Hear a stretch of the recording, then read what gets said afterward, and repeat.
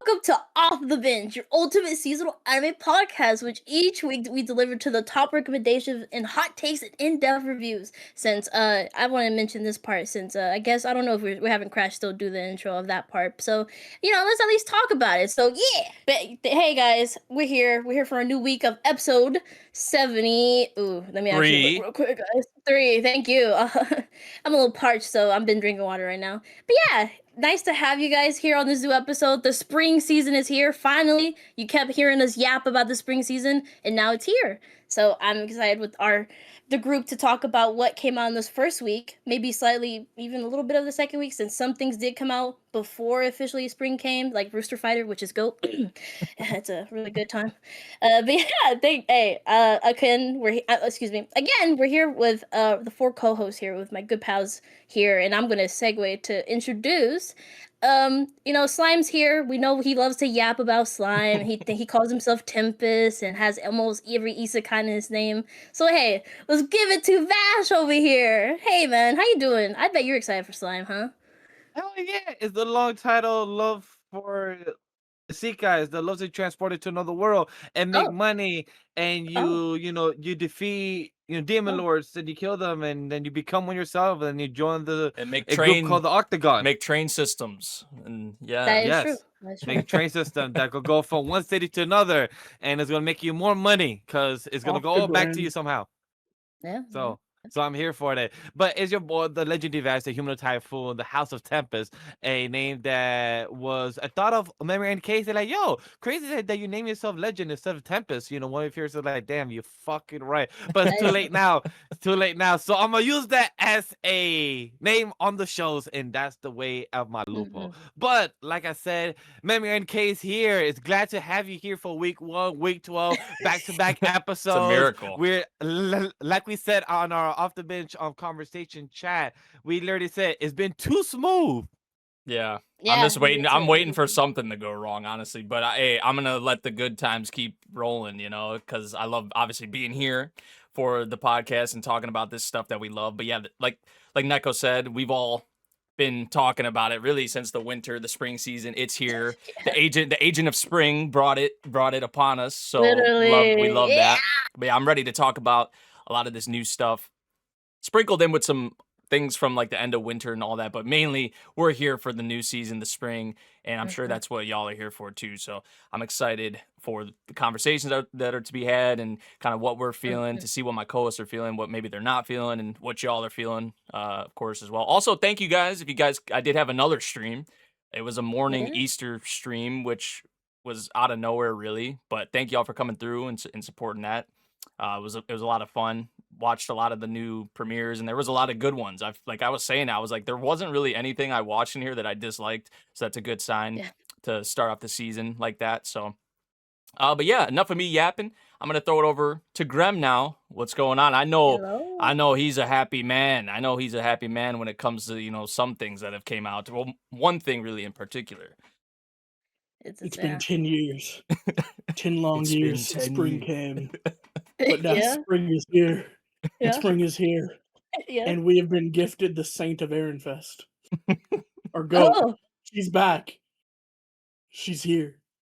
She put on a show. She did magic. She did. She's a magical little girl who got pulled and is bleeding face down on the carpet. Which is dragged.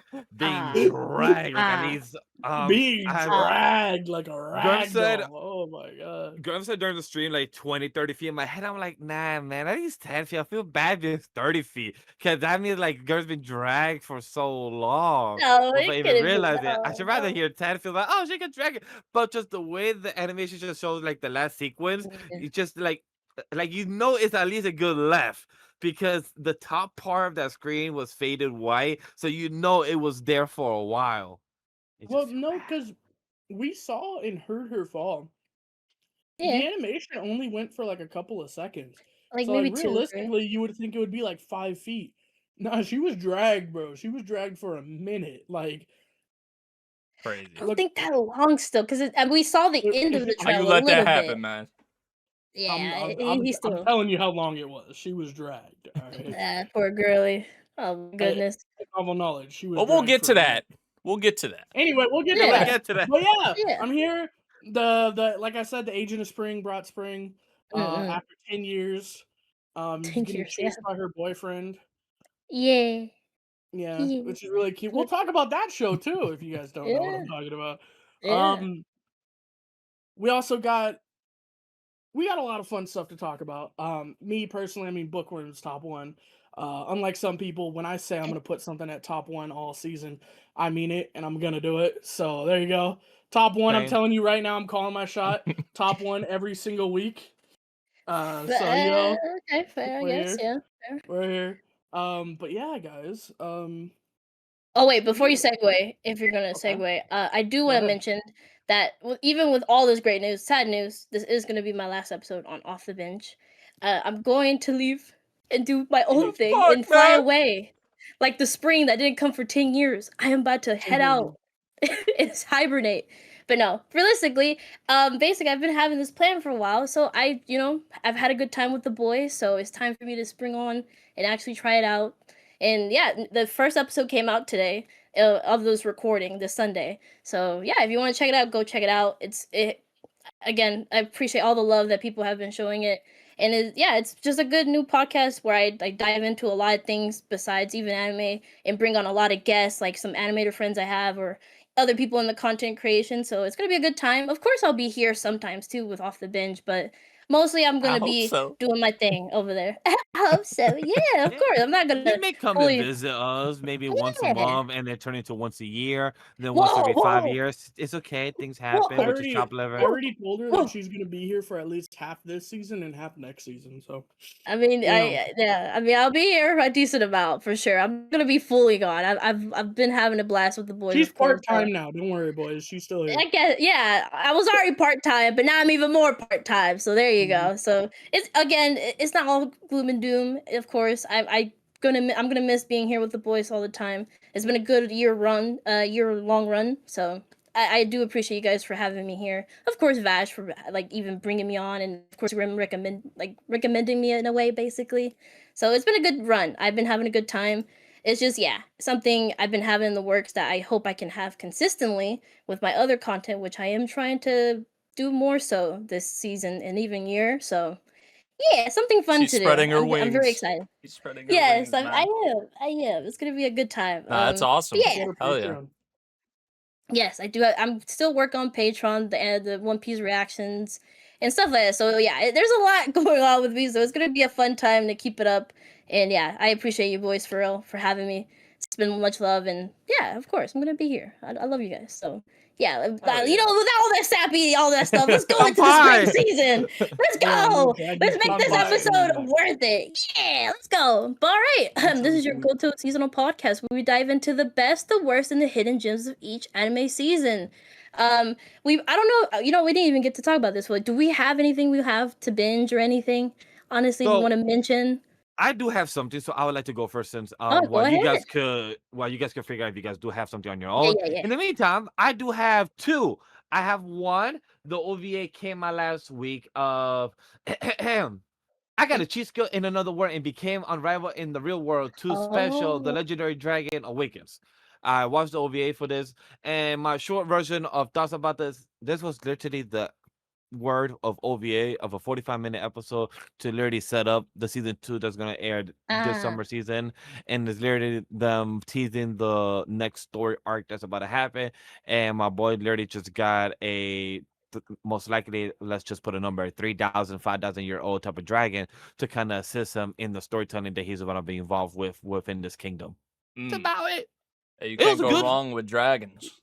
Yeah, it was a good OVA, solid entertainment, cool fight scene.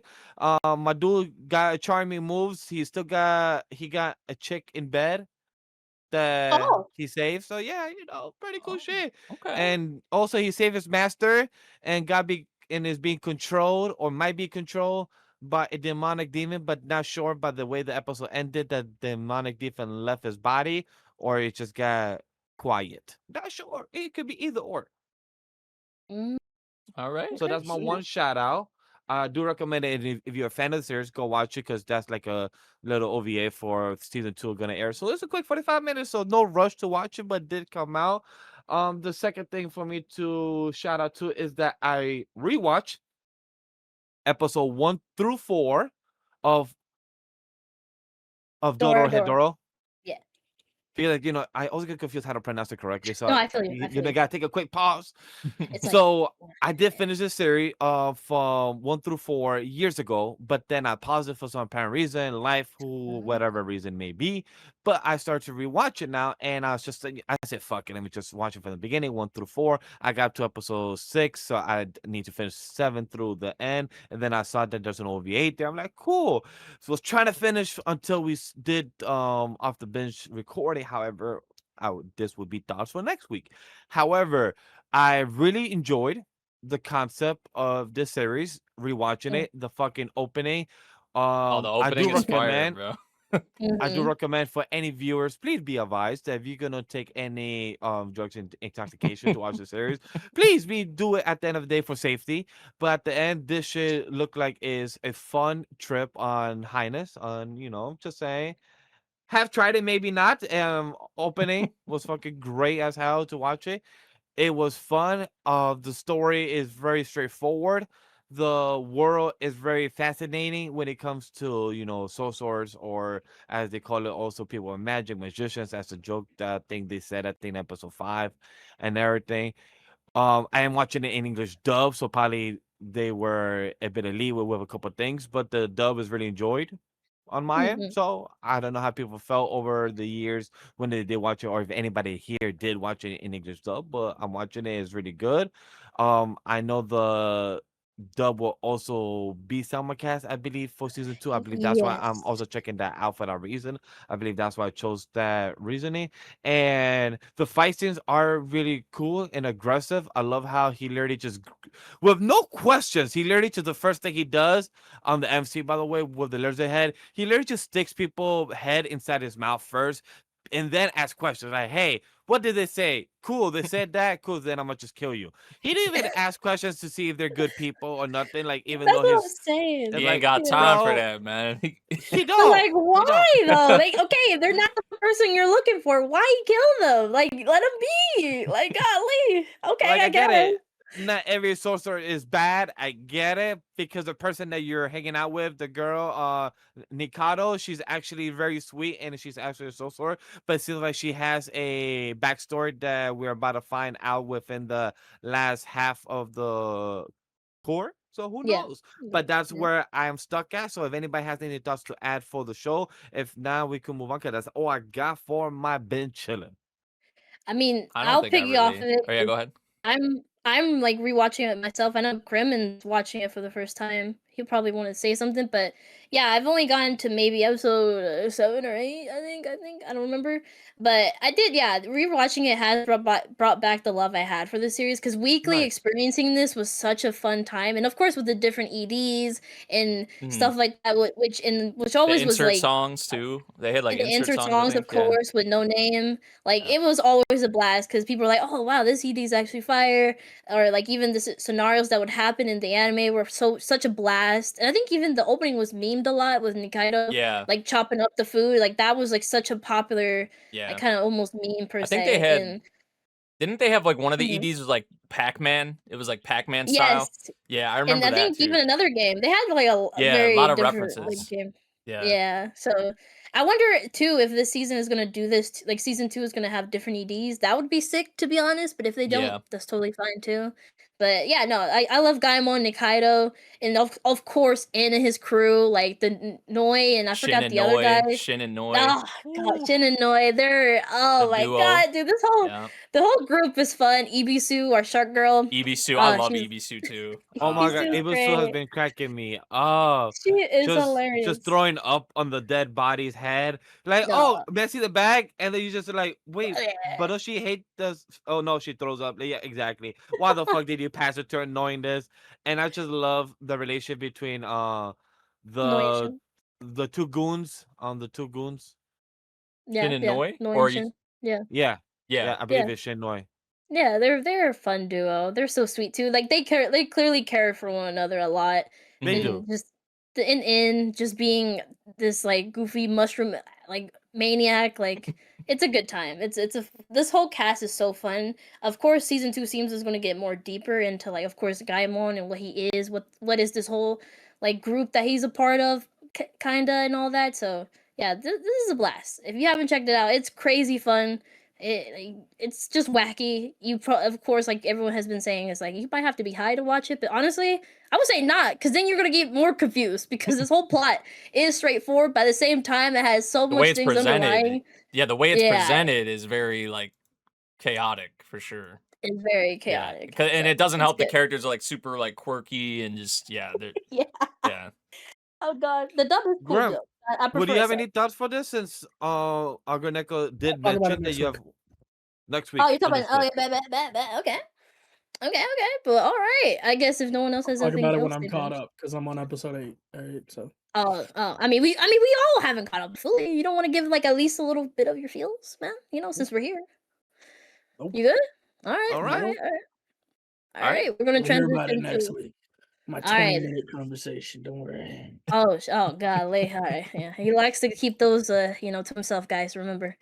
But all right, we're gonna go into our seasonal spotlight. But before, of course, we're gonna cover everything from Sunday to Saturday, April 4th. So of course there'll be time codes. So don't worry. Of course they'll be there the same day. Trust. Okay, don't worry about it. Maybe a day or later, but don't worry, it'll be there. Don't worry. So yeah, again, watch us on the toilet, the shower, wherever you need us. So yeah. Anyways, stretch your legs. Stretch your legs if you're on the toilet. Stretch your legs because trust me, you will grow a problem if you're there for 2 hours or 3 hours of our podcast. Remember, spring season. Even though Neko's not here because she said 7-hour podcast, just stay tuned. Also, don't watch this in the shower. I don't care how waterproof your phone is. Don't even risk it.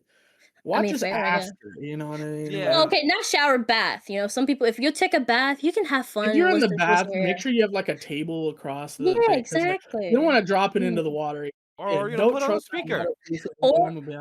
Exactly. Or walking. There's people who do that, which I don't know how you do that, but if you're gonna put it on the counter next to the bath, I mean, be careful because sometimes cats push it off counters. I'm just saying, guys.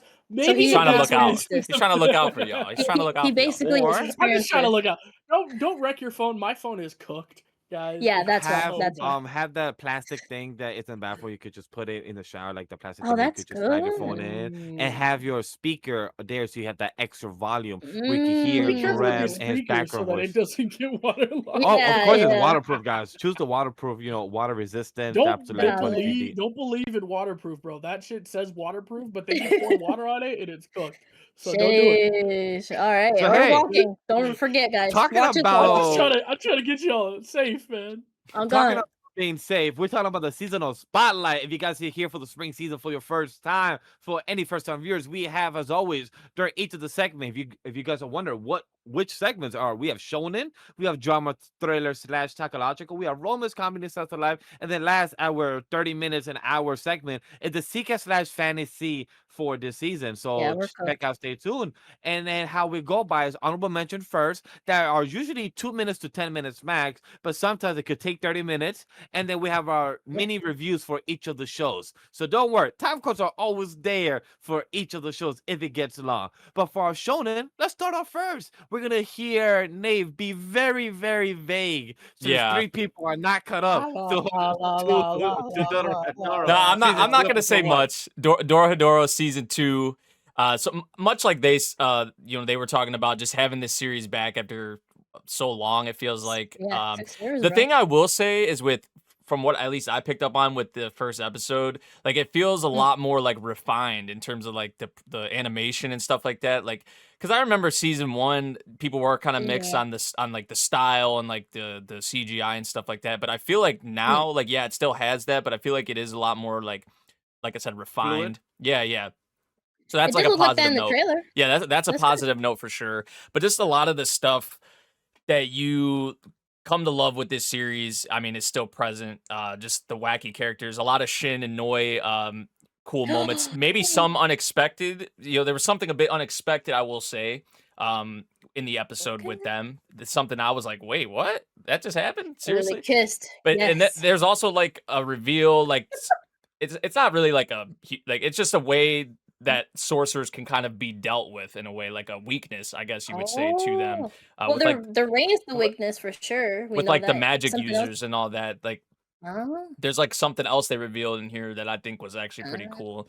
But we focused like a lot on Risu in this episode. There was there was a Ibisu in a freaking like mermaid outfit. I got a kick out of that. oh So yeah, God, of course. there was a lot of just that Dorohedoro wackiness in here, but then also you have obviously still like that mystery aspect and just like the stuff with the cross eyes and things of that nature. But also there was some focus on the doctor too in this episode, which I actually really liked, and they're hinting at something else with him and another character, like with his past. So I'm trying to be as vague as possible, but that was also something that I feel like for the future is going to be interesting to see this other character that was talked about or that they showed in this episode. But yeah, it's back. It was a fun time. The premiere. I know 3 episodes dropped at once. I only watched the first episode, but hopefully next week we'll be able to go more in depth with it. Deep dive. Yeah. But fun way to come back. OP and ED are a blast. No Name is killing it again with the music, as you would expect. I need them to do more though. I feel like they've done Dorohedoro. They did Grimgar. I think they did the one Fairy Gone. I think they did all the music in that series. They did a little bit of Space Family, like 2 songs. Yeah, they haven't really done much, and I feel like they've always been fire. So I would love to see them do more, but yeah, it's back. Feels good. The gruesomeness, the brutality, all that's still there. I mean, some of the scenes where people's guts are flying and just the ways people are killed, and especially in just like in this series in general, but in the episode, in this episode, I was like, man, yeah. But yeah, fun start, and I'm excited for more and to hopefully unravel the mystery, surrounding Kanan and stuff like that. And we'll see. Also, I did love the face off between, I think it was in the OP, or no, not the OP. I'm thinking of something else. Scratch what I just said. Oh, but yeah, okay. Well, yeah, solid start. Next week. Solid start for Dorohedoro for sure. Season 2. Nice.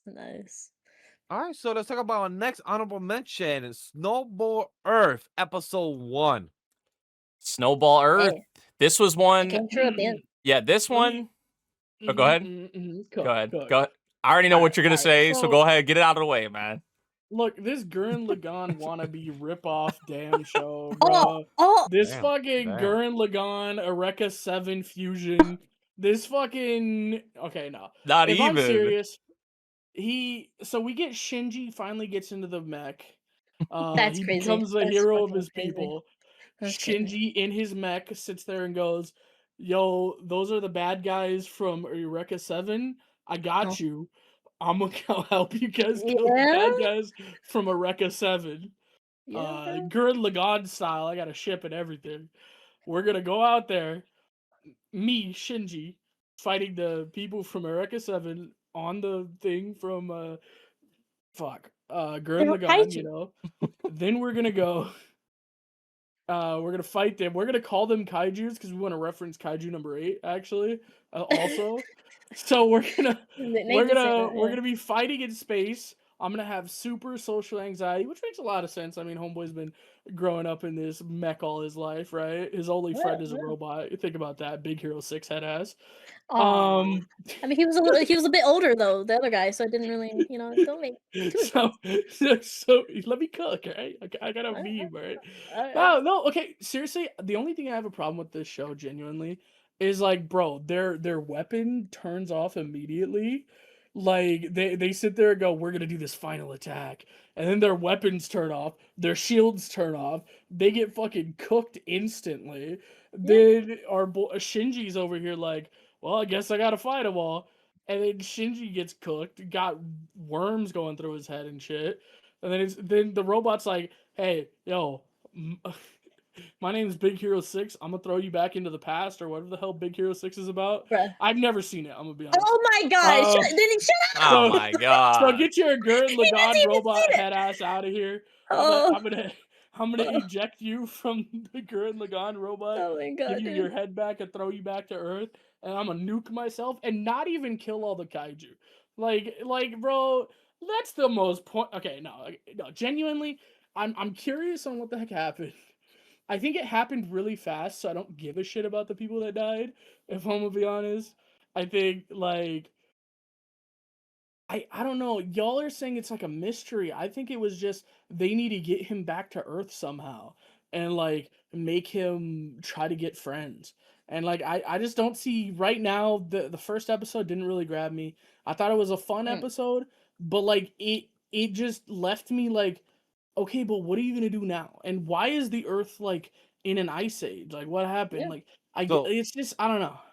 I do want to say two things. One, that on any list, the show genre is action, mecha, sci-fi, and for the tags, none of it is mystery.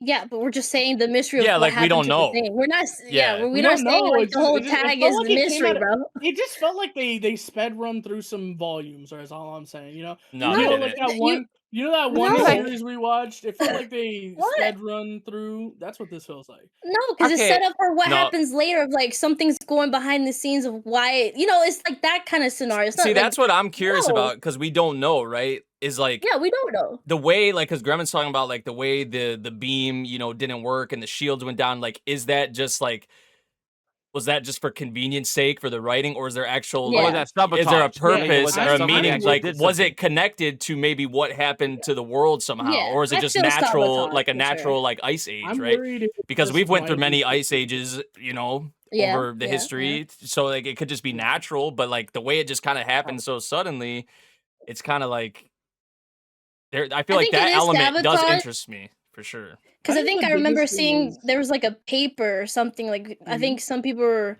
I don't know. There was something in like you had to like look at a paper of like, oh, maybe there's some people that don't like the mech or like something. This new age of technology or something. Because right, they talked about in the beginning like, oh, you think it's convenient to have robots? You're making us lose our labor or whatever. So maybe there's people that are, I don't know, trying to get rid of tech, and that's why we're back into this ice age for some reason, which I don't know. Yeah. Again, this is just speculation on my I just part. like but I just like a setting where it's just a snowscape. I'm yeah, a sucker that's for cool. like settings like that personally. So I think That, but also towards what Grem said earlier is that I don't know if you guys saw the preview for the next episode, but Mm-mm, in that preview we we didn't. see a kaiju is still on Earth because our boy was escaping, trying to trying to see what's going on Earth, and Yeah. we saw a kaiju chasing him, and I think he killed the kaiju with a fucking forklift, and I'm like, oh, Oh, cool. But then I'm like, so you didn't kill the beehive in space of the nuke that you did with the robot? So like, I hope you have a few kaijus in this post-apocalyptic Ice Age world. Because if you still have a lot more kaijus, the then kaiju what was ain't the going point anywhere, buddy. Yeah, it's Kaiju like, ain't going anywhere. I'll tell you like, that right now. what was there's the point different of ones. Yeah. your nuclear robot that just try to save everyone by the spaceship just dying and I exploding? mean, they didn't make Which I them felt go bad for them, by the way. extinct. They just tried to get the ones that were there, like out of the way. They tried to do like, as much as course, they there's could, yeah. Yeah, in that like, yeah, moment. like that's from not what like understood, every kaiju is extinct or anything. but their No. goal was to head to their beehive. Like their goal was to go to where the beehive won, but they didn't expect to go their machine to go Yeah. from we're about to explode everything, the infinity laser to the infinity zero laser that did nothing and exploded, and then got them all killed. And then the giant robot also lost because we thought he was gonna win Yeah. and actually do like a 40 sword Poor style, baby. and he didn't do shit.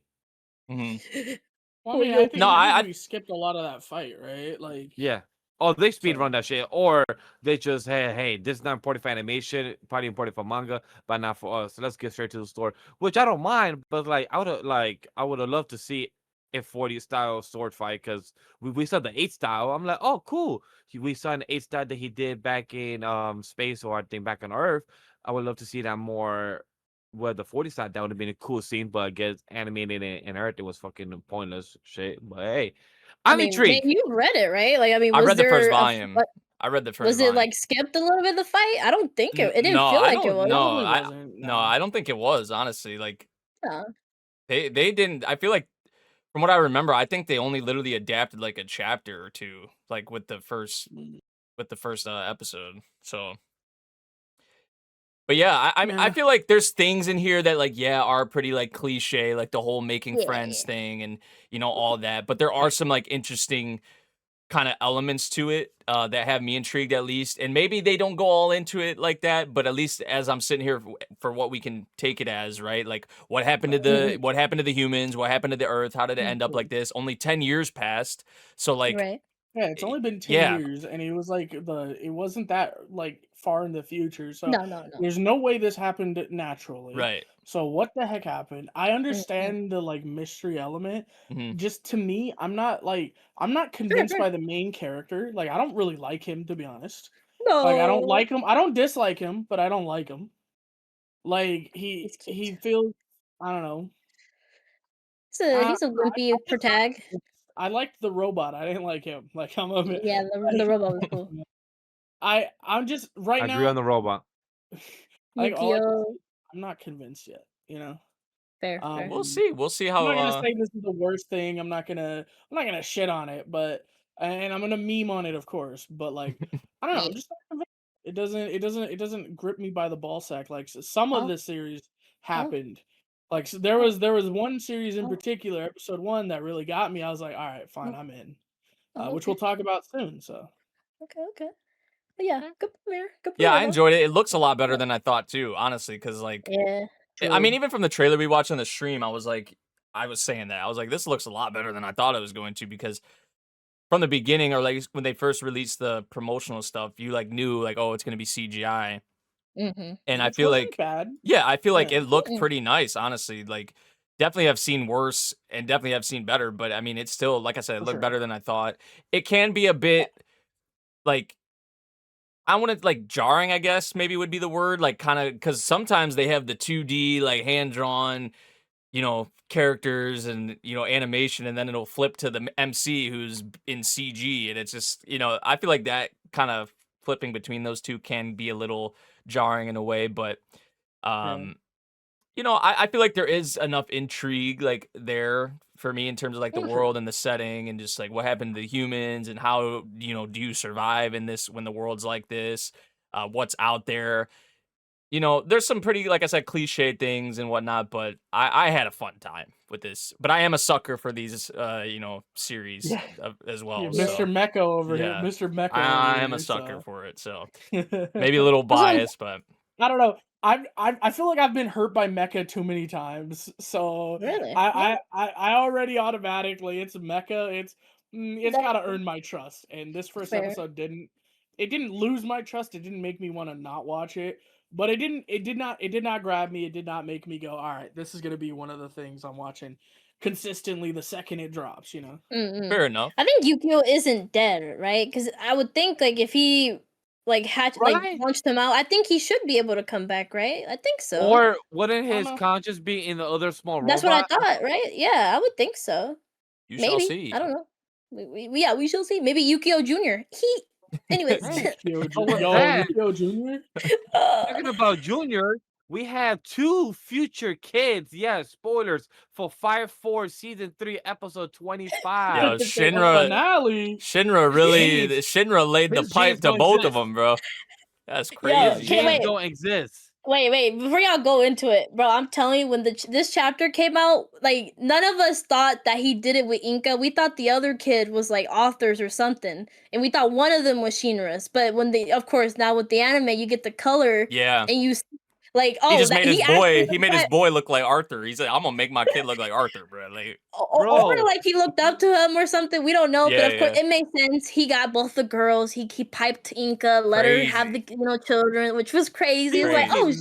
That child. She said, "Hey, yo, Shinra, can you pop me?" Yo, by the way, I recommend for anybody to listen to English dub because the dub was fun. Zeno in the background, he made a background noise and it was hilarious, and he even co-retweeted because he didn't even know they was gonna keep that, so it was hilarious. It's just to see the character of Shinra literally telling her, yeah, I ain't gonna give you a child. Why should you? When there's no reason. And then a time skip happened 20 years later, and then you see a pink ass child. I'm like, really, Shinra? Really? I mean, like you said, live life to the fullest, Yeah, live life to the fullest when you have 2 of your childs that don't look nothing like you, and then you're supposed to have a god that impersonated a child to look like you that looks nothing like you other than your smile. Death the Kid is supposed to be a fucking inspiration of fucking Shinra, and what sucks is that MemoryNK has not seen. Yeah, I know. Soul That's Eater, probably like so. When I see that, I'm just like, oh, I know the characters just from like the look, but I like the connection. I didn't really feel like. I mean, I think it's still cool, but like I don't really feel probably how a lot of other people feel who have watched Soul Eater. I think it's even more fun once you start it now, since you've already finished Fire Force. Especially going or maybe we might get a Soul Eater readaptation. That could be, because for people to know that out of the 150 chapters of Soul Eater, we only got 33 or 36 adapted within the anime of the 26 episodes. The rest is anime original in anime. Oh, I was about to say, I thought Soul Eater was 50 episodes. That was about it. yeah, it's 50 episodes, but 26 or That's 27, crazy. it's only from the manga because it cut up too early, so they went to their own anime original route. That's why I'm hoping we get a Soul Eater remake, readaptation, whatever it is, because I'd love to get something out of that, because I'd love to see now how can we connect the story even more. Like, what can we do? Like, can we do like a Bleach aspect where the author could come on and change a couple things when they did Soul Eater instead? So now we can have a couple things like finding out that Tamaki is the great grandmother of fucking Maki in Soul Eater. Yeah, that was Yeah, that was like on the couch, right? You're talking about like the couch scene. Correct. Yeah. Get the couch stuff. Yep. Wait, who? I'm sorry. Wait, who? Maka. I think he's talking about Maka or whatever. Yeah, Maka. Sorry, from Soul Eater. Is the granddaughter of who? Amaki? No. Yes. No. Tamaki. Tamaki. Yeah. Is the great grandmother of Maka the one in Soul Eater? Is it? I don't. Yes, that's what me and Watkins like he also confirmed me as well, because I brought it during Weeps Out and everything, and we were talking about it, so he confirmed that as well during the conversation. Which, by the way, guys, go check out Weeps Out episode 221 for Super Mario Galaxy movie review. I mean, but it was a dope way. I just feel like the obviously the Shinra Bancho man stuff was amazing. The stuff with his mother and Sho, and then also Haume. Haume was so cute, dude. Like, oh my god, yeah, that was that hit my heart, man. That hit my heart. Is she and Charlton or Charco? Are they together? They should be. They should be, man. Like what? I'm confused. At the end, I'm like, wait a minute. So the guy that raised you became your partner? Hey, I guess it's okay. It's Japan. It's fine. I guess I question it at the end. I'm like, wait a minute. But that was adorable. That was adorable though. With the Haume when she came out. Yeah, when she came out. That's not fair. Yeah. And they all just had like the same reaction, like she's adorable. Yeah, they say like, how can you say no to her? When she said it, she's like, Shinra, you fucking meanie. You play with my feelings. Yeah. And she was like, but am I wrong though? Wrong though. Yeah. Manga, what you want to say? From someone who has no idea about Fire Force since it's a mid-ass series, it I had to. I'm sorry. No. It just sounds like what? Oh yes, the person who raised me. I want to be together with you. I don't know, man. Bookworm. That gives me the ick, bro. Oh yeah. Look at the pot calling the kettle black. All right. No, look, it's completely different. Yeah, sure, man. All right. Also, Juggernaut went on that date with Tamaki. Yeah. W for Juggernaut. Our boy won, because I like Juggernaut quite a bit. He was dope. But just like the whole like the whole like concept of like how I guess like Shinra made it to where death isn't something that like people kind of like fear. Fear, right? Yeah, just that whole like concept. It did lead to some comedic bits too, when like people's like heads or like their head was hanging off, like half of their neck was hanging there, and just like it did lead. Put a bandage. Yeah, there you go. Yes. Yeah, so I feel like this was a nice way to wrap things up for sure. Obviously the Soul Eater stuff, I can't speak on that as much, but I'm sure a lot of people. I mean, just the fact the author did that is really cool, honestly. One more gotta applaud Soul Eater comment. I know Neko will understand this. Is now I understand who made the Star Faction. Yes, who made the fucking Star Faction? He's a good boy. He made it. Of course he made it, man. Yeah, you know the Star. No, it's a different. No. It's a guy from Fire Force that made the Star Faction for Soul Eater. Yeah. No, I was saying Arthur from. No. No, Force? No. no, no, Okay. no. I was asking a question, y'all. You just like. It's okay. You don't. It's okay. But we Arthur do. from Shinra is a whole different thing. That's a Excalibur situation. Excalibur Yeah. now we know Now, why Excalibur is yeah. delusional as fuck and has high Yeah. standards. Now we know He's like, why. just like King Arthur over there, and now you get it. It's like, oh, of course, Arthur, him being this like the power of Arthur, him having like his own, like, yeah, it makes sense. He's not just a cuckoo Excalibur. He actually went through all this stuff, and he's referencing basically his master, which is awesome. It's That cute. makes sense. It makes makes fucking sense. sense. And of course, yeah, the Star faction was fun.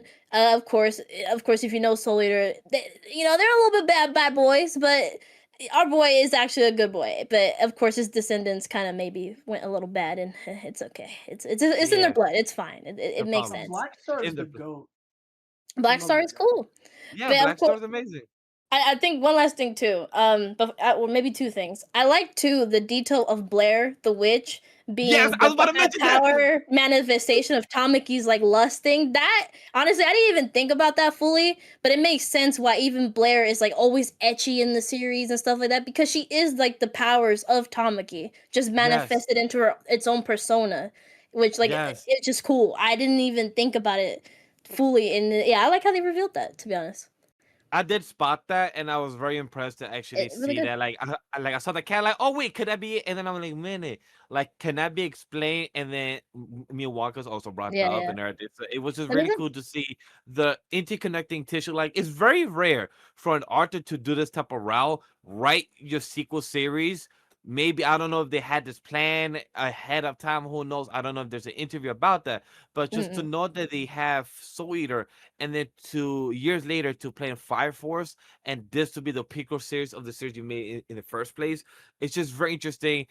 Sometimes it could go really, really, really fucking wrong, and it could fail. But to actually go right and you connect it actually to right and have a successful ending where it's not actually bad, and all you can say, hey, the logic works, is all about hope and optimistic and love of a mother. I'm okay with that ending. No, it was like, I don't know too. I gotta look. I mean, it's been so long, but I remember like very even early on in the middle, like the author always saying like, "Oh no, this is not a prequel to Soul Eater," because people always asked, of course, or speculate like, "Is this a prequel to Soul Eater?" But of course, you saw the moon, right? Yeah. I mean, yeah. And of course, the authors just always like saying like, no, no, no. And people are even defending it like, no, of course it's not, whatever. But by the end, you're kind of like, well, hold up, what? Now this is getting a little too connecting now. And then you just see the whole full circle, and people are like, whoa, it really was a prequel. So it's just fun too, as like a manga reader, you going through that basically all those years and feeling like lied to until the end, and you're like, oh, wow, this is actually really cool. That is pretty lit. So it's cool they got that, like, even to showcase in the anime a lot more for anime onlys and whatnot. So I don't know, it was a good episode. I teared up, to be honest, in the episode. It was nice bringing back the song from Soul Eater, the ED in the opening. I saw that. Yes, that was good. Fire. Also the visuals of the opening changed. It wasn't the Fire Force visuals. It was the Soul Eater visuals in the black ink drawing. I love that.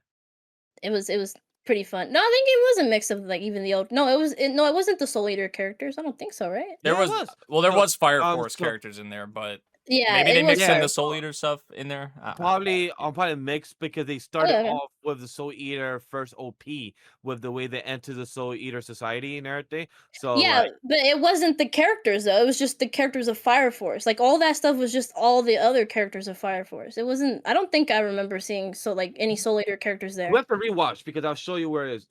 Is it okay? I mean, I know the reference in the beginning. They referenced the first opening in the the new visuals, but besides that, it's just the normal Fire Force characters. It's not really the The last thing I will say for anybody that is a fan of Soul Eater, and if you haven't made the time to watch Fire Force, and if you don't want to watch all 75 episodes or less, I think it's like the actual number is 71, 72 episodes. But if you actually don't want to sit down through all 75, watch Cour 2. I mean, watch Cour 2 and Cour 3. If you don't want to sit through season 1 and 2, that's fine. That's up to you. I'm not gonna force you or anything like that. But watch either the last Cour 2, Cour 3 of season 3, Or if you don't want to sit through all that 24 episodes, watch the last 5 episodes of Fire Force of season 3, Cour 3, because at least you could just see how we lead up to Soul Eater. That's the only thing I will say. Yeah. That's a shout. How'd you feel about it overall, you two? Since you guys were basically anime only, it's like the whole show in general. I feel like it had its ups. It had some very high moments. It had some low moments for sure. I'm not gonna sit here and act like it didn't. But I feel like it left off on a very good note, I will say. This is probably the most I enjoyed a Fire Force season since, like, maybe season 2, I want to say. Because, yeah, I like just, like, the reveals that we got with, like, the world. Obviously, the connection to Soul Eater and stuff like that, like, it's cool and all. I don't have that much connection to it. But still, I feel like just a lot of the stuff that was revealed in this season, I feel like it was executed pretty well. I know that was one of the complaints or the worries, I guess, that people had was like the pacing and stuff like that. So maybe adaptation wise, it wasn't the perfect, core or whatever. But as a whole, I enjoyed this series a lot. I feel like there's a lot of, I mean, the cast is huge, so it's only like natural, right? There's going to be some characters you kind of gravitate towards, but there was a lot of characters I liked in the series. A lot of awesome character moments. A lot of cool abilities. Some of it is just kind of mind world breaking type stuff. It gets a little crazy sometimes, to say the least, but yeah, I feel like it has its ups and downs. I'm not going to sit here and act like it's one of my favorite like shonen ever, but I definitely had a very fun time with it. I always enjoyed watching it. So 8 years I think it's been since the anime first came out, which is kind of crazy to think about, but man, it's been good. I remember sitting down for the first episode at Anime Expo and recording reaction for it, and so like it does have a special place in my heart, I will say. Yeah, I enjoyed it thoroughly, I will say. So yeah. And to pick it back on that, I also have a special place with the series because this is one of my first series I reacted to as well. Back when it was 2018 when it first aired, or 2019 when it first aired, and this was one of my first series I reacted, and it was one that I really enjoyed a lot. The openings, the opening 2, I believe, was the heavy metal one, and it was just a blast to talk to, because that's how I connected with Memory and Cypher and a few others that did also react to the series of Fire Force. So it was a lot of fun to just talk about the series. And this is one series where I could say that I've watched from beginning to end, season 1, 2, and 3, and here that the only flaw that people would say is that they could have done an extra core and a speed run a lot of the montage fights and things that happen within the adaptation. But other than that, many people would say that this was a good adaptation and had a good ending. When you have a lot of series that are shonen type, doesn't always have the best ending. People always complain of how the series ended, like one that happened a couple weeks ago, Chainsaw Man, one that happened a couple years ago, My Hero Academia, more than that, Bleach, more than that, Black Clover's ending rumored to be in the next Jump Giga issue. So all those examples, like for a series like this, Fire Force, to actually have an interconnecting plot to connect to another series from the same creator and to actually have a good ending where people are satisfied and now wants to see a reboot of the series that was made 20 something years ago, that to me is a good mark. And I was very happy to see the series go through it, to see the success of the series go for big on Crunchyroll, big on from David production and everything. Maybe now they can focus fully on JoJo and other things that they're working on, since they have split their projects into departments. So maybe they can lock in and do what they gotta do. Only time will tell. But I enjoy Fire Force. Hopefully, for any viewers that have seen it or have not seen it or choose not to, go watch it on your own enjoyment. Now you can actually binge all less than 75 episodes. Is as long as Full Metal Alchemist Brotherhood. Literally as long as it's that, and I would say is not as perfect, but is as good and as enjoyable as that series that you could literally watch and be satisfied with its ending as well. Oh yeah. Hell yeah. All right. A lot of love to Fire Force. That ended, My Hero Academia season 2. My goodness, guys. I don't know. I like the bit with Captain Celebrity, his wife, man. That was so cute. Yeah, but then you see why he gets himself mixed up in these scandals, bro. Like, this dude, I was like, man, I get it. So he just had many cases like that. Good thing Makoto was there to clear it up. Yo, and, she controlled the room so good, so fast in a situation, and she's like, "Hey, we are working partners, not as work is outside. We just work in the office. I am the time with him." She handled that so professional. It's like, damn, she literally has gone through this, and also, you know, probably having her quirk is a good asset, skill set to also use and know how to speak and control the way your tone is, because your quirk, you know, takes people's, like, you know, trusting. So probably that has helped you from what you was taught from your parents and everything. Know how to control your quirk, know how to control your communication skills, and she does that very well. Because Captain Celebrity is so easy to just say one simple word, and then the media took that, went with it, and twisted his words with no hesitation. He's someone where like you need a good like agent, you know, behind you. Yeah, you need someone who knows what they're doing behind you, and Makoto has proven that for sure. But I feel like this ending kind of wrapped things up pretty nicely, but it also did tease, obviously, potentially, you know, leaves the door open for another season with like All for One and stuff like that at the end. Knuckle Duster. Yeah, with a time skip as well. Time skip, yeah. I do like the new fit. I do like the new fit that Koichi got. I will say that. Like the black, the black and red. Fit. Yeah, that fit. That fit's pretty fire. His last one of the season. Yeah. But I mean, honestly, I wasn't like, I feel like the second to last episode was kind of the climax, right? This was more like the epilogue or whatever, maybe you'd want to say of sorts. So kind of just tying a knot on this season. You had like obviously they mentioned the time skip. I think Pop got, because obviously like the whole idol or like VTuber thing, like the graduation bit, like she, when she heard like graduation, she like was kind of like freaking out. I got a kick out of that. Yeah, honestly, I don't have too much to say about like the finale itself. I just feel like, I was happy towards the end. We did get more Knuckle Duster. I feel like this season still didn't have enough of him. I feel like that's something that I really enjoyed with the first season, was the dynamic, right, between the trio, and that was absent really for this whole season. So question, since you bring up about Knuckle Duster, we think he's dead? No. It's been 2 years. No. He good. You think he's been hiding, being healed up by somebody? He's chilling, bro. He got his daughter to go look at him. He's chilling with Sam. He's chilling. He feeling, bro. Yeah, I mean, this season as a whole really was like a little bit of a step down. I mean, we did, I think we talked about it on the tier list, right? That like the Aizawa backstory was good. This Captain Celebrity stuff was solid, I will say. But the best content was the Aizawa backstory, in my opinion. And just the lack of the trio dynamic really kind of hindered this season in comparison to season 1, in my opinion. I still had fun with it. It was still a good time, but I'm not as high on this season as the first season. So agree. Yeah, it was a nice way to leave it off. Nothing crazy. You leave the door open. You tease for a sequel, you know, another season. So can't really complain too much, I will say. Yeah.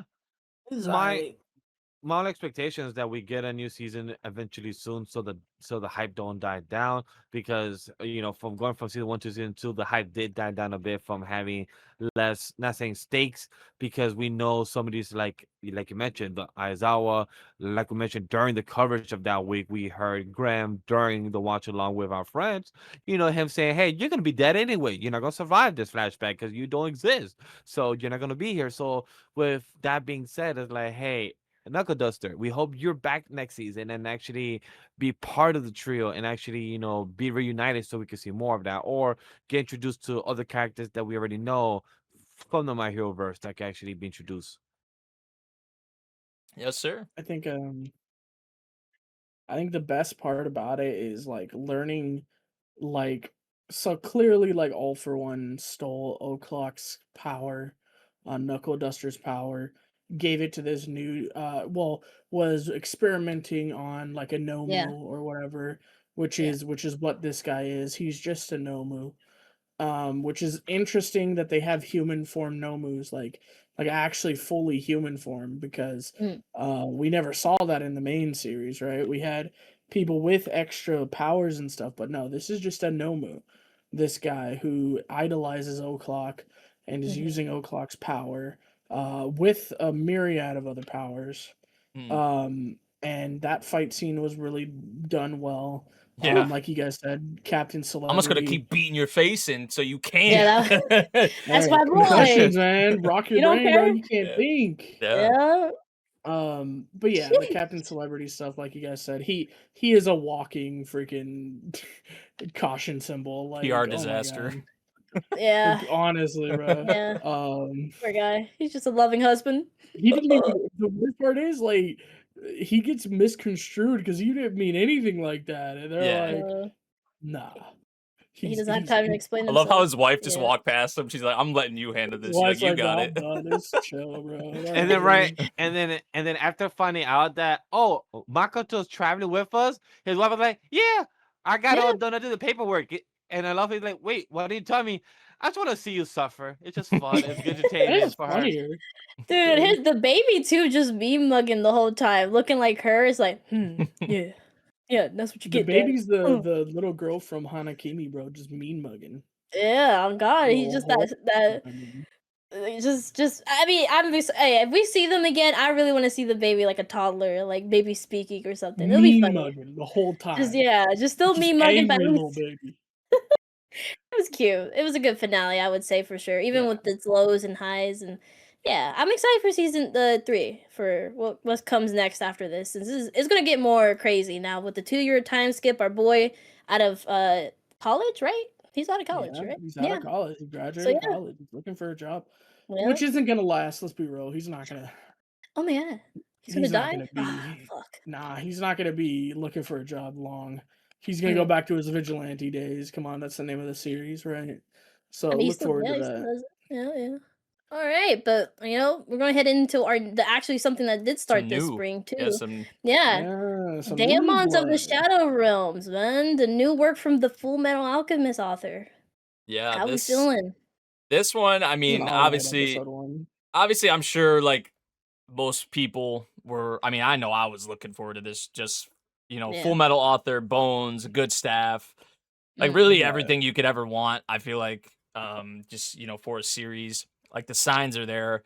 I feel like there's a lot of like, I mean, when I first read it, I had the feeling of just like, okay, it's like this rural kind of setting, right? And then this all of a sudden, it's like military uniforms, helicopters, all kinds of so much shit going on. You're just like, what the hell just happened? Like we were in just like a rural farm kind of, this is kind of chill type setting. And then it just opens up, like the floodgates opened up, like literally. Yeah, which it seemed like, with the barrier and all of that, because that was like a big thing with this episode was like these people have kind of been like sheltered, I guess, in a way that's just like they don't know, like they thought the airplane gas was dragon gas. Like, I mean, bro, which, is kind of interesting for sure with like how Yuru and stuff and even like the people there were, how they grown up and things like that. But yeah, I feel like, of course, you got to have siblings. You got to have that. And that is a very interesting thing with this episode as well, because we saw Yuru. Obviously we knew they were twins. And they show you who you think is the sister, right? Is Asa, and I got a kick out of it because I was just like, because I think it was the granny who said something like, "Oh, like she's doing her work or she's doing good work or whatever," and she's like, "You go and see," and she's behind, she's like in a cell. You're just like, like what? And I guess it was like for a ritual of sorts. But I think with them being, I think because they said Yuru was 16, that girl did not even look 16. Honestly, that girl, that girl looked younger than that. So there was like a lot of signs. I feel like that was like, okay, this ain't. Is this actually his sister? Yeah, I questioned it too because when I saw Yuru, like he looks good for 16-year-old dude. He looks good that he goes for hunting. He takes care of the family. He grabs the food that he needs to do. But then when we see Asa, she looks like a 10-year-old, like 12 maybe. I'm like, you don't look like a 16-year-old. Like early teens, if that. Like, where's the rest of your body? Like, where's the rest of your growth? But then it makes sense when we see the actual sister responding to the word Asa. She's like, "Hi," smiling. I'm like, okay, you look like a 16-year-old. You look like the body of Does a not look like a 16. 16-year-old, bro. She looked like a 20-year-old. She does I do look agree. 20-ish. I do She looks agree. like she's 20. I do agree. Girl look like 18 to 22. I'm like, all right, she cool. looks You look older than yours, straight up. She Yeah. looks just I mean, she's Well, been through it more than Yoru, I'm about to right? say, I but mean, girl's been it through makes it. Probably sense. maybe she had to mature more faster than other because she looks like she has no eye there, and she's willing to Yeah, kill everyone there's in this whole town Yeah. slash village. there So, there's a um, there's a significant like gap we're Yeah. missing, right? Like what Yeah, happened? Like obviously they 100%. had to get separated. You know what? In this amount of time, what the hell happened, right? Like that's a big Yeah. kind of question. And I also, got like, one question for y'all before you finish. I'm sorry. okay, no, you're good. Who do you think's in the wrong? You think the people in the village, Yeah, that's the like, were question. being Yeah. sneaky and like, because like clearly they lied to Yoru about his Mm. sister, right? Mm-hmm. But we also heard from someone else that Yoru ran away. So like, not Yoru? Asa ran away. Like, Yeah. I don't think she was kidnapped. So which side's in the wrong? Like, Yeah. Asa's coming back for revenge, right? Yeah. Yeah. So do you think that the people in the village were fucked? Or do we think I Asa's mean, been like brainwashed or tainted or like what's going on? I feel like That's my thing. there's a lot of possibilities though, because I feel like with Yeah. the whole barrier and trying to kind of shelter them or keep them away from what's going on the outside, which could be like a good thing in a way, but also just like you're being kind of secretive in a way too, like you Yeah. know, but also there's like I feel like there could be a higher up or like kind of influencing like the the village, right? I don't know. I feel like there's possibilities on like both but sides then for sure. I also wonder on top of that because, like, for example, when me and Graham did watch and react this to the two other shows, when we saw the two lines of the smoke, they call it dragon and smoke, and I'm like, that looks like an airplane smoke. And then Yeah. when we heard around it much later when they was getting attacked, that dude It that is sounded the like an traitor, airplane. yeah, But yeah. he made it sound like a helicopter, and then a helicopter was nearby, a plane was nearby, and everything. We saw that. But the traitor that had the handgun, he took out a few other military people. Who is he as well? That also the grandma, the chief, she also trusted him to say, "Hey, take Euro and run away." I wonder if she knew who Asa, the actual sister, was that was right in front of her. Like, hey, my Well, the granddaughter, you're right in traitor front of me. knew, Yeah. right? The Yeah. traitor sat there and pulled out his phone and immediately said, "Asa's here," right? Yeah. Yeah. They know. That's what the traitor did. So that means Yeah. the grandma knows too. Yeah. Like, surely, right? I mean, I guess technically we don't know that, but it feels like we know that. Yeah. I Because don't I mean, know. even with Asa being there, he's even the granny got pissed. He's like, "Oh, she's trying to take him away. Don't let them take him away." Because Yeah. something that they're trying to hide from Yoru that Asa knows. So clearly, you would think like, "Oh, then these villagers are in the wrong." But we don't know. Again, we could But think like, also "Oh, they're just maybe." trying to protect yours. So Yeah, or I mean, again, shit. the granny's been freaky since the birth of these two, Since the though. birth, So we yeah. don't She know, right? did, bro. Nah, So we hold don't that know. shit in. Yeah. Hold that shit Hold out in. till dawn. Hold out. Yeah. She said, "Hey, hold on to your twins so we can have them become the Daemons." Yeah, like that's your controlling first thought, day Yeah. and and that's your night. thought when you're delivering. I don't Yeah. know. You're helping deliver So a Like, child, yeah. and that's what's Nah, on your I ain't mind. touching that baby. Keep that shit in there. Yeah. Push it back in. Like Crazy. Luffy, So, bro. Push it back in the grave. right. So that's the question again, right? We don't fully know. We will have to see of which side is in the right. But you would think like maybe what Asa has been through and seeing the truth of everything is the real side. But again, we will have to see. Again, I would agree with you because I remember it was like me, Nate, and Zypher, and I think maybe you two also read like the first few chapters. But I think the twist of it was really well done in the manga for sure. Like, of course, right? We don't have like audio and we can't really hear and see anything really more clearly than we can in the anime. But yeah, I haven't read this in a while myself. So I think during the half of the episode, I was like, what is the twist of this one? I forgot. I knew there was a twist, but by the time we saw the sister, I was like, oh shit, yeah, it's that kind of twist. I forgot, like, where this whole thing is a lie, is that it's actually the modern age and stuff like that. So I feel like a lot of people had a kick of it, being like, wait, what the fuck? Yeah. Because of course, right? We would look at it, the thing that we saw the smoke in the sky, and be like, oh, that's a plane. That's clearly a plane. But again, when they tell you like, oh, it's a dragon, oh, cool, and you see all these other things of him hunting, which was an anime original, by the way. They didn't have that in the manga. They had like 2 scenes that which was anime original that really expanded more of like seeing the village and being really kind of convinced that, oh, this is a rule like Japan or whatever and stuff like that. So again, fantastic on that part. But yeah, again, I'm very curious like how they're gonna go into this and do the reveal. And what's up, Vash? On top of that, a really cool animation sequence of his point of view shot where he was running towards the stairs and to take down 2 other military people. Like that was a cool animation sequence from the point of view of him running up. On top of that, the chump girl, Gabby, that was great. Gabby, Dude. that was I love how when she saw both helicopters go down, she was like, no. I don't know how it was in the sub, but the dub, I mean, yeah, the sub that we saw, she said, that was my ride. How the fuck do I get out here out of this mountain? And I'm like, that's the first thing you think about? Not about anything else, like your ride, like you get everything of the people that died, the other military agents. In the middle of bumfuck nowhere. What do you mean? I would be like, where's my ride? I would, you know what? She's right.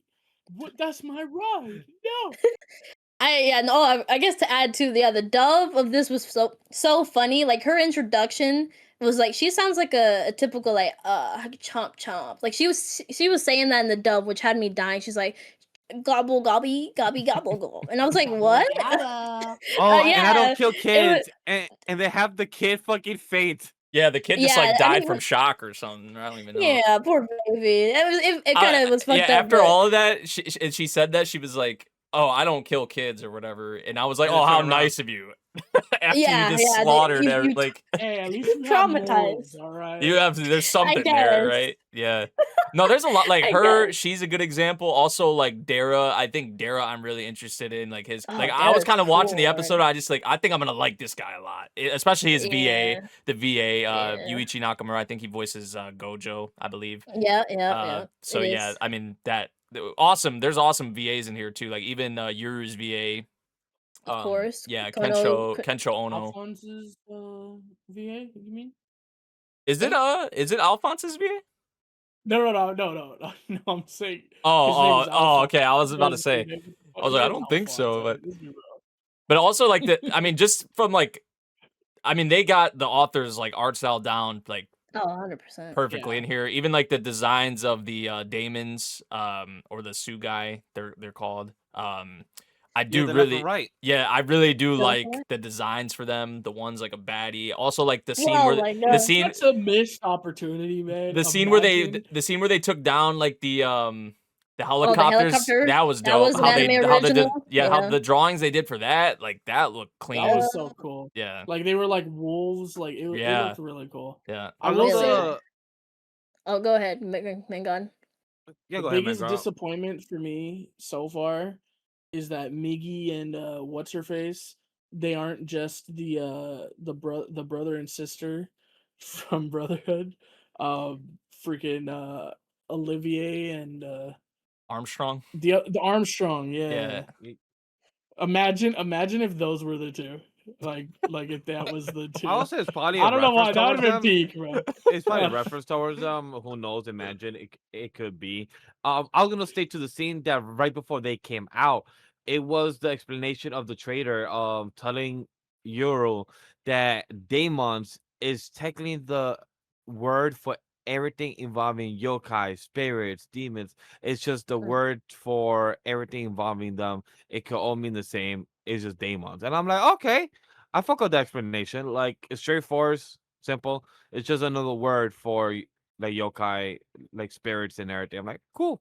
And I like the way they visualize it too, because at first you just saw Gabby like doing the gobble gobble gobble thing, and it just looked like people were getting just bit in half or whatever, right? Yeah, it's just but it is a spirit. But then when Dara runs into her, like you actually see it visualized, and the dude Dara was like making like what enamel and stuff like that. So it is pretty cool how they Little Riding Hood, what big teeth you have. How they actually like visualize it. I love that. So really nice. Miguel pointed it out. It's just a chain chomp. It's just a chain chomp. Chain chomp. Yeah. It is. Yeah. It is. But there's a lot I'm interested in here, like just with the world, the situation obviously around the twins, like Asa, like why she left, and just like, you know, who's in the right, who's in the wrong, like that whole dilemma. Obviously it looks really good production wise. I don't think we have to worry. It's gonna be more so like content wise, right, and character wise. So we'll see. But I feel like there's a lot here to work with. So I'm very hopeful. I enjoyed the episode quite a bit. So good time. In 24 episodes, so we're gonna be here for a minute. Yes, sir. Again, right? We've read, or at least me, Nate. I don't know if you other two have, but we read like the first few chapters. Yeah, it wasn't much. Yeah, so honestly, I've never heard things about like in the middle or even like recent stuff. So I'm very curious how the story has been going so far. I'm like totally blind. Honestly, like I don't remember anything after like the twist in the first Me neither, chapter. honestly. Yeah, so like I'm blind at this point. Honestly. Yeah, so I'm curious how the story goes. I'm really intrigued if like this really is modern age, what's going on here, like all this sort of things, especially with the Shadow Realm. Like what else is going on? So it's a very good premiere. I think people were complaining about like being confused, but I feel like you're supposed to be confused with the MC, so it makes sense. Like you're gonna see maybe in these next few episodes, like maybe it dives into a lot more. So I think it worked out being as confusing because now you get to dive into like what even the MC gets to learn about his whole like origins and Asa and around this world. So yeah, again, I'm excited. Yeah, good time. And dub is awesome, really fun. But you know what, guys? You don't have to be confused about Dr. Stone because he actually explains everything he gets to be done. If he wants to make a rocket engine, guess what? He's gonna explain to you and somehow get it done in the year 5000 beats AC AB. Whatever year it is. Yeah. He's gonna get it done. He's gonna make a rocket engine and a new fucking ship just because he can.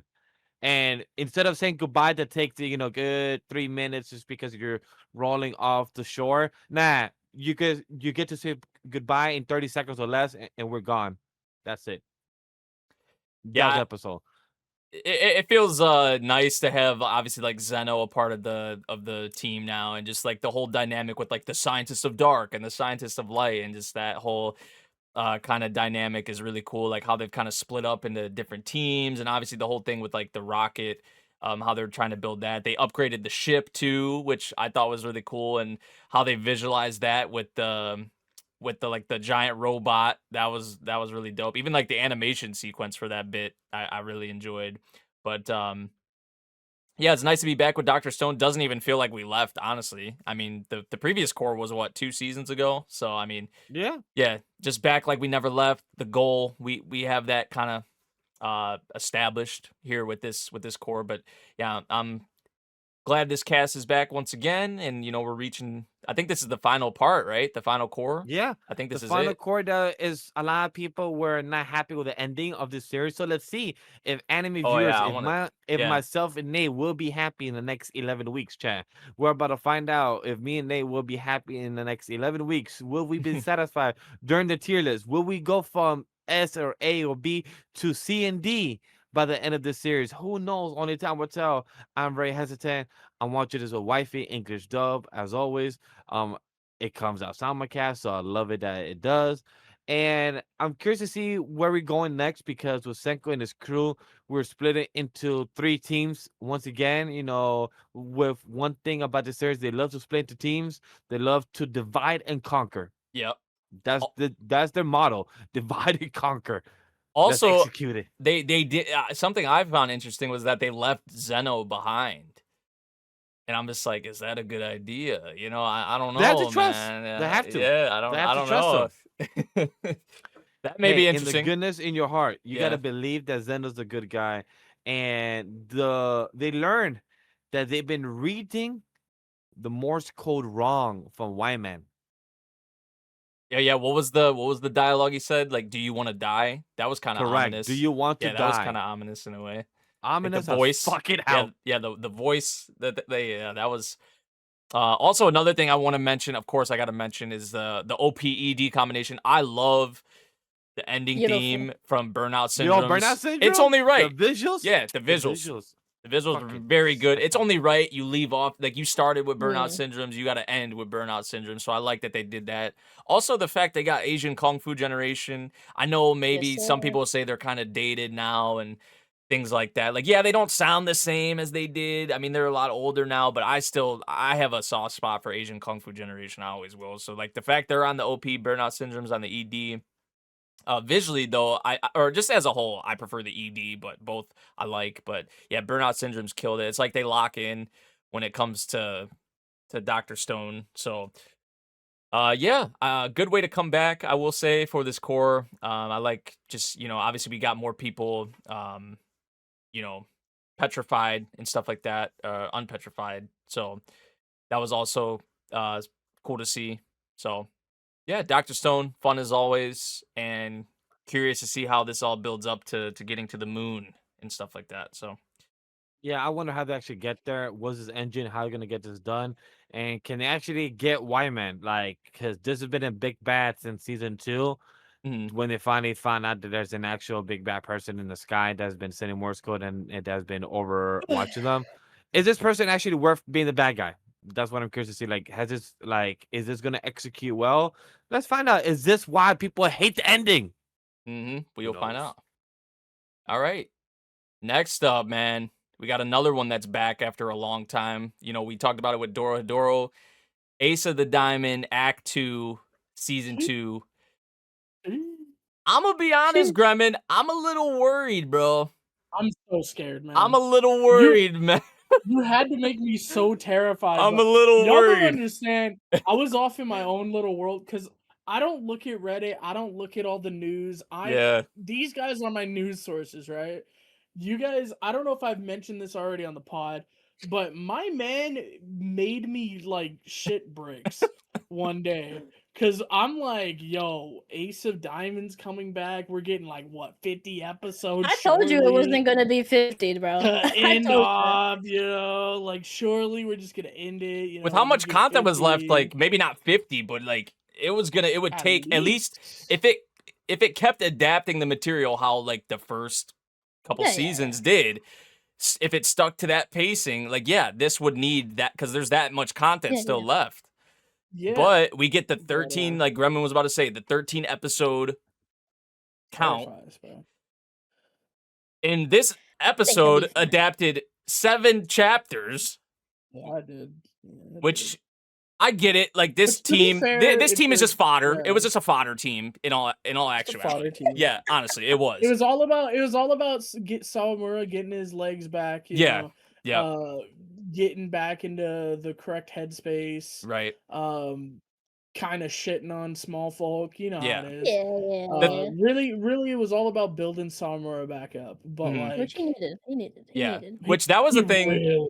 I was talking about on my building his confidence was an important thing, but they were beating him so bad. I'm like, you don't even really have to keep Sawamura in. True. To kind of because that's what they do, right? Like if you're up by so much, they'll pull their pitcher because like we're not trying to have you throw your arm out or like especially knowing that this is a long tournament. There's more harder opponents coming up. Like to rest him is important for sure, but also to build his confidence is important too. So that kind of dilemma is an interesting situation to be in, right? But yeah, I mean, he does need it though, for sure. And I get Coach's decision to not. Coach left him in. Back him out. Yeah, he left him in just enough. I feel like to build that confidence for sure. And just the situation that he had when he had like that runner on second, and he was falling behind on the one batter, and to get out of that situation, I feel like was very important for his confidence too. So Yeah, so I think he had a runner on second, and the cleanups were coming up, right? Yeah. He had the third and fourth on deck, right? And he struck them out in order, which is nice. Yeah, like especially to take out the third and fourth, which are the cleanups, to like actually take them out is really nice. I don't even know all that much about baseball, but I know that's really nice, especially because they call that the heart of the order. Position. Yeah, that's what they call it, because usually you put your best hitters there is for sure is in the lineup. But the thing I was like noticing, because I'm a real baseball nerd, so like a lot of the hitters on their team, on the other team, were left-handed.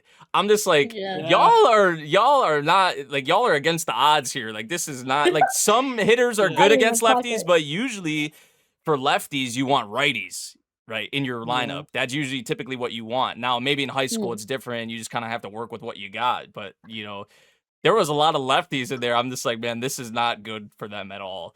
For sure. Yeah, so they were at a disadvantage, I feel like. I mean, we knew Sato was going to win regardless. I did kind of feel, even Ace Jun felt for the other pitcher, right? He's like, I've been in that scenario, man. I know what it's like.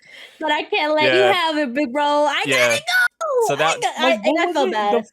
The first inning, they went through the entire lineup. Yeah. Which is insane, bro. Yeah, like, they were just dogging They on scored him. what, 6 in the first inning? Yeah. Like, and then you had Miyuki going, "We got 6. Is that enough? Is that enough, Your Highness? Are you good?" Yeah.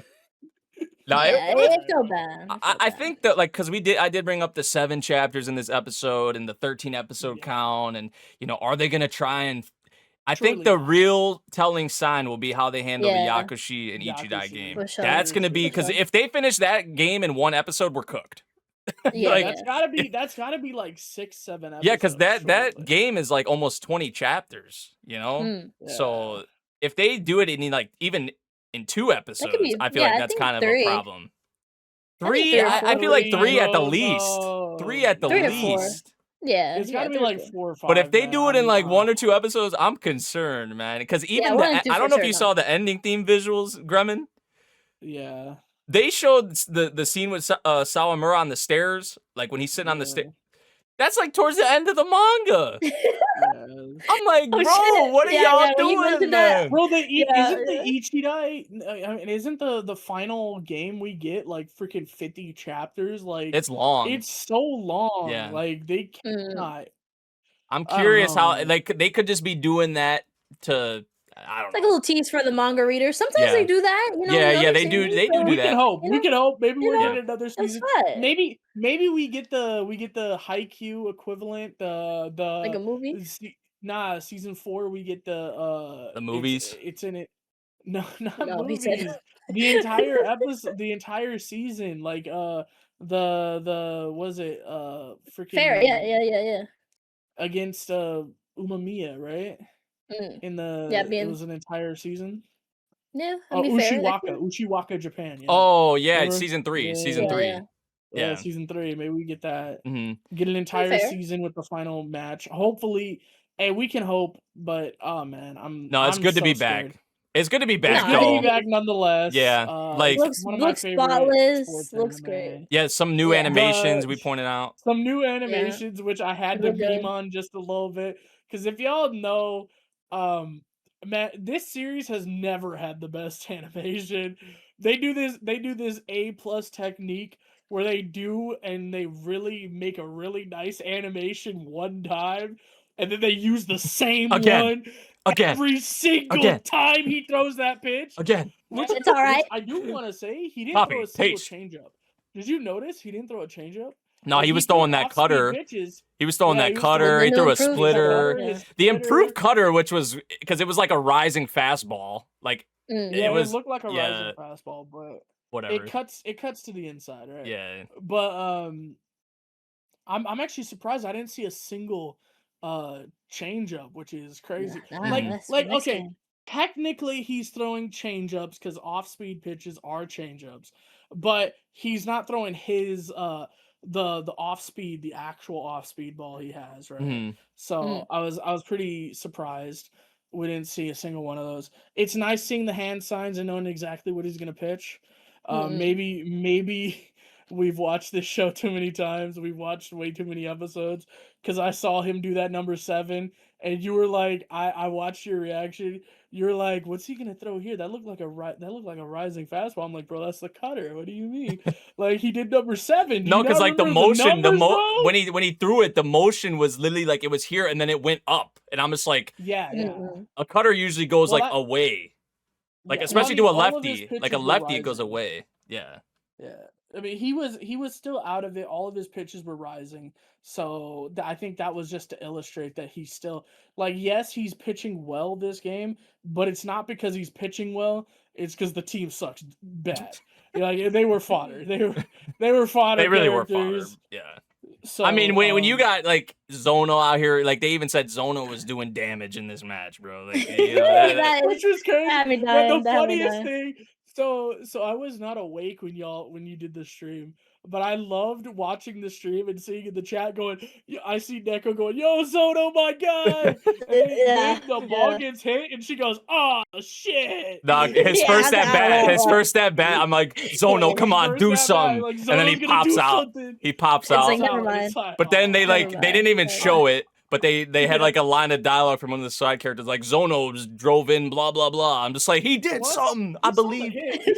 Oh, did we see the hit? Okay, yeah, I don't even remember. It was very. Yeah. But man, it was a fun. Shirasu hitting dingers too out here. Like, yeah, Shirasu hitting a freaking a 3-run homer. Yeah. At the beginning of the game, and he by talked. the way. You know, Kuramochi gets on base. Our boy Haruichi fights for a walk, and then Shirasu walks up and hits a fucking dinger and says, "All right, this game's over." Yeah. Because at that point the game was over, which is insane. Yeah. I like. He's like, "Nah, I got this." I do like how they kind of commentated over that though. Was like, yeah, for sure. If that third baseman, like that little like opposite field, line drive that Kuramochi hit down the third base side, which is really impressive by the way to hit opposite kind of field like that. Yeah, if the third baseman like was a few feet more, like that's an out, and then the whole like that could have set the tempo would have been. It's those minuscule things that really can determine the shift in a game, which is like I love this little things like that. It's good that they're getting into that because hey, we've both read the next games coming up, and those types of things are really important. I will say, however, and hear me out, the name of the next episode scares the shit out of me because I remember the chapter named that. And I think it may be one episode, brother, and that scares the shit out of me. Nah, don't say that, bro. Don't say that, bro. Oh my god, bro. Did you read? I didn't read the name. I don't think I did. No, I don't think it's like it's like each. It's something like it's for you guys or something. It's you know what I'm talking about if you remember the chapter. But I don't want to say nothing. But I'm afraid. I'm just afraid. Yeah, I think the Yakushi game is gonna be over. We saw the preview on his stream, and Nate was kind of like, okay, we seen a little bit of that. Cool. So we just have to see fully the episode again, like, and then Yakushi. Yeah, no, we'll be able to tell from the Yakushi Ichidai. Yeah, like how they handle my boy, I'm so excited. I've been missing him. Yeah, he didn't really show up last season a lot, so I was like, bro, I need my banana beloved boy, please. I need your prediction, Neko, since me and Nate have already seen it. I need your prediction here. Ichidai versus Yakushi. These are two juggernauts in this. Two juggernauts. You got Raichi. Surely. You got our boy. What's his name? Sanada. Yakushi. Versus Raichi. Yeah, those. Yakushi. What's the pitcher from Amahisa? Ichidai? Amahisa and Raichi, they're gonna face off. Yep. Who do you think's coming out of this with a W? Because only one can move on. She gotta go with her banana boy, surely. I got to, bro. I think we talked about this even. I do. I really have to, bro. I love it. I think they'll go it. They got. I think, of course, the other team. I think the pitcher, he's great, but fuck, bro. Like that, my team. I think. I trust, because if he doesn't win this, he ain't gonna eat. His dad is not gonna think, no, please. You don't get no food. Gotta make sure that, can't go without that. Yeah, I think it's gonna be a really tough one for sure, but I think my team is gonna take it, bro. I think. Gotta remind you, at the end of last season, just to remind you, at the end of last season, Sanada was hurt. Yeah, but no, he'll even break through that. I think so. Yeah. So you think Raichi's gonna carry the team? So, right. I think I love it. Yeah, love it. Hey, we love the faith. Raichi is our boy. You know what? I agree. Raichi's gonna win this. It's nice to be back. I have faith. It's really nice. For real though, yes, it's really nice. I did get to binge it finally, like all the way, so I'm good. I'm happy. I am very excited to see these future games, and of course, I don't really know fully everything about baseball, so I like, of course, these two like kind of giving me more details. I used to go to baseball games. I just never really got to learn like all that things because my dad never really liked it fully, so I never got to learn it. So I do like watching baseball. So there's a lot of things in like. There's a lot of little nerdy things about it, especially like nowadays with all like the advanced like stats and stuff, and like they track like how hard like a hitter like actually hits the ball off the bat, like the exit velocity, or like how fast his swing speed was. Yeah. There's a lot of they do all sorts of stuff now. It's really cool though. It is really like I think I was talking about in my stream like the difference between a fastball and like an off-speed pitch and like when they overlay them, like, because they'll visualize it, like, in MLB games, like, the pitch will be at the same spot, and the batter has, like, a split-second decision to decide if they're gonna swing or not, because that pitch is, like, dropping off, like, it's like crazy. It's crazy how fast it actually happens, which is just insane, especially how hard they're throwing, like, nowadays, like, 100 miles an hour. 100 miles an hour? Dude, 100 miles an hour, you're, like, what, 20 feet away from the pitch or something like that? Yeah, it's a short... it's a pretty short distance when you're going that fast. You have to swing the second he throws, basically. And, like, that's how quick it is. Like, it's insane. But, yeah. We love our Ace of Diamond. It's the best. It's one of the best sports anime out there. It's really fun. Say also, what you will about the animation, I agree, but the new OP, the new OP, I'm not like. I was just I'm not sold. The ED's better. ED's way better for me personally. It's a vibe. It's a vibe still, like the OP, but just like, man, we had OXT, we had Glade. Yeah. They're here for like the whole series up into this point, and you switch it up. Yeah, I think it's a vibe. But yeah, I saw in your stream, Neko was saying I think this should have been the OP, and I disagree with that. I don't think that fits the vibe of an OP, but it's definitely the better song. It's definitely a good ED. I don't think it fits the vibe of an OP, man.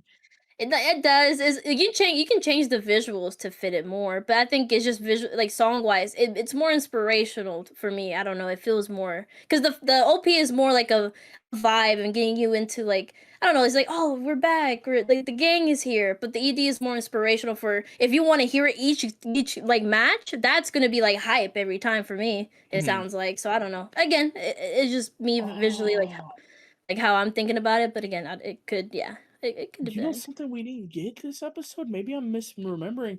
We didn't get any chants this episode. No, we didn't, but we did get our OST. We did get our classic OST. Get our OST. I was wondering when that was going to hit. I was wondering when that was going to come in, and when it did, I was like, man, finally. Yeah. I will say, no chants. We better start getting some chants, because...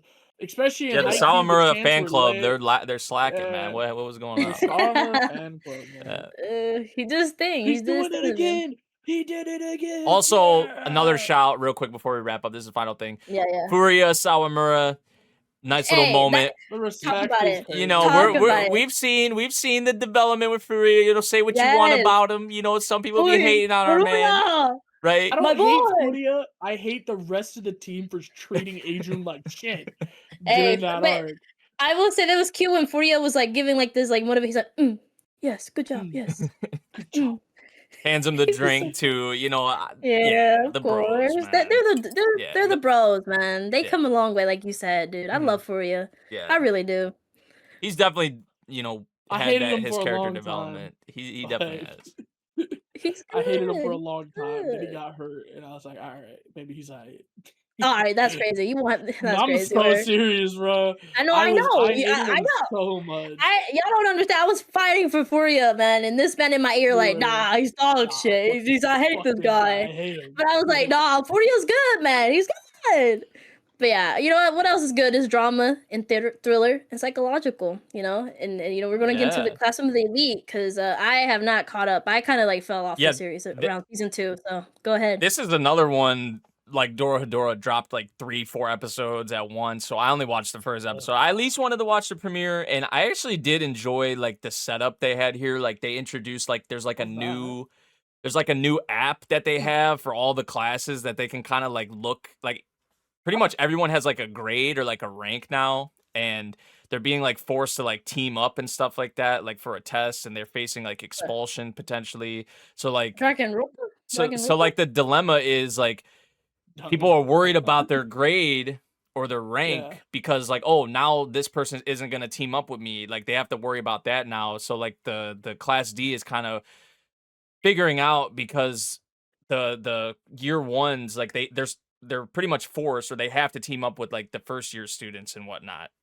So how to kind of navigate that with how a lot of their grades or like ranks are in the system is kind of the dilemma that they're in right now. But then also there's a wrench in it too because there's like a white room kind of assassin. Yeah, there's a white room assassin out here. So Ayano Koji is worried about like, oh, if I get paired up with the white room assassin, like that's gonna mean my expulsion. So he's trying to figure that out as well. Like that's kind of a wrench in the game.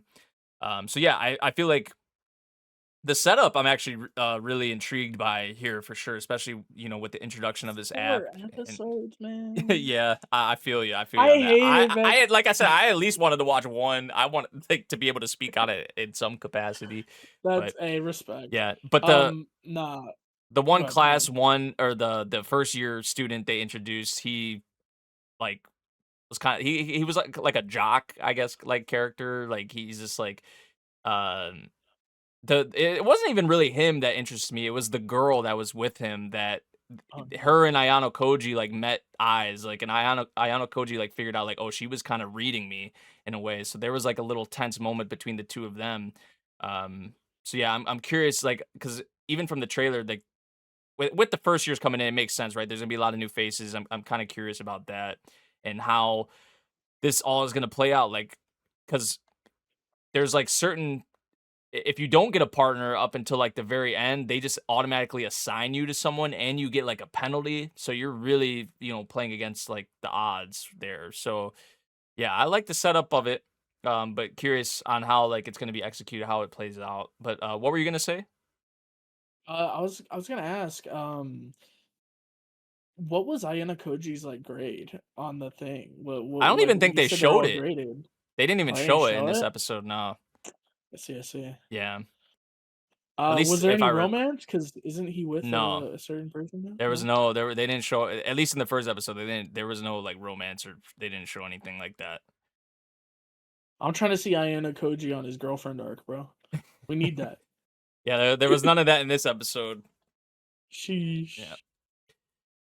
But all right, that's my little bit for Classroom of the Elite. Now y'all can talk about Mao, episode 1 a little bit. I'm disappointed. There's no Mao Mao in this. I thought there was gonna be Mao Mao. Really? Nah. This dude, man. No, all seriousness. This show. Can I just say first of all? So I know this has been like advertised as this and whatnot, but can I just say that I did not know that the author of Inuyasha is the same person who did Ranma? I did not know. I know it's been advertised like this, but I just didn't. Bro, we talked about this for Ranma. I swear. You did. I know you did. It just didn't click, bro. Sometimes my brain just doesn't register things. Fair, man. But no. Just ignore me. No, the series. I'm kidding. Honestly, I'm kidding. I'm sorry, man. The series was a lot of fun. I'm really curious on what's going on with her. Because I did look up a term because they kept calling her something, and when I looked it up, it means ghost. So they're saying like, is she actually dead? Like I don't know. There's a whole bunch of things that I'm super curious about. She clearly has some supernatural powers she didn't know about. There's clearly something suppressing her powers, which is probably the smoothies she's given every morning. I'm interested in figuring out if she has like if there's anything more than like her blood being just like super like bad for these yokai, or if like she has some kind of supernatural power, because we haven't like we saw Mao, not Mao. Is his name Mao? I think his name is Mao. I think. The main dude? Yeah. Surely it's Mao. Yeah, I feel like it has to be Mao. Yeah. Well, I mean, the Mao is also a reference to the cat, though, because they're looking for a demon cat. So I don't know. Nick, are you here? I'm here, man. What's up, man? Okay. Hey, I'm back. Mao's What's his up, name, brother? surely, right? Is Mao's the guy's name, right? The sword guy? Yes, it is his name. Yes. Okay. Yeah, Mao has like the ability to heal people, which is really cool. So I wonder if she also has some kind of power like that. I'm really interested in what the hell's going on with this specific spot. Like every time she passes that threshold, she's like sent back in time, which is really interesting, and like everyone's transparent, which is apparently something that Mao sees as well. So is Mao like from our time or from their time? And can he go to the future, or is he in the past and she's just going into the past to see him? Also, it gives me I'm wondering like during that car crash, is the reason she alive because she went to the past or something? And is that why we saw like the cat monster in her memories? Because she remembers seeing a monster. So is there? I'm just super curious on what's going on here. Yeah. Sounds way different than Ranma or Urusei Yatsura, that's for sure. Oh, it's so different. Yeah, it's more like Inuyasha's sense of like being more serious and all that. I mean, what got me curious too is like the whole. I was thinking there was going to be, which I'm guessing there will be, with like the smoothie that she has to drink every morning. I was thinking like, oh.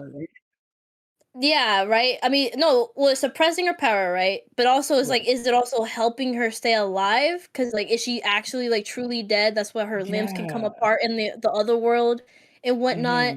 Or is she like half and half? You could say, because when she's in the human world, all those wounds are healed. So a lot of that stuff I'm very curious about too. Is like I was kind of thinking like, oh, because she didn't take the shake that morning, that usually the whoever I forgot like whether her maid. No, she didn't always she didn't do it at the end. No, she did. No, at the end, At she the ran very away. end, she didn't. Yeah, at the No, very end, yeah, she that's what I'm didn't. saying. At But the she end, had she already didn't. drank the smoothie. But that was the other day. Or no, that was the no. It was the same day she went. She activated her powers somehow. Yeah. Really tired, came back, and they made her That is true. more That is true. powerful smoothie. So no, Yeah. she's drinking the smoothie every day. But I think that the antidote that Mao gave is like, yeah, nah, we're curing whatever is like whatever is Yeah. suppressing the power, and I think that's still active inside of her. So that's Yeah, why for her sure. powers are starting to come out. But yeah, like For you were sure. saying, I'm so curious if she's dead because I looked up the term that they kept calling her. I was like, what does that mean? And Same. it means like spirit or like minor yokai. So like she's like, is she dead? Like, and like you said, is she dead? Is she like somehow like half and half? Is she like part hollow? Is this Ichigo type shit? Like, Yeah, people. Yeah, I is think. she part hollow? Like, is she gonna start sprouting a mask from parts of her body to protect herself? Like, That no, I I feel don't like because I know. think when I was like reacting to this on my channel, people were saying this like, "Wait, is she a hollow?" I'm like, honestly, she could be. Honestly, she really could be. So yeah, I don't know. I don't know either. I think this is me guessing, but I think the cat thing she saw at the end was maybe the Byoki that cursed Mao, or Yeah. himself being fully the Byoki or something. I forgot, or whatever he was. So is that the connection between those two that he kind of accidentally maybe like killed her parents or something? I don't know there. But I mean, I'm so far the mystery has really sold me already. I love the girl. She's really funny, quirky, and I don't know, it's a good time already. I only knew about this series because it's like her most recent work. I don't know nothing of the story, but I've always heard good things between the dynamic and the story. And of course it's about cats. It's a cat curse and whatnot, so I'm like, oh, okay. And then Yuki Kaji, the MC, like he's already really interesting. That's fire. Yeah, it looks really fun so far. So I'm very curious where this goes already. The mystery's already hooking me for sure. It's a really good episode one. I am wondering, do you think he's clearly not the cat demon, but maybe he is? I think maybe because he talked about like he got cursed. I'm thinking he maybe went berserk one day while getting the curse, and also the opening in the ED kind of shows like his other form or Mhm. something. So it's like I don't know like when that comes out or whatever. So is that, or it could be the Byoki he was searching for, right? The cat that has all the curse on or whatever. So it could be the Byoki that killed her parents and whatnot. So it can go either route. But so Also, is he in far, the yeah. future or past? Is he in the past and she's coming to him, or is he I from the future and in the past, or is this I like think what? I think he's definitely the past, right? Because I don't know if again, I gotta really remember, but the kid, his apprentice, kept talking about like, oh, this is our first time being here. So do they time leap per se, or like, or whatever, or is this like them being stuck too, like you said, like, oh, they're actually, I don't know. That part is intriguing me too. Is like, are they used to going to different periods or not? Yeah, Or are they even going to go to her period? Because they can't yeah, even that's what go I up, was wondering, right? right? As Like, like, I are don't. they gonna be able to come to her world? I mean, surely Yeah. at some point, right? Like that's gotta be a thing, right? Yeah, the typical Inuyasha isekai thing, because Exactly, the Inuyasha, Inuyasha thing. like, tackled that, so I don't know, again, this is I'm intrigued. I like the cast already, these 2 mains and the apprentice, and just even the designs of the Ayanashiki, I think they're called, Yeah, Ayashikis, so yeah, really good already, really good. I'm I liking it. think I think, and hear me out here. I think this episode was better than the episode 1 of Daemons of the Shadow Realm. Fair, fair, fair, That's fair, what I both had think. a different, like, a twist per se, so Yeah. fair, fair, fair. Yeah, I I can't. thought I Yeah. thought so that's just me. I'm just like, just to throw it out there. I think like Damage of the Shadow Realm I felt was really good, but I feel like this Mm, one might be edging it out for me personally right mm, now. So I'm fair. No, interested. good. This is a good Yeah. premiere. I will not lie with you. Yeah, I really enjoyed it. But yeah, we're gonna dive into the finale episode of the Darwin incident, which again that had me like Spoilers. really shook by the end. Yeah. So spoilers if you haven't seen the finale, but it's okay. You should have already. So for the squad, I'm very curious how you guys feel about the reveal of Charlie's brother.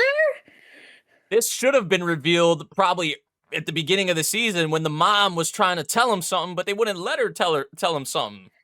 Again, yeah, I Yeah. was telling Grimmin like Some I mean, bullshit, man.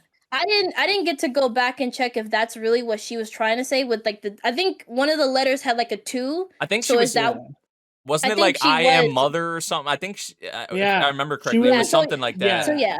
Yeah. So of I course think it in was the like I am mom or something. And we're like, yeah, wait, mom, like, and then which because I remember yeah. we when that episode happened, Neko, I remember Yeah, yeah, you and yeah. I trying to like read what it said.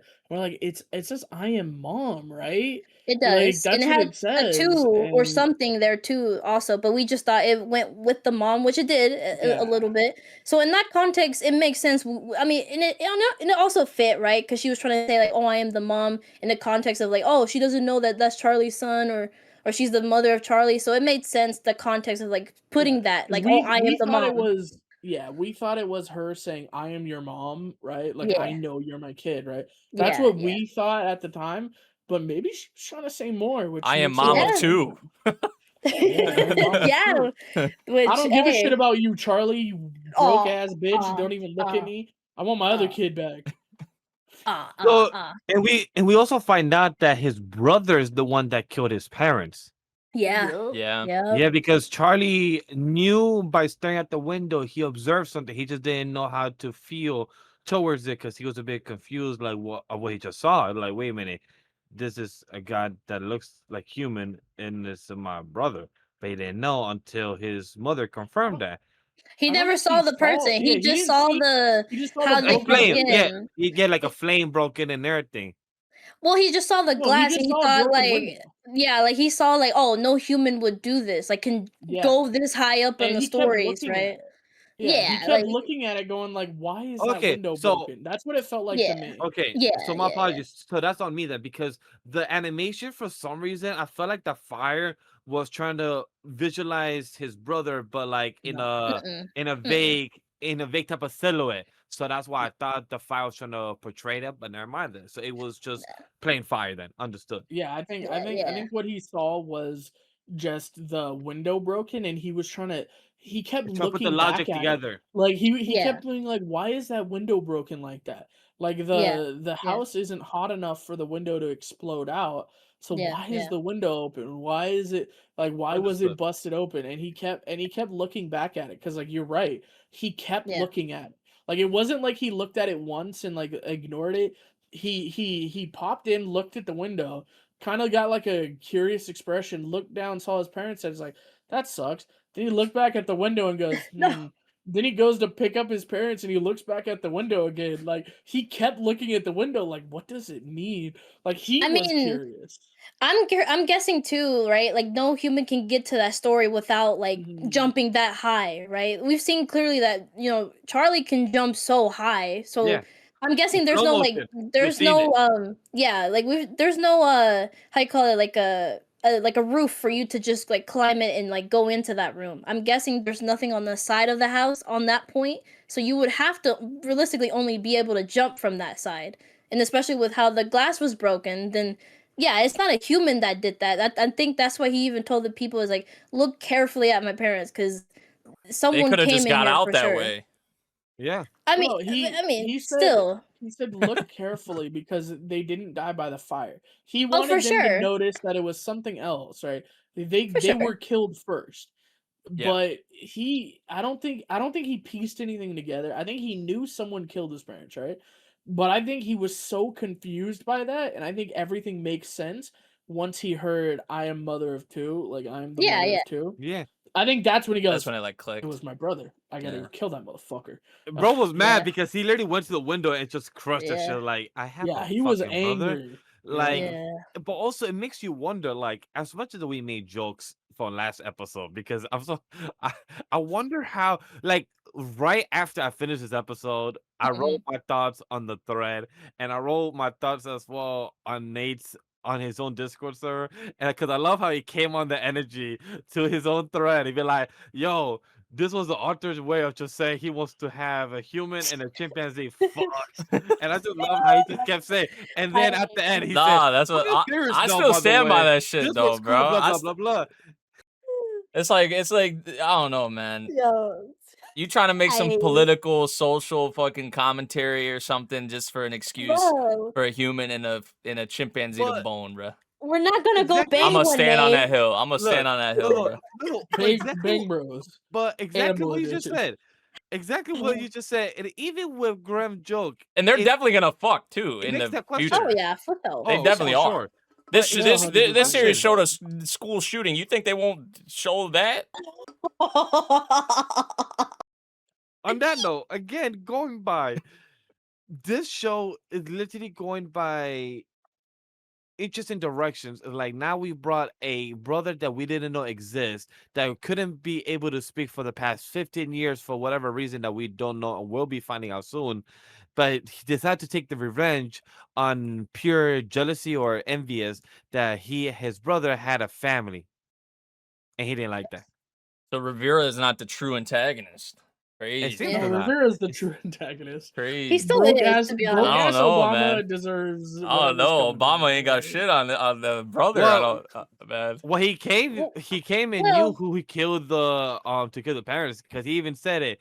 The brother said, "Weren't you gonna do the same thing?" He's like, Yeah, but yeah. I wasn't gonna do it right away. I wasn't gonna Yeah, get yeah. there.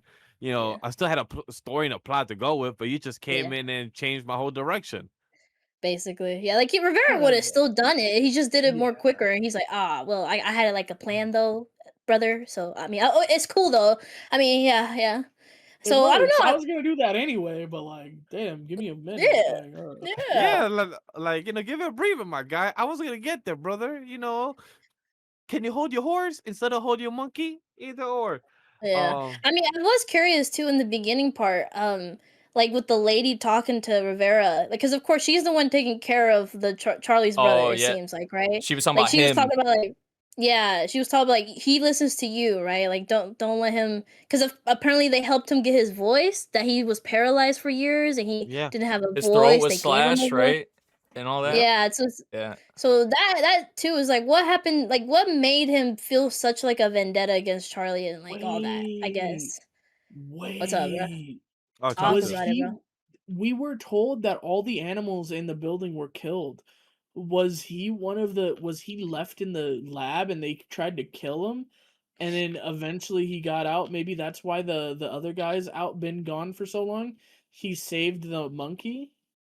But are you talking about like when the whole terrorist whatever came to When that the lab terrorists first? came in, it said that they But she killed was all still the pregnant. animals. But she was pregnant though, still, Yeah. No, right? she had the babies. No, she didn't have the babies, right? Yes, Because she she was did. like she No, had yes, she she was did. having the blood, and the guy was like, "Oh, take her to the hospital. She's like giving birth right now." Right? No, Like that they let the babies come out, and then they came and took and did that, I thought. no, she was still They I'm pregnant. took her fairly first. certain, I don't guys. even Because remember. even the guy said, "Oh, she's this monkey's pregnant," and they're like, "Wait, what?" And they're like, Yeah. "Yeah," because she no, she was still pregnant at that point. I don't Yeah. know. Again, I mean, they say Charlie's the older brother, so again, I don't know if she was having twins at that moment. I mean, you would think so. It's not like she gave birth to Charlie and then the other brother at some other point, or maybe it is. Maybe she was pregnant with Charlie, and then later she was pregnant with the younger brother. I don't know. I don't know. That part I don't know. That part we don't have confirmation. No Yeah. clarification of what is actually confirmed on that part. Who's were they born at the same time? Are they Yeah, I don't know. older by like a millisecond being twins? Or was there something that he was born first and Charlie is the one that was born after? Like, which one is it? We don't know And that part. yeah, that part I don't know. Like, did they try again, like with this stupid ass experiment, and like that's what he was more defective. That's why he was like paralyzed for so long and didn't have a voice like Charlie, so they had to give him a voice. So he was like more of the how you call it, like of course, Trial. like special, like he had that special gene. Like he didn't really come out as perfect as Charlie did, so he came out a little bit like special. Like You some know, Alabama. special. Yeah. You know, yeah, something like that. So it could be Some that. inbred. I don't know. Yeah. Shit, dude. It could be that. Because Crazy. yeah, they had to legit give him a voice. So I don't know. And he was like, "Oh, it actually feels nice to have a voice." Yeah. So I don't think they probably were born at the same time like twins. He probably did come out like a bit later, a little bit, but I don't know how. Or is it by the same father? That's not how I don't pregnancy know. works, brother. What do you mean? Yeah, I mean, if she was again impregnated, that's how it would work. But I'm pretty sure they're the same age. Yeah, I So don't know. they would have to be twins for sure. I guess. Yeah, I would think so. Her belly didn't look that big to have twins when we saw Hey, it. So I season don't know. 2 will tell us a lot of answers. If that happens, we will see Yeah. Lucy and Charlie fucking. This is one of those like like Grem said. this is one of those What Shibu happened? Yugi things where I was like out on the series kind of, but then they like reel me back in a little bit because I feel like it does It was kind of nice. it does spice I do things agree. up. It does make it a lot more interesting. I will say with that Well, review. He you looks gotta see ugly some as fuck spicy. though. He looked ugly. I'm not gonna lie to you. I was like, bro, get out of my screen. You look insane. You look insane, bro. I do not like your face. If people had a problem with Charlie looking like an ape, I think you're gonna have a more problem of a human ape having that human face. It's uncomfortable. It's like, oh, okay, whatever. But you know what's not uncomfortable is Akane-banashi, the premiere, the beautiful premiere. It was incredible. Again, I'll let Nate take this because this is one he was excited for. Yeah. He has read it, so go ahead, man. This is the one I've been waiting for. Y'all know. Really since I first read it. Like the first bit of the manga, I was just like, man, once this gets to anime, I hope it gets to anime at that point, which, that time has come. And man, the premiere I feel like was excellent. My thing was with this series because you see, some overlap in the staff with, this series and Witch Hat Atelier, and it feels like Witch Hat's getting a lot more love in terms of like the production side of things. But for this series, I feel like more so I was just like, as long as the direction is stellar, like especially like the character animation and things like that, and I feel like we'll be fine. Like it doesn't have to be any crazy, but I don't know, like in terms of that, with this episode, like it was on point with just a lot of the shots that they went for, and just visually how they represented a lot of like the Rakugo stories and things of that nature. But just like I think of a lot of the shots, just like with Akane obviously looking through like the crack, watching her father and stuff like that. Just little moments like that, and the character animation, the fabric animation, the sound effects were on point. You know, so that side of things, I don't think we'll really have to worry, at least just judging from this premiere, which I feel like was very strong. But just like content wise, story wise, there are so many people going into this, you know, thinking that something bad, which I mean, something bad did happen to Shinta, Akane's father, but they were thinking like he was cooked, like he was dead. Yeah. And I mean, he dies in a way. He dies in a way. If you know, Yeah, I but think not even dead, the show puts it that way. Funny enough, Yeah. but yeah, that's the thing with this series in the world of Rakugo. It's a kind of it's a tough to rise up through the ranks. It's tough, especially when you're dealing with a lot of these old heads like Isho, who we got introduced into this in this episode. Who is very, he's a traditionalist, and that's one of the things I like a lot about this series is that traditionalist mindset, but also like the new age, like kind of coming up to kind of spice things up and innovate in a way. That's kind of what Akane is about, and that's what she learned from her father, because her father was that way as well. And that back and forth, right, and trying to kind of open the eyes of the old heads, you know, is a big thing, while also in a way still staying true to what Rakugo is. It's that innovation that I feel like is something I like a lot about this series, and I feel like it did establish that pretty well in this first episode, because you saw the crowd and how they were cheering, having a blast. They were loving the performance from Shinta, as maybe he wasn't, you know, he stumbled a little bit or didn't start off the greatest, but once he locked in, the crowd was loving it. And that is a big aspect, is the crowd reaction and stuff like that. So you would think, judging from the crowd, like, oh, he had a great performance and stuff like that. And Isho comes up there and he's like, you all sucked. You all were terrible. Expel all these motherfuckers. Like, that was not Shibahama. That was awful. And you're just like, you're sitting there as the viewer, like, what? Like, did you not see the crowd, bro? Did you not hear the crowd? They were loving that shit, you know? That's kind of like what you see with a lot of movies and with a lot of media in general. You have the critic rating that's like maybe super low, right? And then like the audience rating is very high.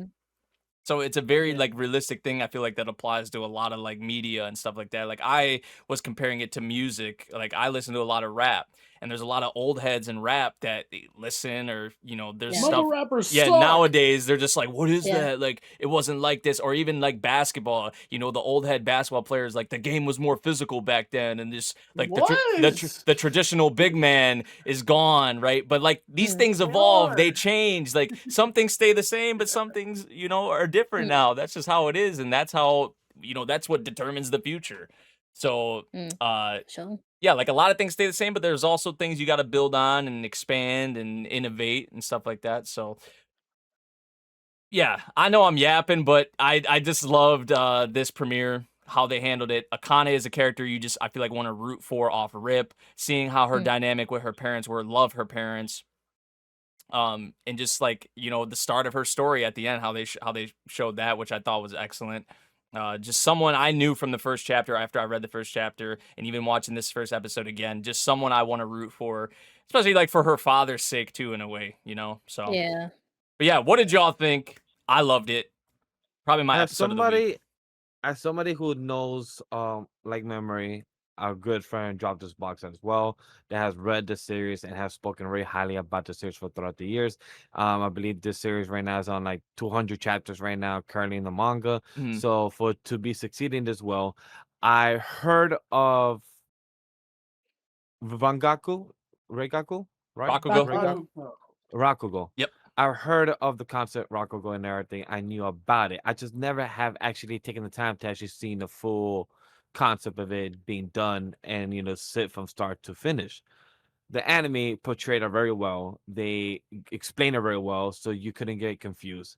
The way I understood it, the way my brain understood it very fast, is how a lot of comedians, some of them, will tell stories, but they will give you impersonations of the people they're talking about, but in a stage, but in a comedy aspect, not in a stage play like Rakugo as one person, and, you know, telling the story but going back and forth.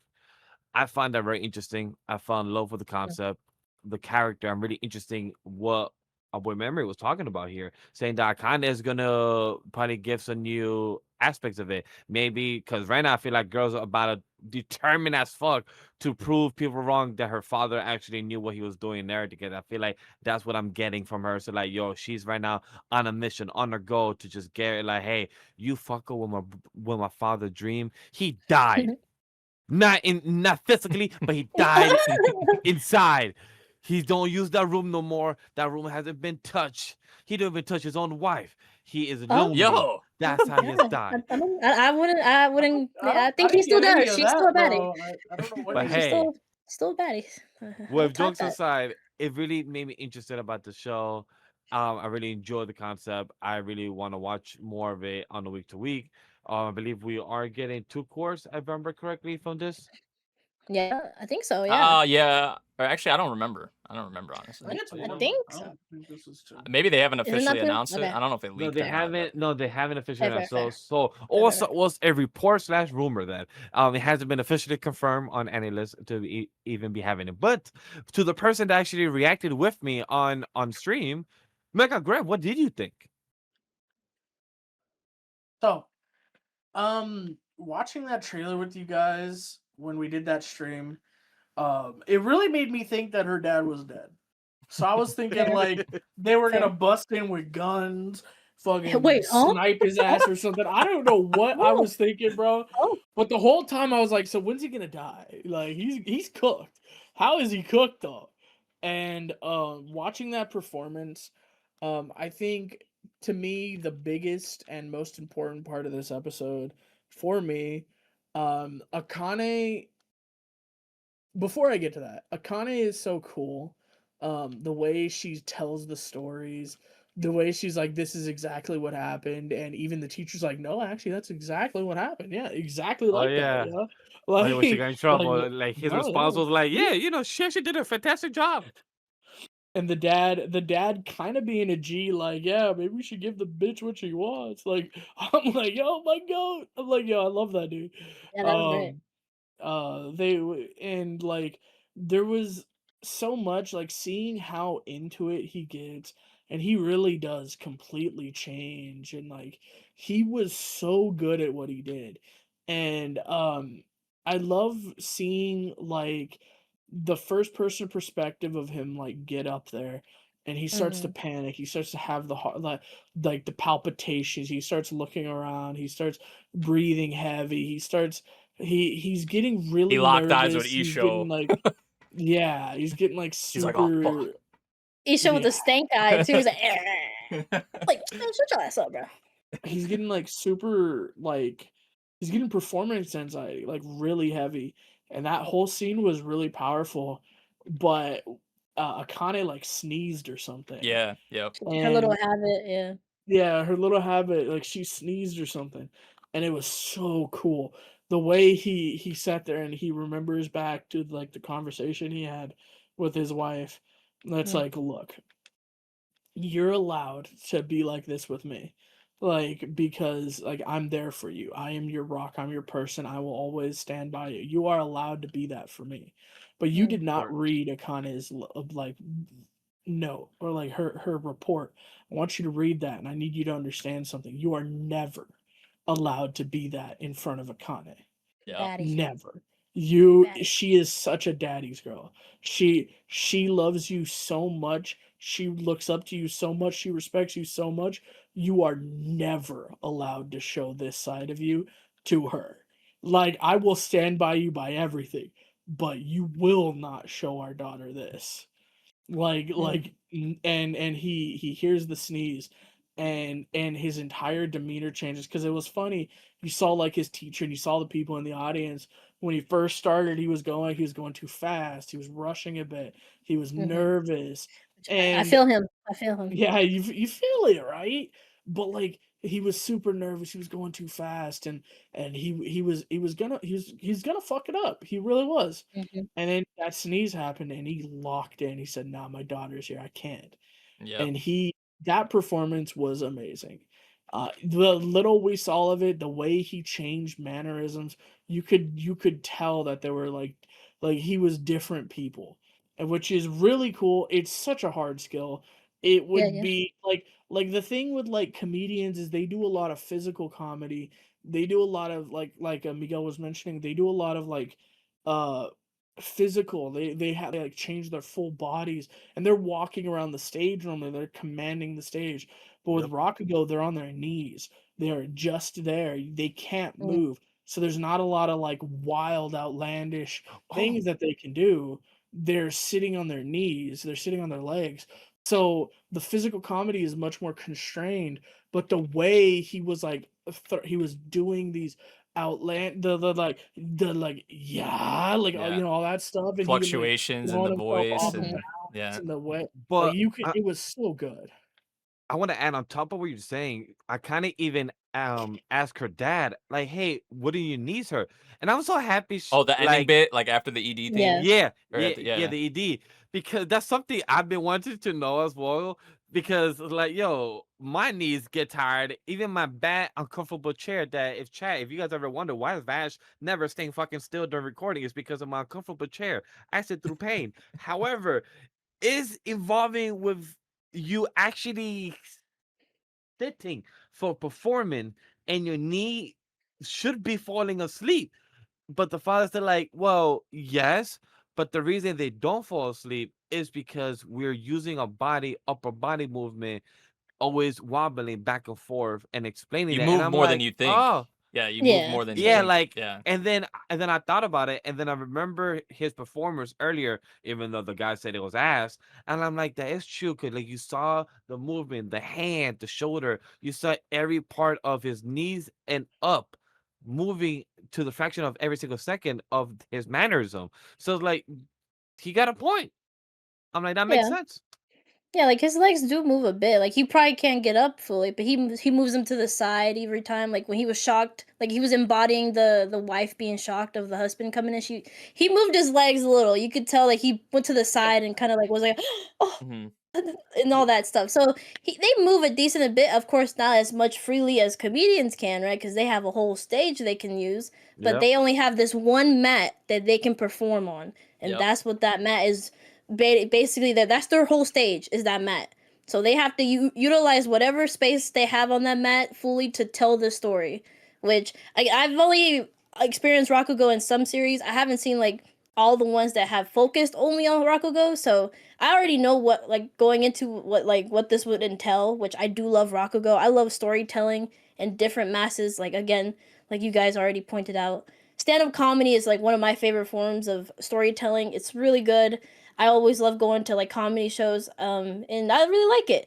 But at Rakugo too is more of like of course like older stories and whatnot, and like retelling of those and embodying those characters in that time period, which is still good. They utilize the fan to give you the sound effects. Like maybe some stand-up comedians use the mic, right? They'll bonk their head or they'll bonk their hand to like showcase whatever kind of scene they're trying to portray. But with Rakugo, you only have the fan and then also just your mannerisms. So again, you can utilize it however you want. But some people, again, yeah, I can't even imagine having to do that in just one sole stage. So what Shinta did in locking in and basically embodying both the characters he wanted to portray, but also his wife and Akane. I love the detail, like embodying his wife and her mannerisms, and Yep. also like when he was holding. Basically, I think the story was about a peach. I forgot. It's like a very typical Rakugo story, which I kind of like even listening to it when he was talking about like this one line. He was like, "Oh, you should have came from the back." I kind of remembered that line because other Rakugo stories use that a lot. It's like, "Oh, you should have came from the back," and then they go into more of the story. So it was fun that yeah, like Nate mentioned on his stream that he's like, "Oh, this is It's the actually a same real Rakugo story." Yeah, Yeah, it's the that. same. So in Shogun Roku Rakugo Shinju, which is one of my like favorite series ever, Mm-mm. um, Tsukuroku in that Yeah. series, his daughter Konatsu is like inspired by him in like an Akane-banashi. Akane obviously inspired by her father Shinta. Mm-hmm. They both, the first performance you see Tsukuroku and Shinta do in like their respective series is this story that was performed in Yeah. this episode. It's like Shibahama is the name of it, which is like Yep. a cool Yep. little fun fact. But Yeah, it's a very so typical people bring it story up. for It's like, sure. why does this story always end up, something bad ends up happening? Because if you watch Shogun Roku Rakugo Shinju, Mm. there's some pretty tragic things that happen in that series as well. Um, So yeah, it's like that story always leads to something like ominous or like tragic. So it's like, what the hell? Yeah. I think I remember it being in the Centric family in this other comedy series. So yeah, I don't know. That story I just know is a very typical story. So I get it with of course the master being a traditionalist and being like, no, why are you changing it? Because yeah, that story is really overtold a lot, but you have to perfect it too. So you understand it, but still boo this man. I remember reading the first like 3 chapters and I was so pissed during this episode. I was like, bro, like we're like, you know, they're amping this up, like he's gonna actually get this and like and I mean knowing throughout, I was like, man, I was so pissed. I was like, I hate it here because I know he's not gonna get it. So it made me pissed when he did all that, like showcasing like him holding Akane basically as a baby, like embodying that, like how important she is to him after the whole wife speech, and which was an incredible performance, and he did so good. He did so well.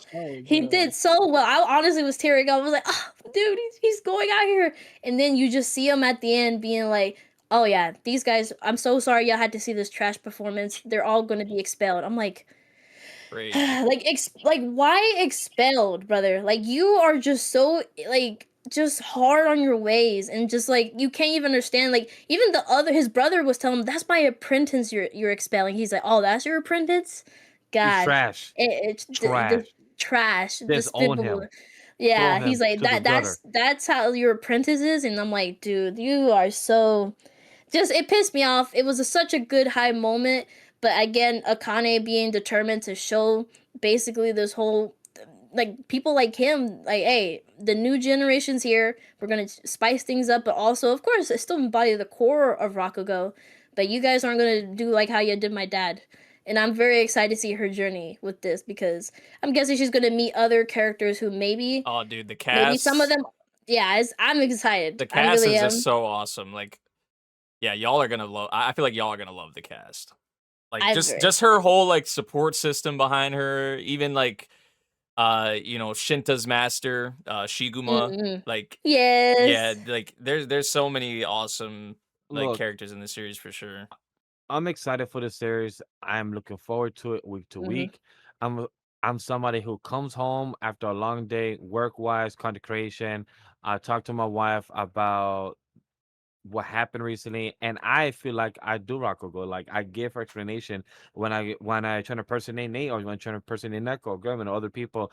I go into their mannerism. I go to how they speak, and I explain the story in their perspective, and then I go back to my perspective, and I do that very often to my wife. And I wonder what goes through her thought process when she watch me give her a whole fucking stage play of what happened throughout the day, because it's what I do, but I feel like I'm gonna fall in love with this series by the way I live my life and the way I tell my storytelling and the way I like Neko mentioned comedy shows, going to them. I love going to them. I have friends that are comedians and everything, and I will be going to a comedy show actually. I think, yeah, we're in the month of April.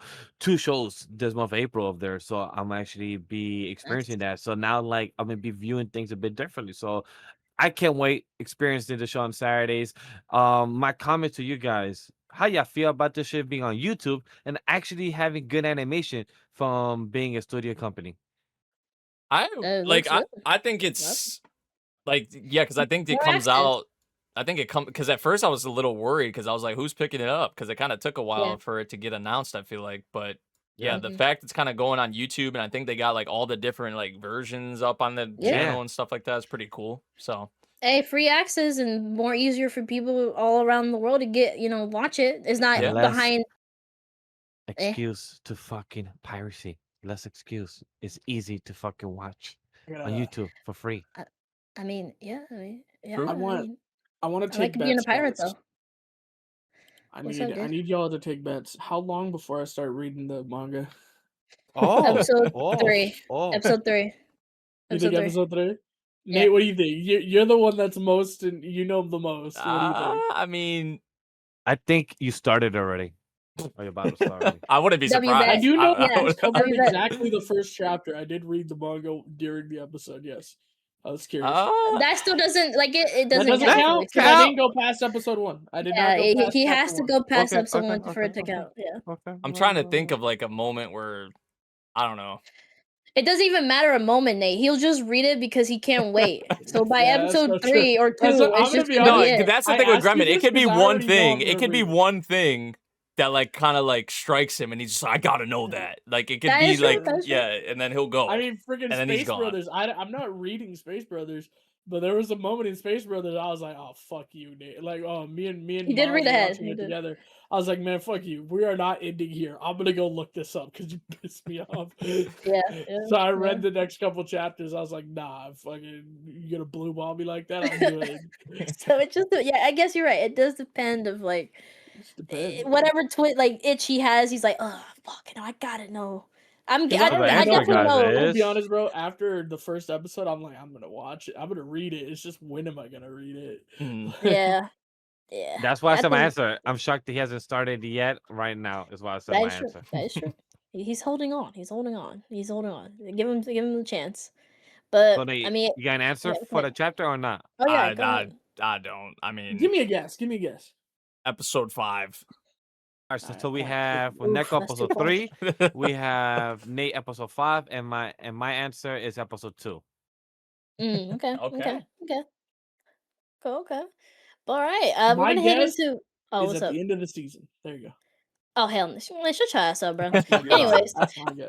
Anyways, we're going ahead. What started the spring season, Agent of the 4 Seasons, in which had an incredible premiere with spring coming through, blessing us with her warmth.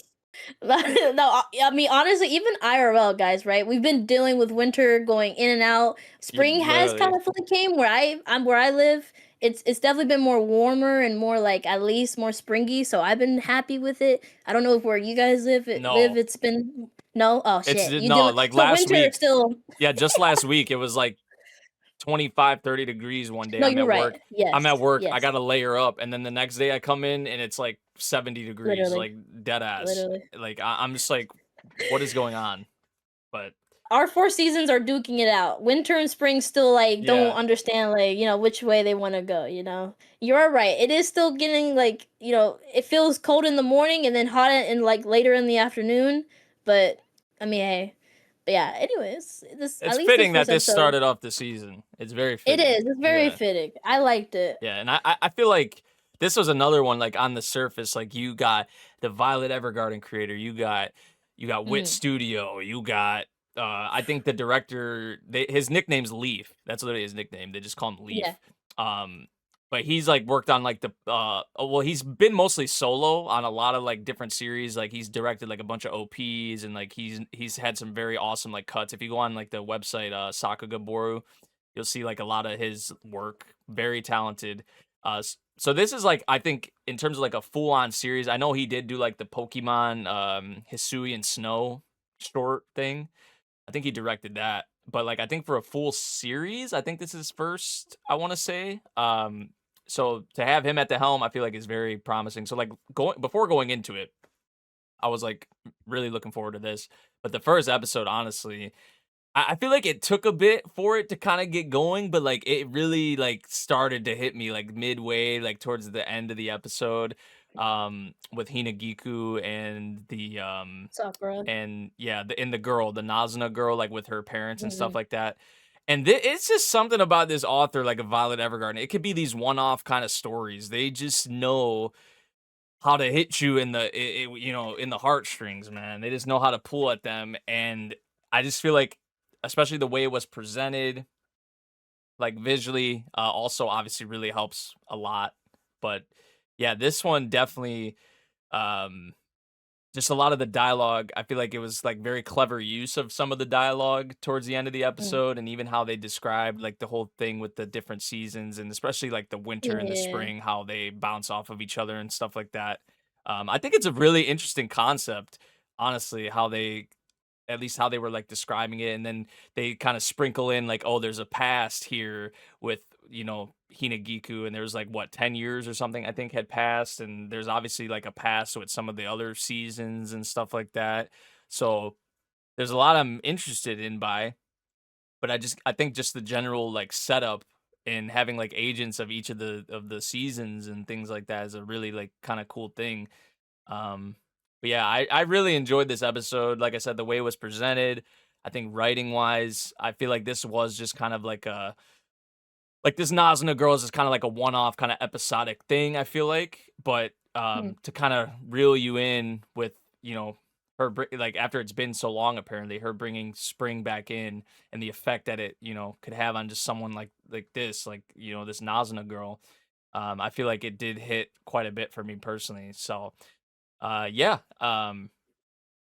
took a bit for it to get going, but yeah, like I said, it definitely hit its stride for me and definitely reeled me in like midway to the end of like the first episode. I haven't watched the second episode. I know there's 2 episodes out now, but yeah, I did want to watch the premiere, and it was really good. So how'd you feel, man? God, then too. I gotta say, I got a bone to pick with everybody here. I was told that we were gonna include the stuff we watched on Sunday, so I did watch both episodes of this. I did too. I know, I did too. I'm just like, oh, I mean, I don't think we didn't say anything about not or including it, but no, I know. But I'm just saying, I just only got to it. Yeah, I only got to one. Yeah, we can't really like we could, but like, and then even on the thing that we have here, it says episode 1. So like, am I shit, allowed does to it? talk about episode 2? Like, hey, I'm like, man. I got a bone to pick with y'all motherfuckers. I mean, I only watched episode 1. I only talked about episode 1 of Dorohedoro, Class of the Elite. You know, and I was pretty vague with yeah. So we're locked. We're basically like locked. Y'all are locked to 1, because bro. all I want to talk about is episode 2. Oh man, episode 2 was fantastic. Oh my god. Anyways, but I mean, at least give your thoughts about episode 1, brother. How you feel? Man, I don't remember, bro. I'm too locked Wait, in what? episode 2. Oh shit, bro. No, you lying. Shut up. Get your ass in there. I'm so serious, bro. Like, Wait, what? I remember. He already wiped that from his memory, but, like, man. episode 2, bro. Like, episode I mean, 2, I get you. So many of those things Nate's curious about. Episode 2, I know. bro. Episode 2. I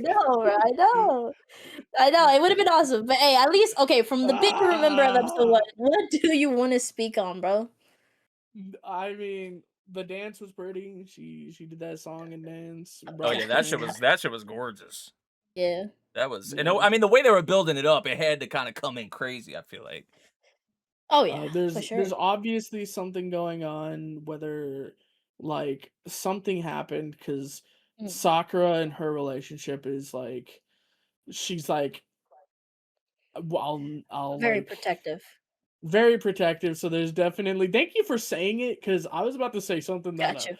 you know, I know. I appreciate it. Because like, I know the fucking answer. Yeah, there you go.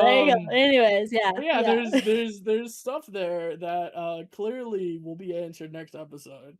And you know, so there's a lot of questions that I had that are kind of answered because of the second episode. So like I'm like you know, like what happened 10 years ago, what's been going on, what's the dealio, you know. The story at the beginning about like the 4 seasons and how they interact. I wonder if they're gonna be interacting that way in this season. This guy, bro. All right, anyways, I'm gonna take the mic from you, buddy. He's really trying, let him keep going. We might win the bet. We might win the bet. Wait, no, the bet is that it's things he's already seen or read. I meant my bad. No, it's not just my boy. No, I thought maybe we found a loophole. No, we can't get in with this, bro. Winter's my goat. Hey, you know, but anyways, you know what? I'm gonna at least say a little bit of episode 1. That episode 1 was really good. I really love the Nazuna stuff. I kind of was thinking like that whole reveal of the parents was like more so it's like, oh, she wasn't treated right. I think like even Nate, when he was watching, he's like, oh, her parents must be shitty or something. And I'm like, well, about that. Yeah. It's just her mom died, right? And she's over there trying to shovel it. That's why it's really so important for her to like not go back, even though they're of course telling her. Right. The dad was kind of a dick though.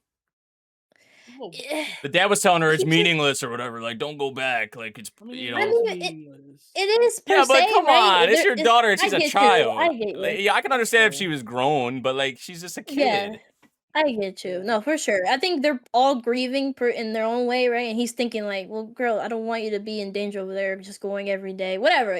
We don't know fully, right? But that's just my implication, what I'm thinking. But at the end of the day, what Hinagaku did for her was so sweet. Basically warming up her mother, like doing the ritual right there to bring spring was just meaningful. And her remembering the first spring actually as a baby, I was Yeah. doing okay until that That moment. I was like, dang it. I was Oh, like, man. that had me. I was like, Man. fuck, she remembered with her mom. It's like, oh, she's like, I do remember spring. Like, wait, Because I do remember. before, And then like, yeah. oh, and then you heard like the dad sitting there going, "There's no fucking point. She won't remember this anyway." And she did. She remembered. Yeah. Yeah. You jogged my memory, you know, because I've got you, brother. Yeah. But yes, it was a really sweet moment, and also just this is me. I love this really detail of like her Hinagaku using the snow to like make water droplets for the flowers and stuff like that, just to show you the balance of the like what like whole how winter is like the water source for spring and all that. Of course, it's just something nice I liked because I love the Toru line from Fruits Basket telling our doctor about like something she said as a throwaway line, but for our doctor it meant such like a big deal of like, hey, don't be sad that winter is melting, that brings spring. And it's just, I don't know, I really love that line from Toru from Fruits Basket. So seeing that even visually with Hinagaku like bringing up the snow on the like in the air and making it melt and to like bring it down to water down the flowers and all that was just beautiful. Yeah. I loved it. It was really nice. And also the song, right? Every season has their own song, right, with their own lyrics and whatnot. So, ooh, that was so beautiful. Her going like, her song was so cute, and of course you'll see in episode 2, Winter Song, and it's just it definitely is a really nice series. It's somber, but at the same time it does have this drama aspect with like the seasons and this agency, the guards with the seasons, and like I guess feeling like are they, even though they were blessed with being the agents of the seasons, are they really happy? Like, or stuff like that, right? That It did brings a seem lot of these like conflicting feelings. because I think the Sakura girl like mentioned something along those lines that they're trying to kind of take advantage of like the agents and stuff like that. So there's something like potentially going on there with like with that, maybe like with the agency and stuff like that. So it She could was be shut away for 10 years, right? yeah, yep. So yeah, I So mean, it makes something sense. Y'all are talking about like it sounds like they kind of bring you back to like. I mean, they did tease a bit at the beginning of the first episode, like some shit that like happened. But I guess it would make sense if that's what they do in the second episode, if they kind of bring it back and give you more kind of insight or like clarity on. I mean, episode 1, right? You see Winter excited that she's back, or like at least like or being he's like, "Oh, surprised. she's back." Yeah. He's surprised. He's like, "Oh shit," because right, of course, it's been winter there for a while, and they never had spring for at least, of course, by the time because it was only like, going for the time she wasn't there. It was going winter, summer, fall, right? Because I think that was like what I was like at first. I was like confused about was like, oh, has it? Because I think it was like in a way they kind of made it feel like oh it was winter for a long time, but really it was like half a year because it went just it just skipped spring, like it went to summer and for fall. sure. So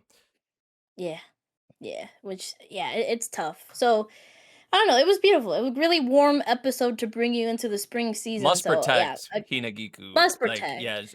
she's just like so like that.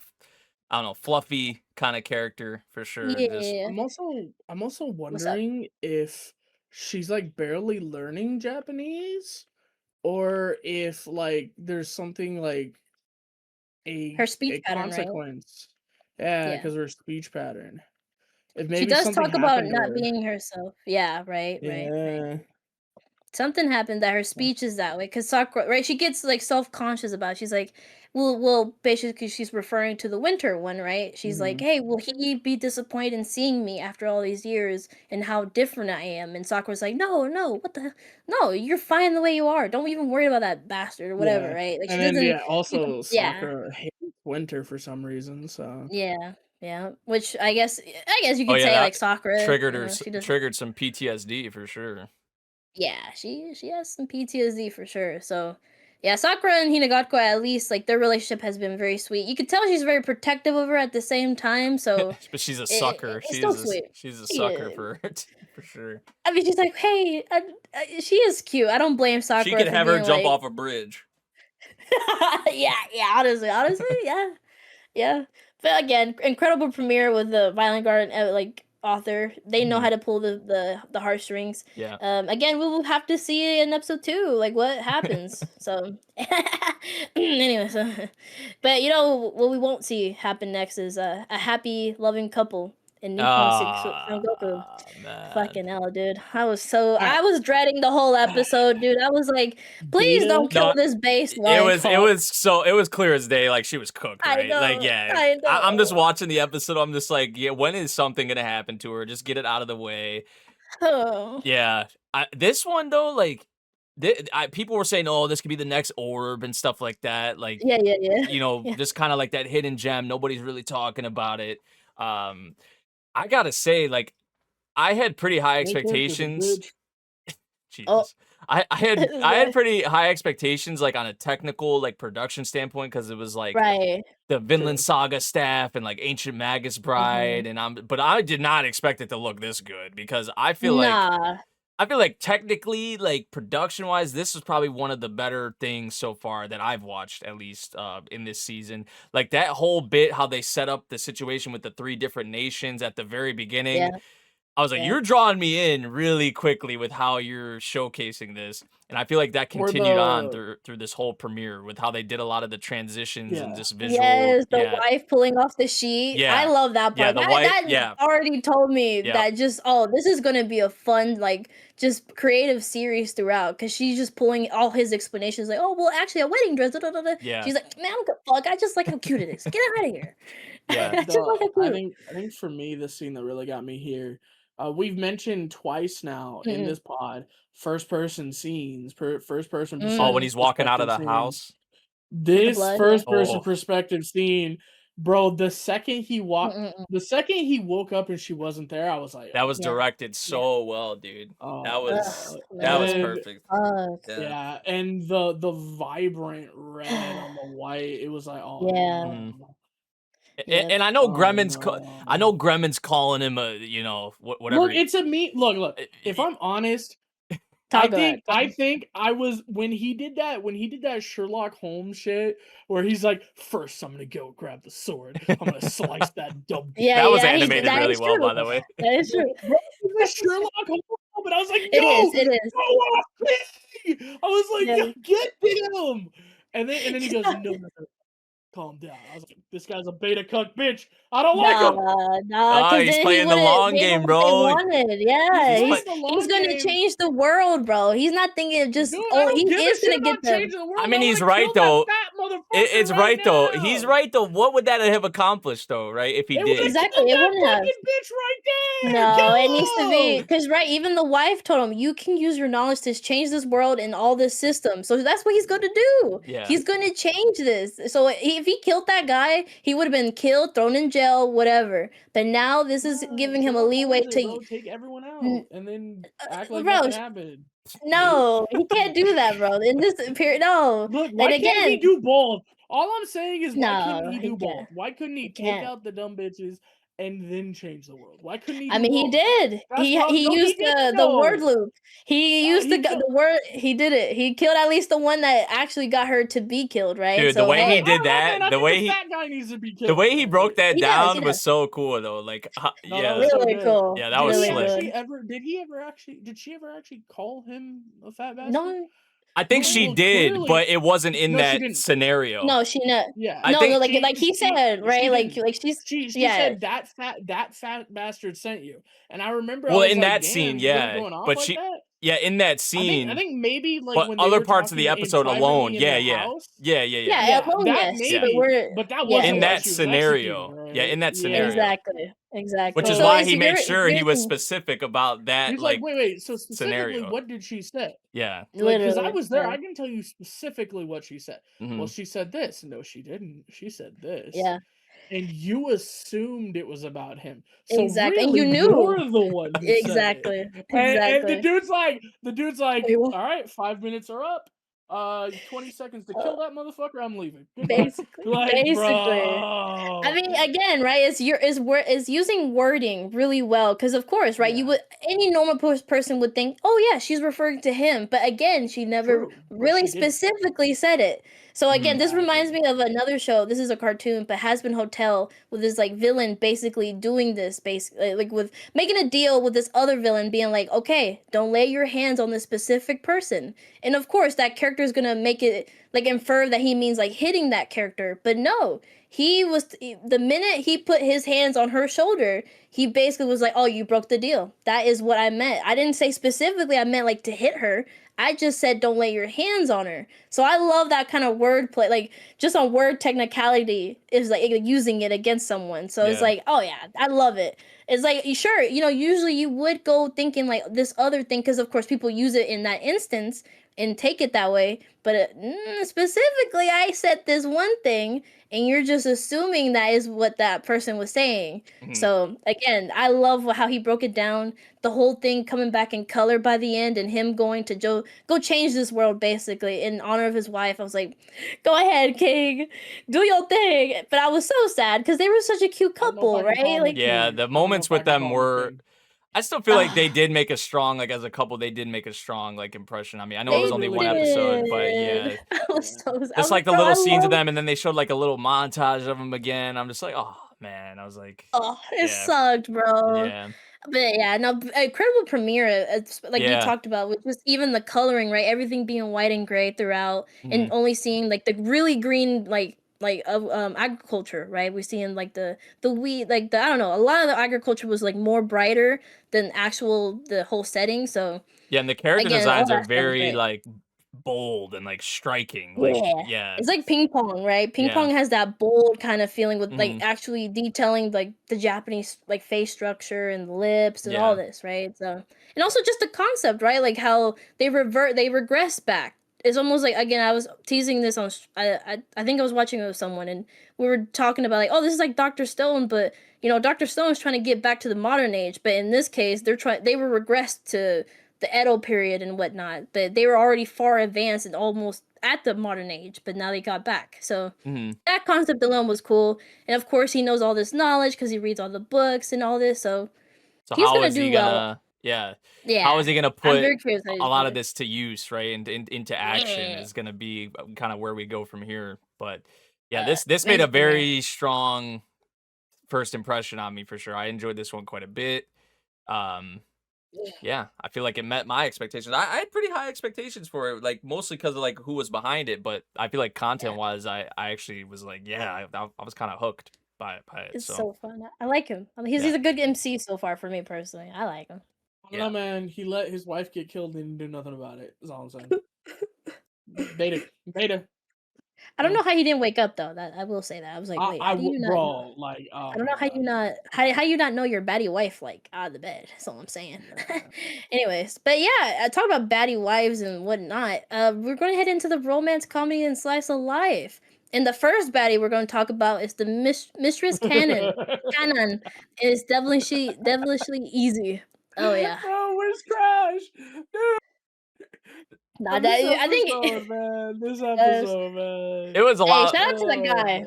Yeah, the dude is great. Honestly, like I was saying it. I was saying it during my stream. I'm like, if this dude was like more rom-com male protagonist, like, bro, holy shit. It would be annoying, right? No, it would not.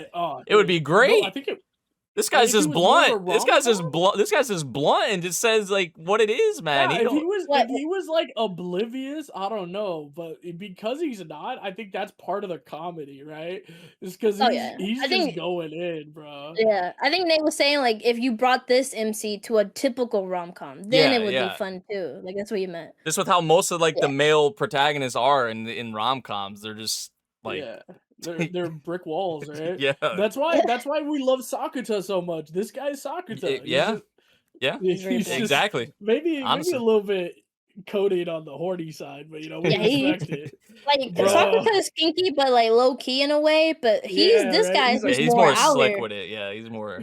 Yeah. Bro, can we just talk about my favorite scene? I'm gonna devour you. Yes, please.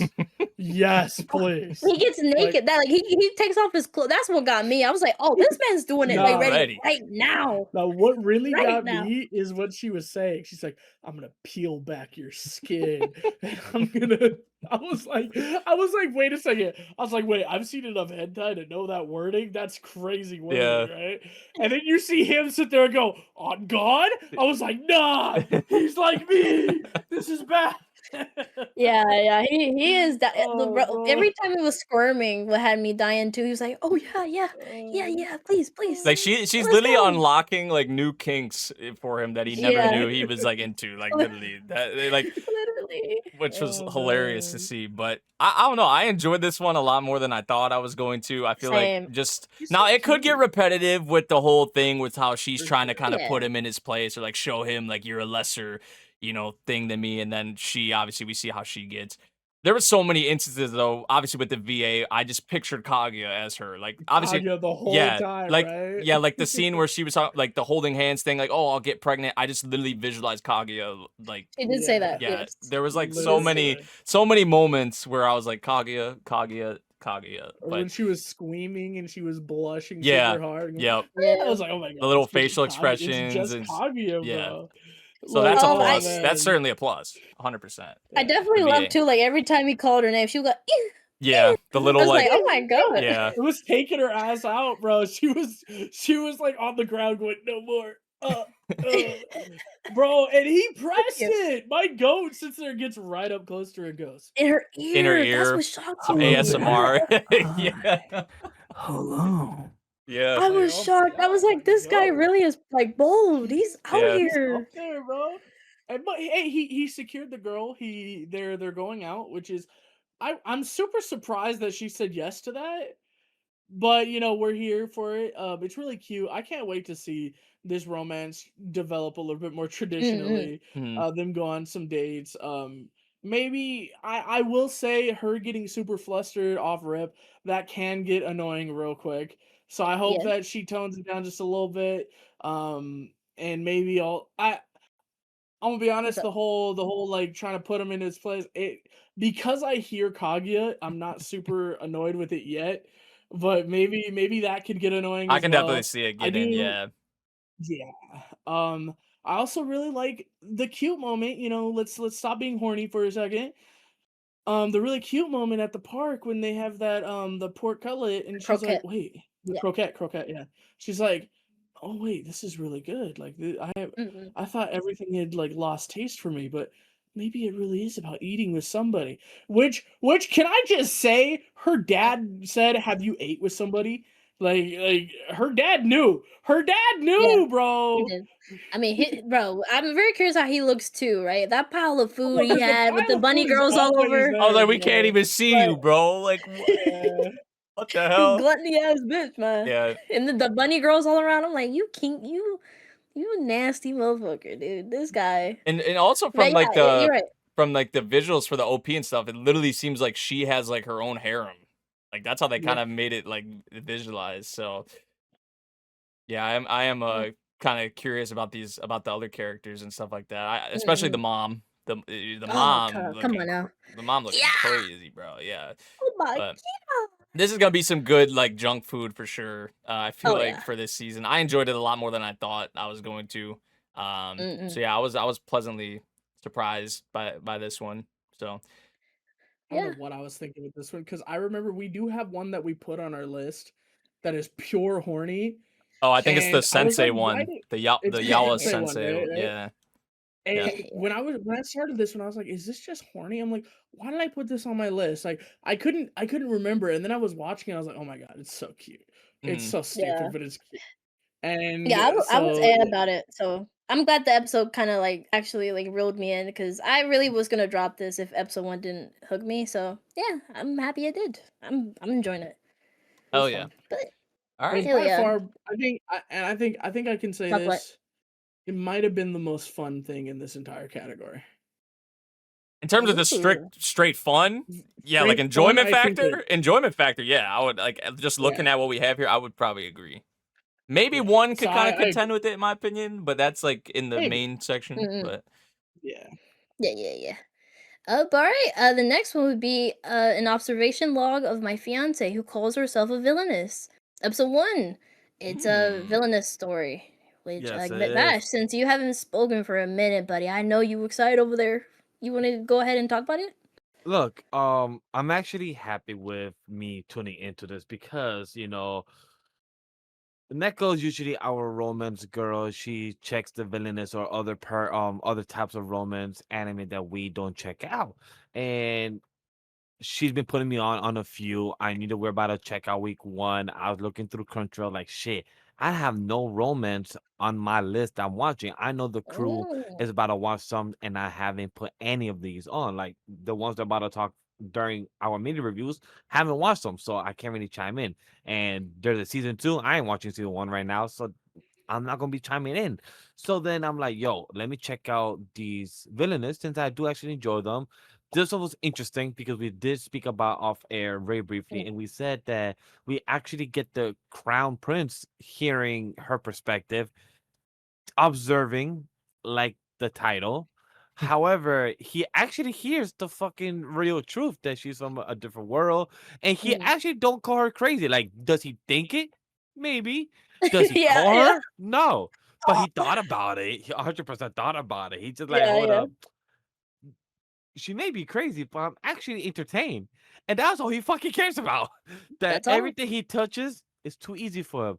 But this girl is not easy for him because he's having complication of how to respond to her, and that's new for him. That's all. Yeah. I mean, like, I think basically she's not something easy he can fix or like Handle. at least understand. Yeah. Right. Like right now, her explaining that, hey, I'm your fiance. I'm gonna be a I'm a villain. villainess. I'm gonna be the villain because I want you to be happy with the heroine, which is like, I get it. It's like fine, okay. You know, we had another series who went into that where the girl wanted to be a villain because she thought it was cool. But in this one, which I then Miguel checked that one out too. It was like Yeah, 2 seasons back, which it was interesting too. I don't think I was what's really the high on it, but it was cool. But with this one, you can definitely see that she didn't have a lot of self-confidence in the real world. So nope. basically, he was her savior, basically. So now that she's in this world, she's going to do whatever is possible to make him happy. And in her eyes, right, is to be with the main girl. But of course, right, their fiance, and he's getting to know a new side of her and something that she's like more interesting per se now that he's getting to find out like, oh, you're from a different world and you're this and this and this and that, and you think I'm gonna end up with the main girl of the story. Okay, and we know they're gonna fall in love basically because you can Yep. tell even this episode He's that she's kind of intrigued. yeah, like he's intrigued and she's feeling the doki doki. Of course, she's like, can you call me cute again? Because like, yeah, you can just say that she didn't have self-confidence and now she's in this world, and of course she gets to meet like one of her favorite characters and like the savior, but at the same time you're this girl now, so you can have a chance with this guy. But Plus, no, in her mind she wants to be a villain and to help him. on top of that, we also have the realization of how he is willing to go along with this because he even helped the mom. Like he helped the mom, the pandemic of having the Yeah, cure ready and everything. And he solved the issue of having a hard access to this plant cure all. But then he said, hey, let me try to solve it myself. And I love how he tried to help the doctor try to like help him like yeah. find his own way, but it took him like 6 months. He's like, "Fuck it, we finally got here, my G. I've been trying to get you here like 6 months ago, but no, you're too slow on Right. this." Well, like, Throwing right, hints but and everything. yeah, because he find the cure, but he's trying to get the doctor to officially use it, right? He's like, "Hey, can you spread this around and have it actually help out in your like experiments and your whole, your whole thing? Of course, this is what you like are good at is medicine and all that. So hey, what happens if there was a pandemic? You want to use this? You think it's a good method? Because he found it out quickly. But of course, everything that's simple to him isn't that simple for other people, and he's coming to realize that he's like, man, it took this guy 6 months to understand what I was trying to help him with. Like with this new medicine that he should be able to like easily figure out, but okay, again, he's not him, so he didn't. So it did help out with the epidemic, and it helped her mom. She was confused too. She was like, "Hey, I told you about like this future basically, and now my mom's okay. I was trying to collect this medicine, and I don't have enough." And he's like, no, don't worry about it. It did come like you did say, but I already fixed it. It's cool. And she's like, what? I love how he analyzed that of himself, his own flaw, that he has an issue that he needs to work on, where he cannot be too fucking vague. His only response was like, hey, I got it. I fix it.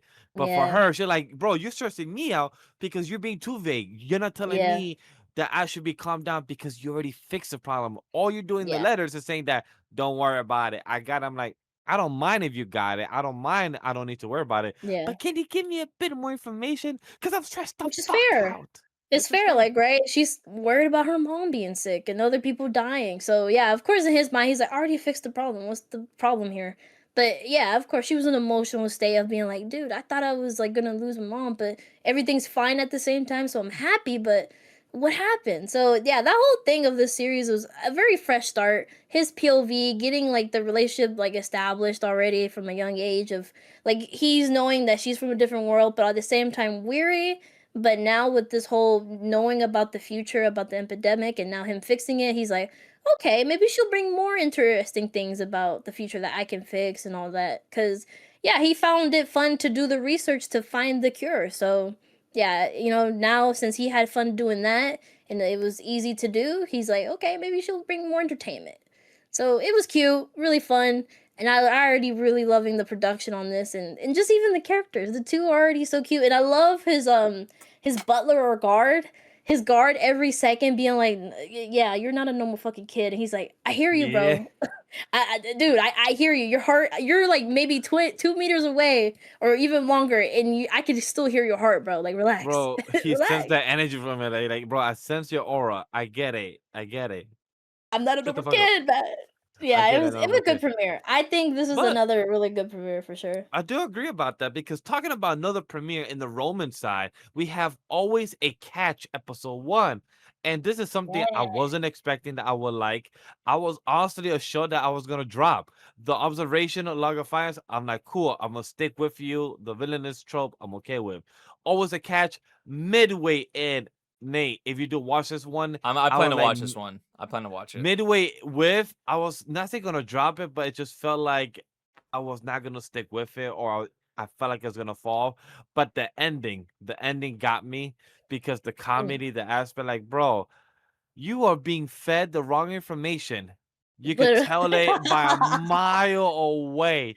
You're being fed the wrong information by the chick that's literally trying to deceive you, and you literally divorced the wrong girl. Bruh, dude. How bad do you not know this? Deadass, bro, deadass. That's literally what got me. I'm like, okay, cool. It seems like I'm gonna have a good time with the show because the girl learned it. Like, bro, first thing first, you're divorcing the wrong chick. You're supposed to divorce my best friend, the one here that you're supposed to. And who's feeding you this information? Because there's no way that even your brother came and said, bro, what the fuck you talking about? Like, that's not the type of girl she is, bro. Like, what are you... Yeah. She's literally like snickered, like, oh my god, I'm watching this in front of me. Oh my god, it's going as I planned. Like, really, bitch? Really, bitch? I love too, like, she mentions, like, bro, you need some glasses. You need glasses, yeah, that was the best part. Oh, where she sits there and goes, all right, first off, grabs both shoulders. You need some damn glasses, because I ain't your fiance. What do you want, bro? That had me dead. I was like, bro, get his ass. Get his ass. Dumb bitch. He's dumb. But I did like the beginning part because it established, right, that of course the bestie is of course more in love with the other brother, not the fiance. But of course she's abiding by her parents and basically her father. For the other brother, screw the fiance. The fiance's no. The other brother is so sweet. They clearly have more of a friendship, and of course they've been childhood friends for a long time. So it's a cute dynamic. But then we see our girl. She's more not ladylike, right? She's more rugged and having basically a knuckle. What's it called? A knuckle, whatever. Like as a hairpin, which is hilarious to me. Like brass knuckles. She's got knuckle dust. Yeah, brass knuckles. Yes. Bro, she has brass knuckles as a hairpin. It's crazy. And then you flip the hairpin that has a family portrait. Yeah. Well, yeah, because I think it's the sigil of her family too. Like when she did the stamp, it's the sigil of her family. Yeah, that's what I thought it was too. So it's a 3-in-1. It's a picture, a stamp, and a brass knuckle. It's the sigil of her family. Yeah, so honestly, this girl, I don't know. I mean, it looks cute on her. It doesn't look like anything like, like too out of there, but it is. It does look out of place as shit. I mean, I She's kind got of a pair like of it. brass knuckles on her head, bro. It does. It's very out of place. All I'm right. I sure kind Neko, of like it does it. look out of place. You could I mean, tell I guess once because you I saw it. have. I'm like I get. in my head. I'm like, Bro, she oh, should like use it for that's the Logan back or Paul. something to like hold her hair like somehow, like Yeah, maybe like but no, I but don't Nate, know if it's No, that's but like it's on literally the right front, bro. here. It It's is literally literally, right Yeah, here. oh Right shit. literally like on her on her bangs. head. it's on her. She has It's on brass her. knuckles on her bangs, bro. It's insane. Yeah, it's Not in so the I'm back. guessing. I'm guessing when we see next episode, she'll like take it out and use it to punch him with the brass Most knuckle, which likely, I that's bet This awesome. you. isn't that show. This isn't that Oh, show. may I ask No, for one she'll final use thing it. I type think she shit? will. I Like, think No, she she will. will use it. She She will. will I have use it. money. I will bet right now $5 per co-host that if she don't use it, y'all will get $5. I know damn well she. And Yeah, I she didn't has read to use ahead. it. And I didn't even read ahead. I will say this. I just know damn well you're not Yeah, gonna you have don't just brass have knuckles that. on your banks Exactly. and not use Exactly. them. And not use them. Exactly. And remember, we also saw a flashback that she is training as a sword person or something. So She she can fight. knew Yeah. girl can fight. Girl got hands. I'm not saying that she don't be hands like the previous season where girl was giving hands every episode or every single second. No, Yeah, I don't think she will every that's second for not sure. that. Yeah. No, but next Yeah. episode she's definitely gonna fight. Or yeah, I don't know when probably, but yeah, she's definitely. Hey, that's a hands-on weapon at all times, bro. Like literally, you just gotta go up, like get in the hair and yeah, yeah. So I mean, again, like all we were Hands on talking about, sight. it's been fun. It's very expressive. The animation, it actually is really well done, like throughout. And yeah, I'm very curious to see like how I'm guessing the crown prince like gets into her. How the Bessie will finally have her happy ending with the brother who she really wants to marry. So a lot of good elements this premiere really showed, and I'm very excited for the next episode. It seems like a good time. It's very expressive, and the opening is really cute. So yeah. Really good premiere. But yeah, That's all we got. yeah. Unless Manga, you got Moving- anything else? You good? Moving on All right. to already better than Polar oh, Opposites, here we go, episode dude. 1. Here we go. Already better than Polar Opposites, I episode should 1. have figured he was gonna say How that, are we bro. feeling, bro? How are we feeling about already better than Polar No, Opposites? I don't episode really 1, care bro? what you saying. I'm just gonna say this author's cooking, bro. This author cooking with 2 series, man. Because Exactly. Already better than Polar Opposites. I mean, I'm not gonna episode say 1, that. you It's know. 1 episode, but Oh, I did it. wait. This is the series that's the same author? author? Yeah. Oh, Yeah. that's when I need to Yeah. watch that. Yeah, you That's when I definitely need to watch it. it. Yeah. No, I Definitely. like this one though. I liked just how they kind of introduced the main girl and just like her past with middle school and kind of how she was treated and kind of like the whole people kind of have the wrong idea about her, right? Like they don't really kind of take her or know her for like who she really is and stuff like that. And I feel like there are already characters like we saw I think his name was like Minato, not the draft, the other dude. Like the one dude's kind of trying to close the distance a little bit between Yeah. her. But no, I think liked you're right, like maybe. Koyuki just seeing how she is with like her bestie, who I thought maybe at first there was gonna be like some tension or like like it a seemed like feud. it. Yeah, like they did kind of like present it. I feel like that way, but then it turned out like oh they're like they're besties They're and like stuff like that. best friends. Yeah, and, yeah. but seeing how like she is with her, like someone who actually knows her for who she is and takes her for who she is, and like how she was smiling and opening up, and pretty much the side of her, like the real her that people don't see. I like that, and just it's a shame that people write her off, just because of maybe how she looks, I guess, or like her facial, expression and whatnot. It kind of reminds me of the dude from Toradora, like main dude a little bit. Like yeah. Ryuji. Yeah, Yeah, it kind Ryuji of for gives me sure. that sort of vibe. I love the visualization. Oh, with the wall. Ramparts. Yeah, the ramparts, the walls. wall. Yeah, Really I good. was. Yeah. I The love music that too too. with that, making Yeah. it so intense. Because I mean, yeah, that all that like having what she went through, and of course the wall she's creating. Oh, so good. Mhm. Yeah, Yeah, I and there feel was like- like I getting feel like- higher and stuff like that too. Yeah. It's such a good representation because like we do it unconsciously, right? Especially when you're getting like just shit rained down on you and like it's something you can't control. Oh, you're short, or like oh she has resting bitch face, but like she has nothing to like. There's nothing she can do about that, right? and just it kept piling up and piling up and piling up. Poor And then she baby. had a friend that talked to her, and then that caused more issues. Honestly, fuck Japan. The more I learn about Japan, the more I feel like if I was a kid in Japan, I would Yeah. have been a delinquent. Like I would have been like Now beating the you shit out of right. people. Now you know why there is so Like many, right? Because it's honestly, like, bro, bro, I ain't even standing for this. I I'm mean, right? so Just the whole misunderstanding of like the guy, like teasing her and everything, and of course, like the other girl, I'm guessing that liked him is like, oh, why is he friendly, whatever, right? And bullying her afterwards and all that. It's like, for bro, no we reason. need to Like what stop the that. heck? Like, Yeah. bro, just because this other guy is giving me attention that you're not getting, maybe it's a problem with you, buddy. It's Yeah, not with me. look yourself in the It's mirror. Yeah, Look yeah, yourself in like no, yeah. like I hate that kind of stuff. It is typical, like of course, teenager, kid, whatever. It's I like mean, it's the you see same a thing in friend. these Villainess stories. I'm so sorry. Same Oh thing in yeah, go these ahead. Villainess stories. It's the same type of bullying bullshit. That's like, man, fuck you. That's Yeah, why truly, may I ask for one final thing, was such a good like series for me yeah, because we get to punch the shit, or we get to see them yeah, get their yeah. fucking shit kicked in, right? No, for sure, for sure. But yeah, continue. I interrupted again. No, you're good. Yeah, go ahead. But no, I think last thing too, like when Nate was talking about, like, of course, seeing the real self of the main girl, but also even her bestie, right? Because they go and talk about like her bestie's like more of the rowdy, rambunctious type, and they see her as a saint at school. Yeah. So they're Hmm. both being like seen the very opposite of what they truly are. Mhm. Our girl is more, she's cheerful too and calm and whatnot. She's not just like cold and like, of course, she has her moments of being like that, but not really. Like, right, we see her with her bestie, she's more calmer and more smiling and jokey, and her friend is Yeah. more like rowdy and more like a gorilla. Like, apparently, she used to be called a Yeah. gorilla when they were younger, but now at school, she can't even shut off being like the saint basically at school. So Yeah. I'm very curious Which how they're has to gonna be dive into tiring. her own. That has to be Yeah, tiring. for sure, right? Yeah. Like she's like, I want to be seen as like the gorilla, which is funny, right? Usually with those type of characters, they don't want to be seen as a gorilla, but in her instance, it's like, I don't want to be seen as this delicate like saint. I want to be seen as a Yeah. gorilla, like I am, and it's cute. It was Yeah. fun. So I'm very curious to how they're gonna tackle with all the drama within even her bestie going through all that. It's like, like oh, it is she seems like gonna eventually?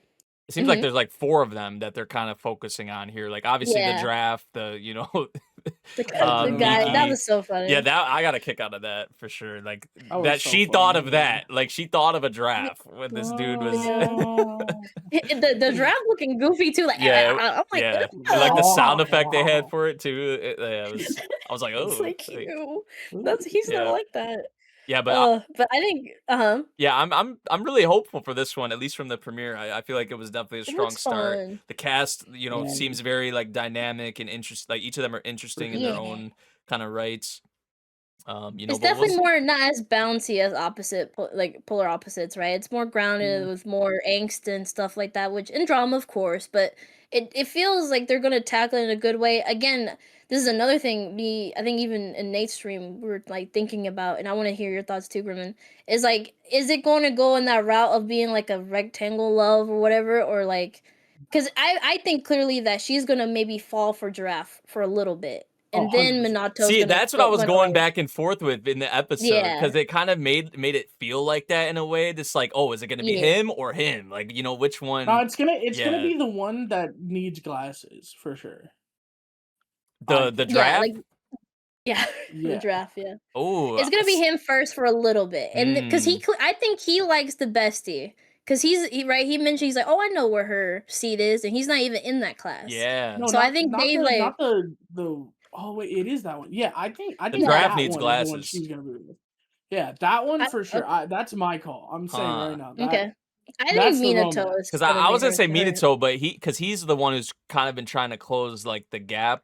I Yeah. feel like that, Well, I thought the giraffe was. and they like met eyes and No, it was the orange haired kid. How about yeah, the that? We're orange gonna haired call him dude. Orange.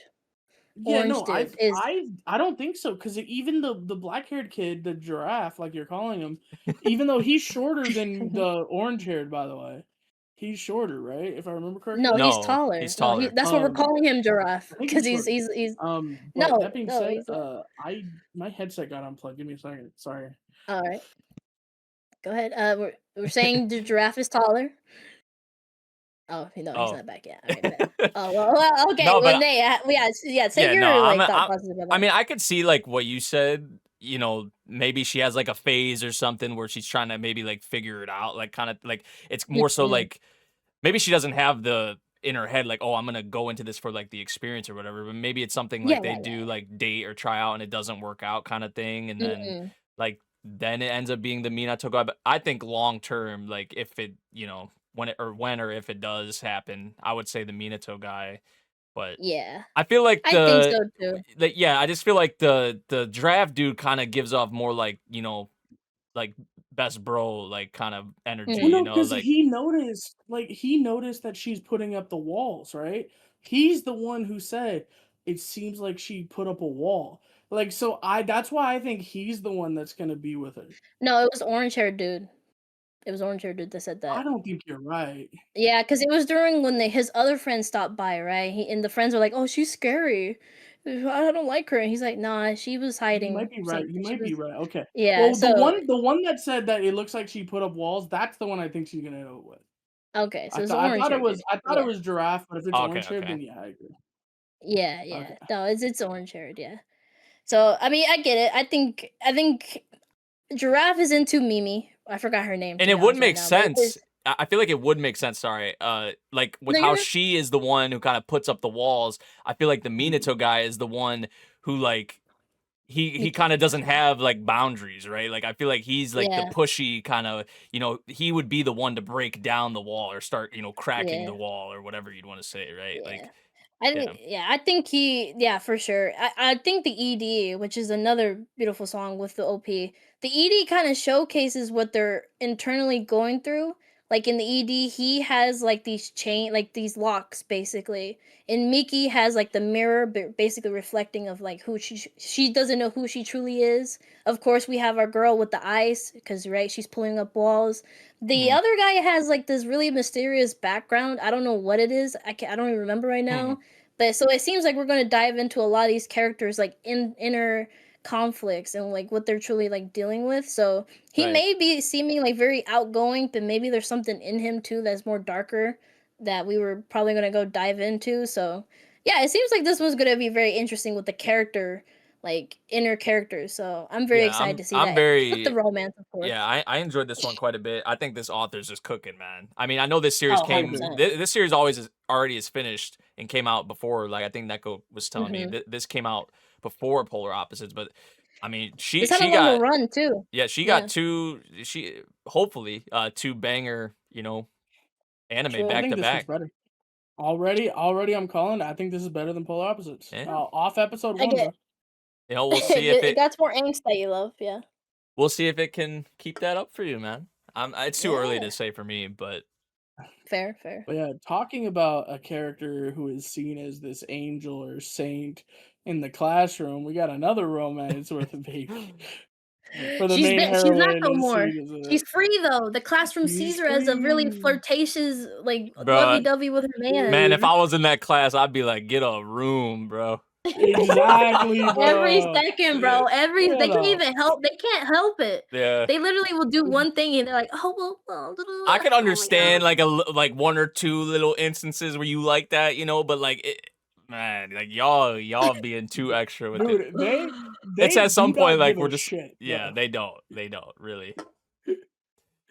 Oh man, like it has its charm, it's cute and all, but it like I'm sitting there watching the episode. I'm like, man, if I was in this class, I'd be so pissed, bro. Like this shit would be, I'd be like Tyra in Polar Opposites. Like I'm sitting there like making comments in my head like to myself and shit. 100%. 100%. Yeah, like fuck these fucking couples. Yeah. How are these guys friends with these two? Holy shit.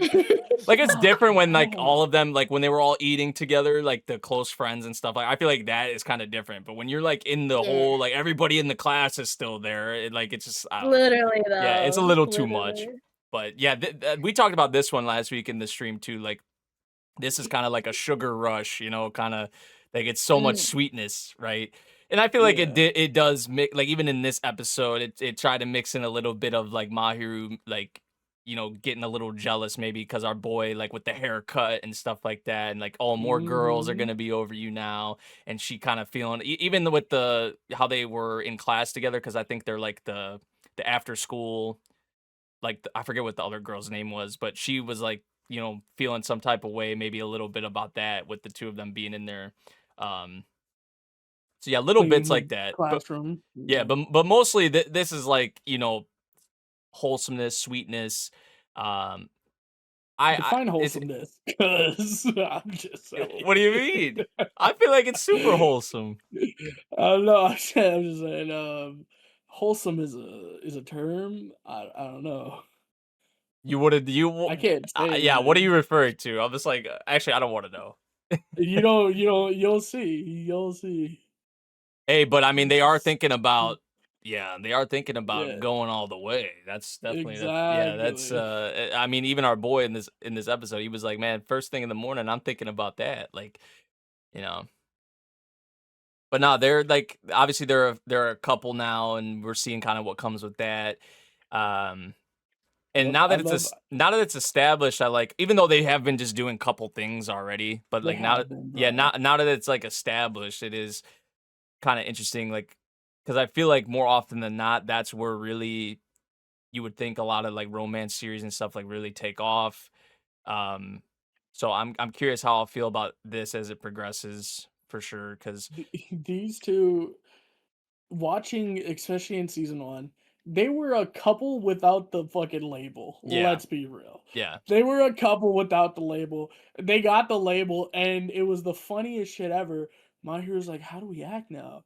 And he's Mhm. like, "I'm gonna be so real with you, girl. We've already been a couple. Mhm. Like, let's be real. You live at my place, basically.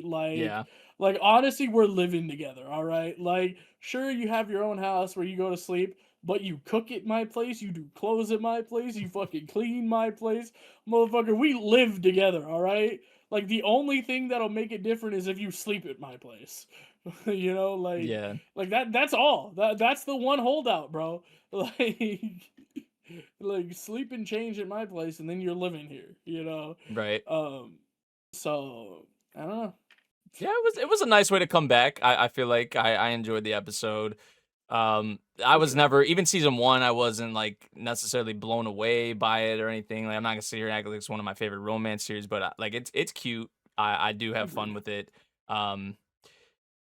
Yeah, I feel like it was what we were talking about in the stream during the trailer. Like, sometimes it's a little too much, right? Like when you're getting like kind of spoon fed so much of the, you know, the sugar, right? I'm So gonna die. I'm gonna yeah, have a sugar crash. yeah. But yeah, I think I mean, we kind of referenced it on stream, but you got in the trailer we saw a little bit of conflict. Mhm. Like, so maybe something's coming up, who knows. Yeah, But yeah, surely. surely. Yeah, not a whole lot to say on Isekai, that one. We can move on. true. Let's go. Isekai and fantasy.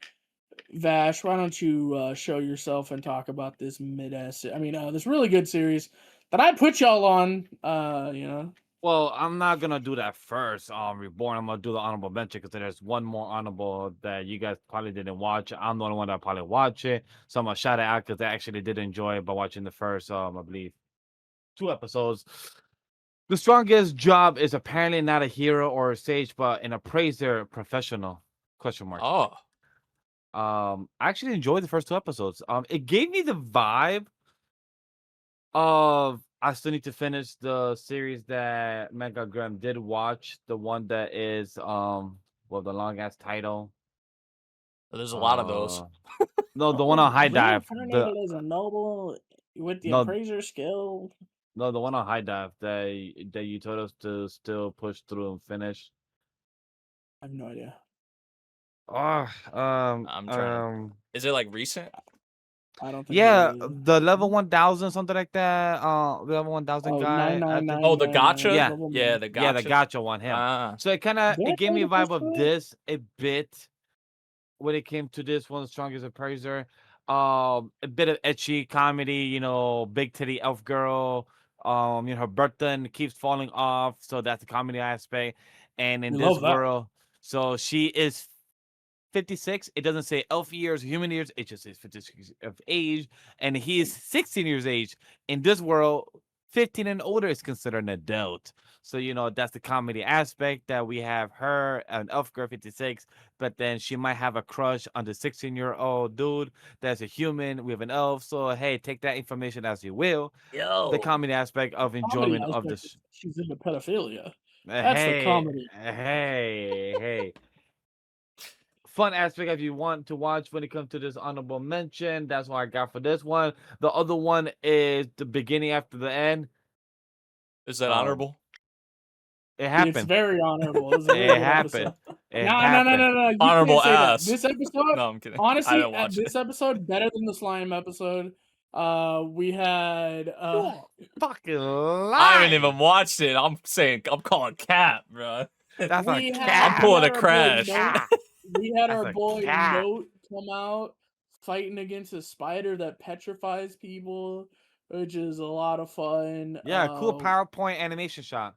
We went and saved. No, there was animation there, believe it or not. It was actually not PowerPoint, which is surprising. Studio Cat figured out how to Punch animate. Man, One Punch Man season 3, and this is like The Rock and John Cena at WrestleMania, bro. That's crazy. I saw TV's video like that too, bro.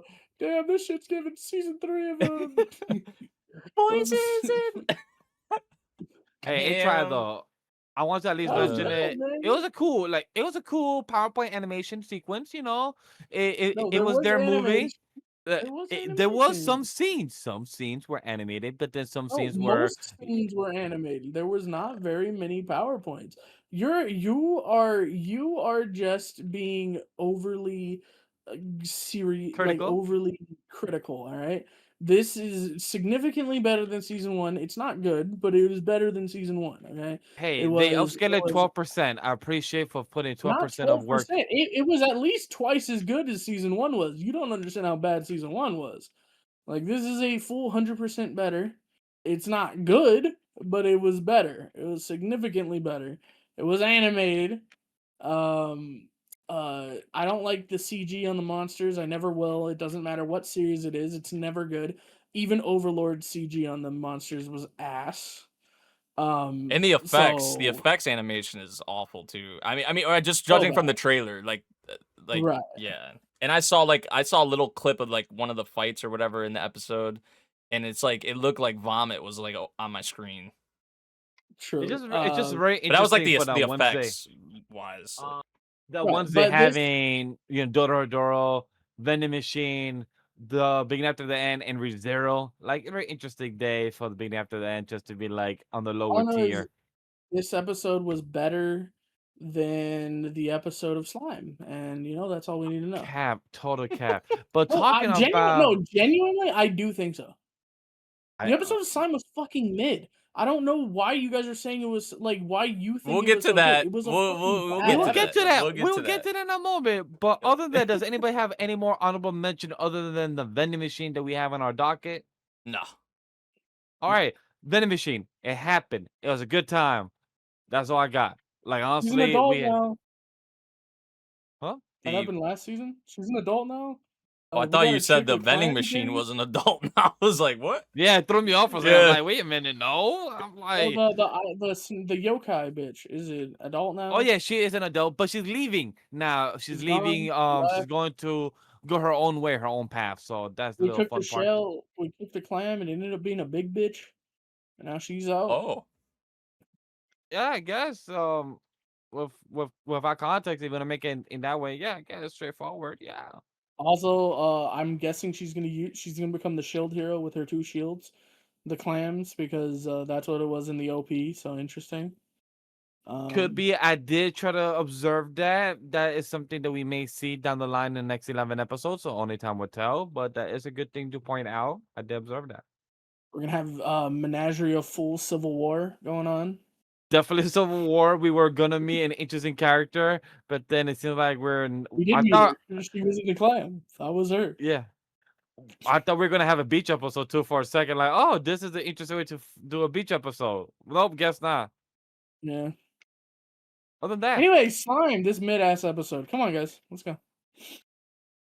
All right, Nate, how did you feel about the slime episode? Other than Graham Okay, just I'm saying not that gonna it's call back. it mid, but I did It was enjoy it. pretty fucking Like it was mid. it was a solid episode. enjoyable, but it was a mid.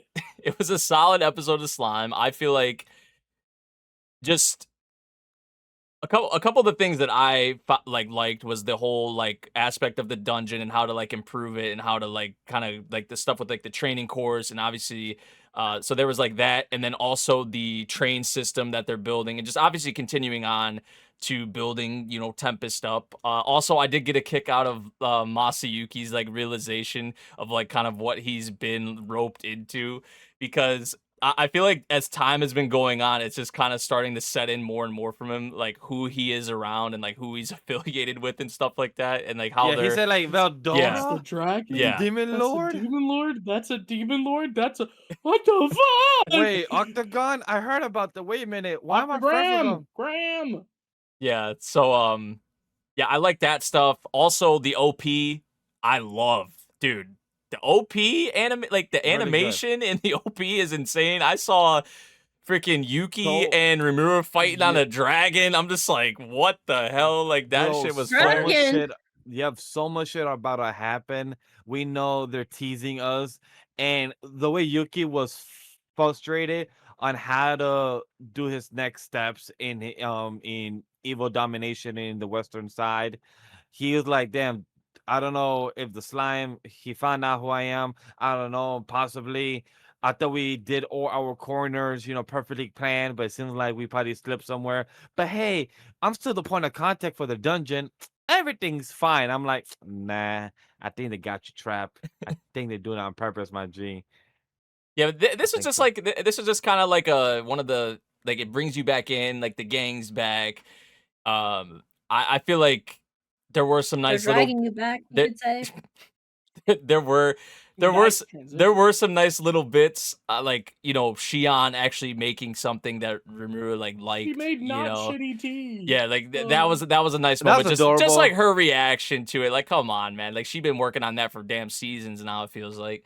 So like we also that. had our boy Diablo. He's Yeah. gonna get an assistance because he said, "Yo, the whole taking the nation. I don't want to do miscellaneous, that shit." Like, miscellaneous activities. By the way, he said, and then he was talking about destroying nations and stuff. I'm just like, Destroying nations. He said that, subjugating hey, this humans. guy's literally give a freaking shit. demiurge, bro. This guy is literally bro, demiurge, bro. slime. Sorry, Rimmer said, "Oh, you want to get an attendant to do someone the to give easy you stuff for coffee you, and right? shit, To get right?" coffee." Like, He no. goes, "No, Diablo well, said, not "No, I that." want to do the coffee stuff. I want to be next to you. I don't want to go away from you. The whole taking a whole nation, that's too much That work for shit- me. That's just boring." That shit's peon work. We can get peons. Don't worry. Yeah. So I'm curious to see who we're gonna find out because we're gonna our boy Rumo's gonna make a doll. Probably next episode we're gonna see who this attendant is. So I'm really curious to see who's gonna be seen. And we got a little child that is annoyed at slime. Oh, Maribel. Okay. Dude, did those Yeah. ED visuals of her? Oh, Those ED visuals are Dude, crazy. She looks bro. like Yuno Gasai, bro. Dude, that I'm like, shit was Yuno? crazy, man. I was Yo, like, those what visuals the- were beautiful. See just Those swimming visuals were in fucking blood? Fantastic. Like, what She the? looks like Yuno, bro. Yeah, it was a bit literally sadistic. looks like It Yuno. was a bit sadistic. I'm like, bitch, you crazy.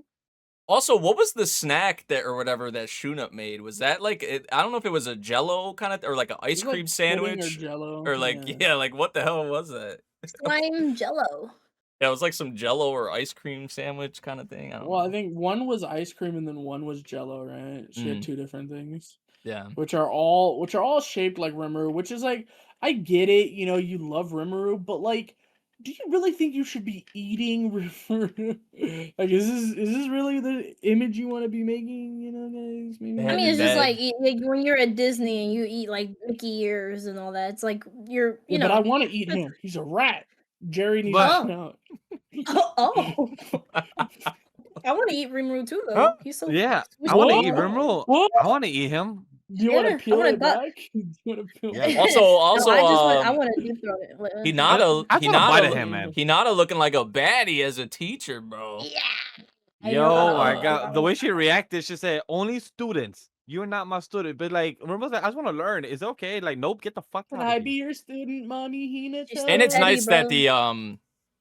Like, because what now they're like the students are here, right? They're not at the. So now like Rimuru doesn't have to go because it was like a pretty far distance, was it not, to like kind of go see them if he wanted to? So he also did make the transportation for him to skip that type of transportation. So he also has teleportation. Yeah. So fair. He could do that now, but at the same time, he didn't trust those 3 or 5 students over there in that kingdom no more because now him stuff about Yuki. Yeah. I'm like, fuck Yuki. Like, so you don't trust it. By the way, quick question. I don't know if it's me that totally remember or totally forgot. I thought the 3 clowns died. Or did it just get reborn or recasted? What the fuck? They never died. No. I thought they did last season. No, they didn't. They got away. Basically, I thought one of them died. They started the fight with Clayman. While that was happening, Laplace went and killed one of the demon lords. Yes. Well, one of the demon lords stand-ins, right? He killed the fake Valentine, right? And then he got away because Hinata started chasing him. So he got away. Then the fat one and the girl were helping Clayman's army advance, but the second that the orc and somebody else, it was the orc and Gabiru, I think, started fighting them in earnest, they said, "Yeah, deuces, we're out," and left. Okay, I just thought one of them died during battle. I just thought I knew it was Clayman, of course, one of them, but I thought one of them died as well, but I guess not. My brain was like, damn, I thought one of them died or perished, whatever it may be, but I guess not. I guess they were fighting, they were having fun, they were like about to die, and then they said, "Yeah, no, we can't be here anymore." Okay, so they're about to die. My brain just said, "Hey, yeah, we're annoyed for 3 seasons. Hopefully, we're done with y'all," but I guess not. This is surviving. Oh well. Cool.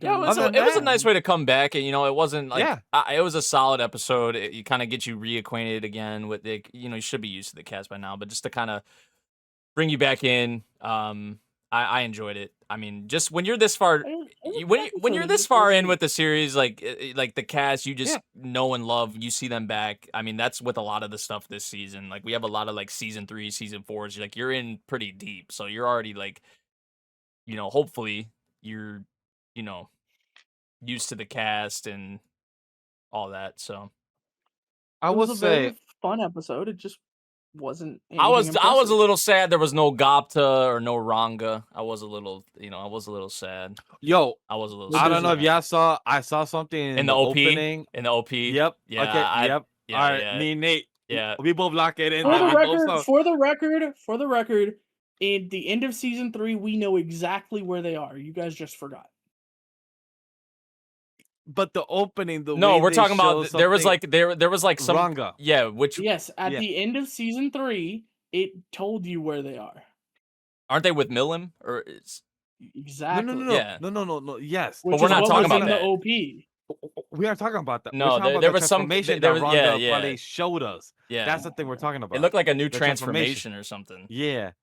Bro, look humanoid. That's what kind of threw me off. I'm like, oh, okay, which we did see something with them in the tournament, though. Yeah, but like I think this was something else. Yeah, it was like a combo attack they did during the tournament, but now that they have actual something, I'm like, okay, cool.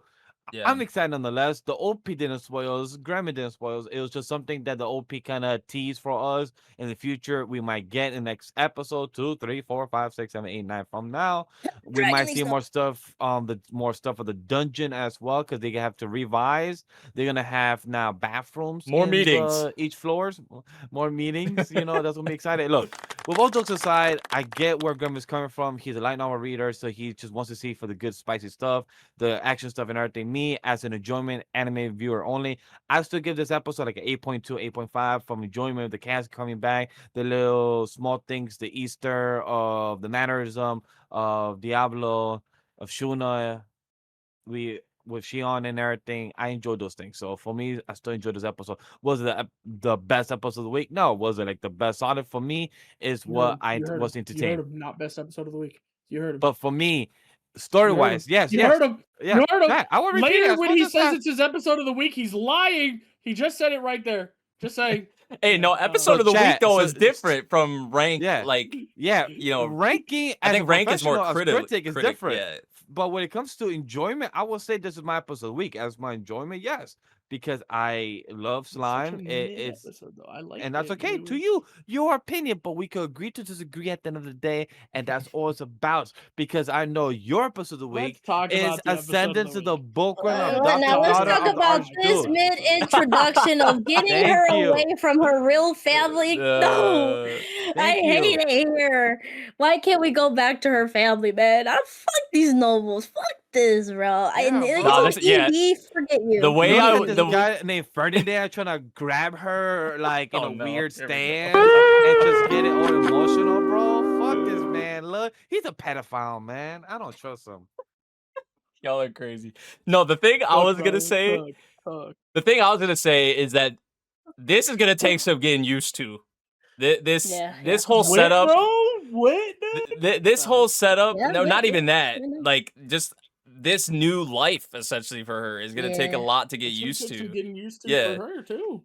Oh yeah, obviously. Yeah. But I just think for me as a viewer, because like you had 3 seasons of attachment to a cast, right? Like her family, Yeah. Benno, like 5 volumes, 5 yeah, light a novels. lot of characters you grow to love, and you're separated from them, and you got to treat them like you Yeah. don't know them.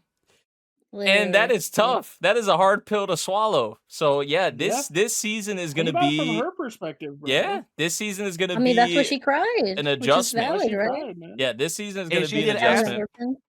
And she did ask in advance, like, "Hey, I'm not telling you to not give me no more hairpins. Can you just give it to me a like 2 couple days, days in like advance." 2-3 days in advance, so Yeah. I could be Fair. emotionally The emotional, prepared." yeah. That scene You did got hit me though. right now. It did Yeah, hit it did. exactly. Yeah, That's And why can she we had her talk broken about down. She broke down emotionally Wit for no Studio reason. on the Mhm. animation of her crying? Holy Yeah. shit. Yeah, which Yeah, for we were sure. expecting a boost. We were expecting a boost of sorts. Yeah. With this season with Wit taking over, and I feel like that did show.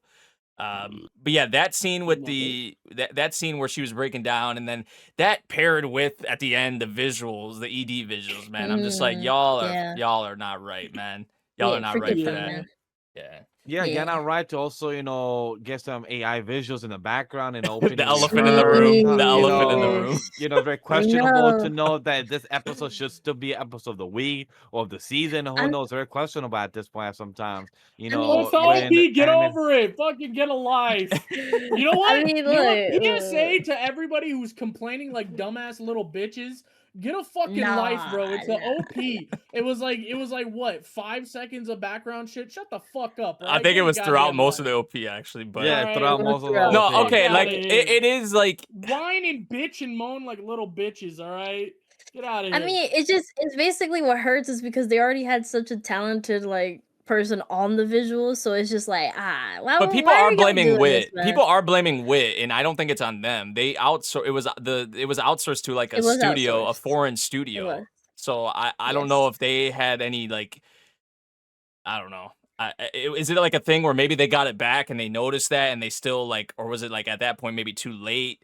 Right? I don't know how those inner workings kind of are, or if they were aware. I don't know how it's in the animation department in that side, because for example, I was a art designer assistant, and it was us two that did the set for like a Busta Rhymes video. Proud of the project, proud of the set we did.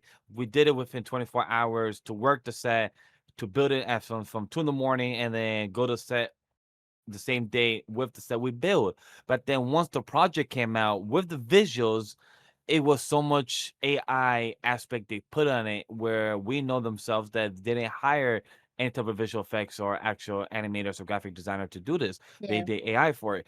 Now, as a passion project that I work on it from start to beginning to end, but then do I share or tell people I work in this Busta Rhymes video? Yes, I work on 3. I just don't tell my favorite because they did AI on it. So who knows, as you said, Nate, that was this something that they was planning already? Is it a big deal like Grem is saying at the end of the day? As much as in the big scheme he's being of very things, aggressive it's not. about it, but It's- at the end of the day, it's only background art. So can we be mad about it? Yes, but is it out of the proportion that we should throw our picks and fork? Should we boycott? Should we boycott this season? We didn't need to. No, we didn't need to. Can we boycott the opening? Yes. Y'all want. I'm talking about this for half an hour every podcast. All right? Can we boycott the opening? Yes. but can we not boycott? I just think it's a bad Is it what's use. wrong? Like, there's good and bad uses of AI. I feel like if you're just like, Yeah. for me, I make goofy stuff on my friends with AI like all the time, and I send it Which within our does. group. That's Yeah, he it. does, he does, Like yeah. that's I feel like an acceptable form of like using AI. But like something like this in a professional, like you're putting this out to the masses, you're making money off of it. Like, yeah, it's an I think OP. It's a very minuscule thing. But Yeah. like, I made the joke, like it's a series about like books and like I just feel like, Art be and self-aware, culture, all man. that, You do an yeah. AI, like, the hand, like the books and the care that goes into making them and just the Yeah. blood, sweat, and tears, right? And it's just like Yeah. you use AI, man, like you're not self-aware. And then it makes me nervous about maybe like in the future of the series, like what if another episode gets outsourced or, who knows, right? I just and Wit has they are like kind of, I don't want to say advocates, but they are like more accepting, pro I feel like, AI. of Yeah. of Yeah, they're pro AI. AI. So but yeah, it is in the OP, so it's like, yeah, in the grand scheme of things, it's not that big of a deal. But that was kind of like the elephant in looks the good. room. It's been a big discussion online with Bookworm, Yeah. even, which is a shame because it's not even, it hasn't even been about the content, because like the Yeah. content we had in here, I feel like was good, especially like as the episode went on with like the ceremony and stuff like that, and just like, Mine's the breakdown she kind of had, you know how Ferdinand had like kept that the peace or whatever. So Yeah. I mean, even Yeah. her being introduced to the new family, Yeah. getting used to them, all that. It's Mhm. like, yeah, it's gonna be something to get used to. Of course, we're just making jokes, but it is sad because we really love her family, and they were such a really good group. And then especially with the new brother, it's like, oh, the brother's not even going to get to know her, and Yeah. she or her grow up with him either. So it's a lot of sad things about it. But at the end of the day, I guess this is what she has to deal with, and she's a noble now. Mhm. So yeah, it's And it's time. there's still characters obviously in here we are familiar with Yeah, yeah. too, but like a lot of the new faces and stuff like that, like, yeah, like I said, it's gonna be an adjustment. It's gonna be something for us to get used to. I feel like that's what this episode spent a lot of time on, is like introductions for a lot of these new faces and people that Mine's gonna be around for a while. Yeah. I would assume. Yeah, So. for sure. I mean, it was a beautiful premiere overall, for sure. Oh, It I was enjoyed nice. it. Yeah, it was good. Hope she's okay next episode You because guys she was haven't getting talked dragged. about it. Yeah, she was getting So, yeah. dragged, Don't man. drag a body without realizing that maybe the arm got heavier, my G. Maybe the person Literally. you was holding hand He was got excited though. unconscious. Yeah, Yeah, surely he when was she hit the excited. ground or like fell, like you would feel like Like a it's tug. heavier. weight. Yeah, Yeah, and the the fact you're tug. having to It was, drag her, you have to put more force into.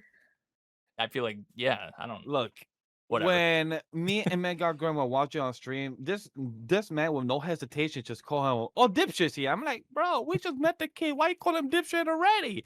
And then I love by the time the episode ended, he Sorry. said, "This is why we call him dipshit. He's been here for 20 seconds. This is why we call him dipshit." I'm like, well, you ain't wrong now. I see where you're coming from. You ain't wrong. But dude, it's so bad He's that so his name's Wilfred, right? I've read all of this. I forgot his name. I was talking with one of my friends who reads this series. I said, was that dipshit in the OP? Like, I didn't remember him already, like, doing this. And she's like, yeah, it was Wilfred. And I said, that's crazy. That's crazy that she knew exactly who I meant. I said dipshit, and she said, yeah, it's Wilfred. I was like, that's crazy. She knows. I said dipshit. I mean, I was just happy he wasn't a bully to mine. I think usually with like having a new person join the family, That's how it they usually get jealous, goes. or Yeah, but like, and he just wanted to play with her, right? He was excited. He was like, "Hey, call me big brother" and whatnot, and he just was too excited. And he just ended up dragging her, not knowing of her condition and whatnot. And it's like, I don't know. I'm curious if he truly wasn't actually meaning with good intention, or was he trying to bully? I don't know. It looked like he was just trying to be nice and like play Yeah. with her, and very excited to have someone new. So at least in that department, I was very happy that it didn't go a typical route of him being Was nobody jealous like of her watching and over whatever. Mine though? Jealous Like in and- that where like I No, know I feel you. I know people Yeah, I were don't like know. coming up to her and like thanking the her and worst things part like that, is- but Where like the fuck is Cornelius? where did everyone The go? worst part His is bodyguard. no, you guys are talking about Cornelius. The two people who were kneeled in front of her are her guard knights. They were just introduced as her guard knights. Yeah, how So y'all? you're saying where are her guards? Right there. They were right there. I'm saying, when you see her go off, like, what are you doing?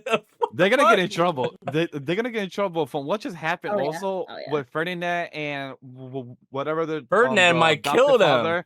The adopter for the another dude. I mean, they've killed people before, yeah. They just also Sylvester. planned something as well. Yes, Sylvester, thank you. They So- just did something Sylvester, smirking Karstad, as and hell. Ferdinand, bro, the way they were smiling. Yeah, basically, Rosemary knew. there's She a like, lot of wait. things.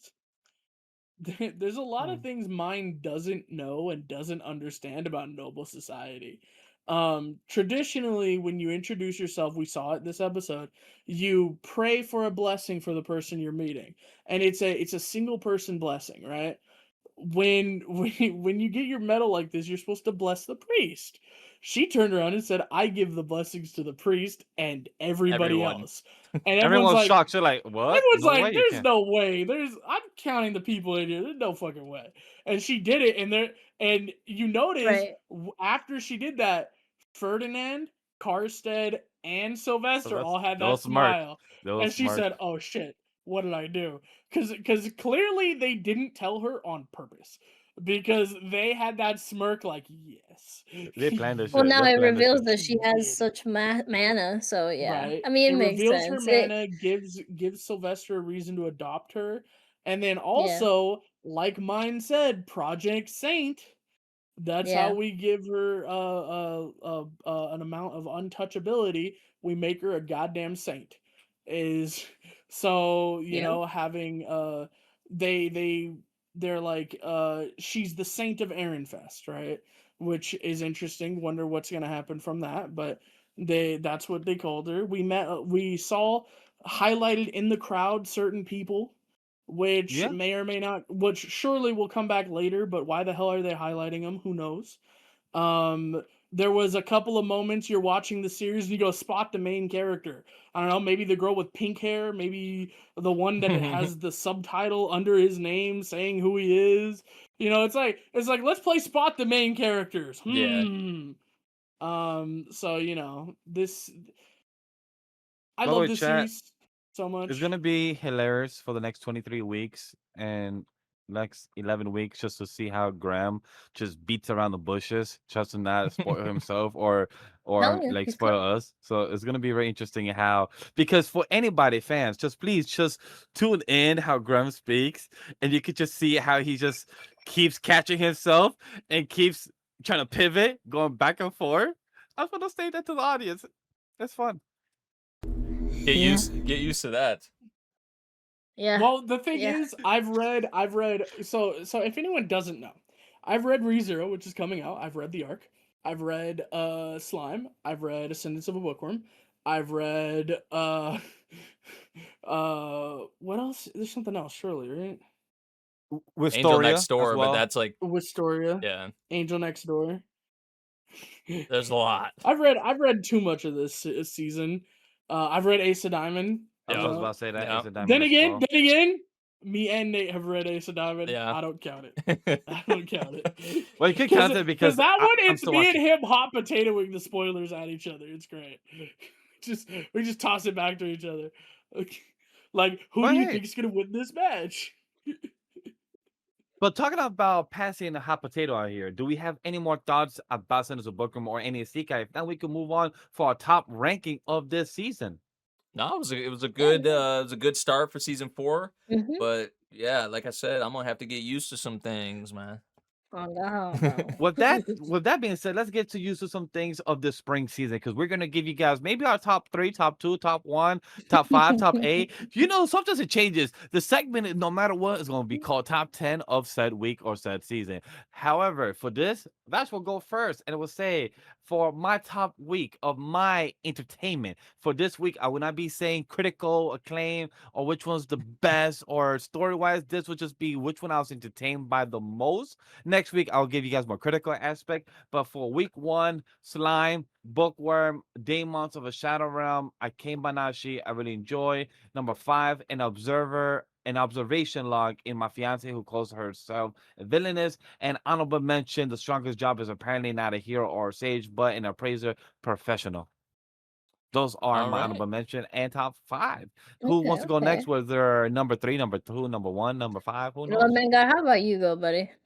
I want to hear your long list. Since I'm the only one who actually did a full list, Yeah. my number 1 is, of course, Ascendance of a Bookworm, the adopted daughter of an Archduke. We love it. We're here for it. Oh my god, this is the GOAT. It will be number 1 every single week. I do not care. I'm gonna put it there every week. Maybe a couple episodes of ReZero will uncrown it, but for now, I'm calling my shot. Babe Ruth, I'm pointing a direction. Number 1 the whole season. Number 2, Akane-banashi. This shit surprised the hell out of me. I've watched a couple episodes of Rakugo. Granted, at the time, a very drunk person was making me watch it when I didn't want to watch it, so I've been kind of soured on Rakugo stuff. So I'm like, I didn't really want to watch it then, but like I'm being forced to, background stuff. But Akane-banashi really was really good. It was a very enjoyable episode. It made me really like Akane. I'm gonna read the manga. We took bets on when. Write it in the comment section when you think I'm gonna be caught up to the manga. Number 3, Agents of the Four Seasons. This shit was so good, and I am mainly talking about episode 2, but we didn't talk about it this podcast. We'll talk about it next week. But episode 2 was so fucking good. Episode 1 was alright. Episode 2 was great. Goated. We love Winter. Winter's our boy. We love him. We love him. We love him. Anyway, Yeah. Number 4 is Ace of Diamond. I am scared shitless every single episode I see of this. I'm gonna be terrified. I'm gonna be shitting bricks. But this episode was good. 7 chapters. It's a lot for Ace. This was a typical Ace season. This one episode would have been 2 or 3 episodes. Literally. So I'm a little bit afraid. Yeah. I'm a little bit afraid, but it wasn't paced too poorly. I think this was a very good spot to go a little bit fast. Yeah. So the main really important part is our boy's asleep. He's taking that nap. He got that W. He's got confidence. Wolf Boy's best boy, Miyuki's second best boy, and Ace June, of course, is Giga best boy. Moving on to better than polar opposites already after 1 episode. There you go. Enough said. Ramparts of Ice. If you guys don't, yeah, what is that? reference. I don't know what's better. It's better. Number 6 is Mistress Kanan. Is so devilish. The devilish Miss Kanan is so cute. Whatever the hell it's called. It was very adorable. We love Kaguya being horny, getting embarrassed. It was so funny. Kaguya's VA kills it every time she's in something. I love it. This whole series so far. I hope it doesn't get too repetitive, but as of right now, I'm enjoying the hell out of it. It was a really good first episode. Number 7 is Bitch Boy, main character, let his wife die. Genuinely, I do feel that he kind of dropped the ball just a little bit. I want to see him enact the most, like, I want to see this. I want, like, you know how they do the Villainess shit where the Villainess gets this horrible outcome and like her life is shit, and then like she gets like cooked by the end and eventually dies. I want the Fat Man. I want that to happen to him. If he brings it back and does that, then I'll fully endorse this series. But as of right now, he's a little bitch boy cuck, so we don't like him. Maybe we'll like him eventually. Number 8. Don't Daemons speak of the for us, Shadow man. Realm. Speak for yourself. You said we. That's me. My bad. Yeah, we as in me. Number 8, Daemons of the Shadow Realm. We really like Alphonse as the main character for once. He doesn't care about his height. He's not complaining about being short all the time. Alphonse and his sister. I'm excited to see this Rose character because Rose is really dope. So I can't wait to see Rose's new form. Rose, by the way, is the chick with the pink hair. She has the yeah. Okay, cool. As long as I just because he looked confused, so I had to give him the so we can't wait till she comes. I wonder what she's gonna be all about. I'm excited for that. Number 9 is Mao. No Mao, which so it gets docked points, but it's good.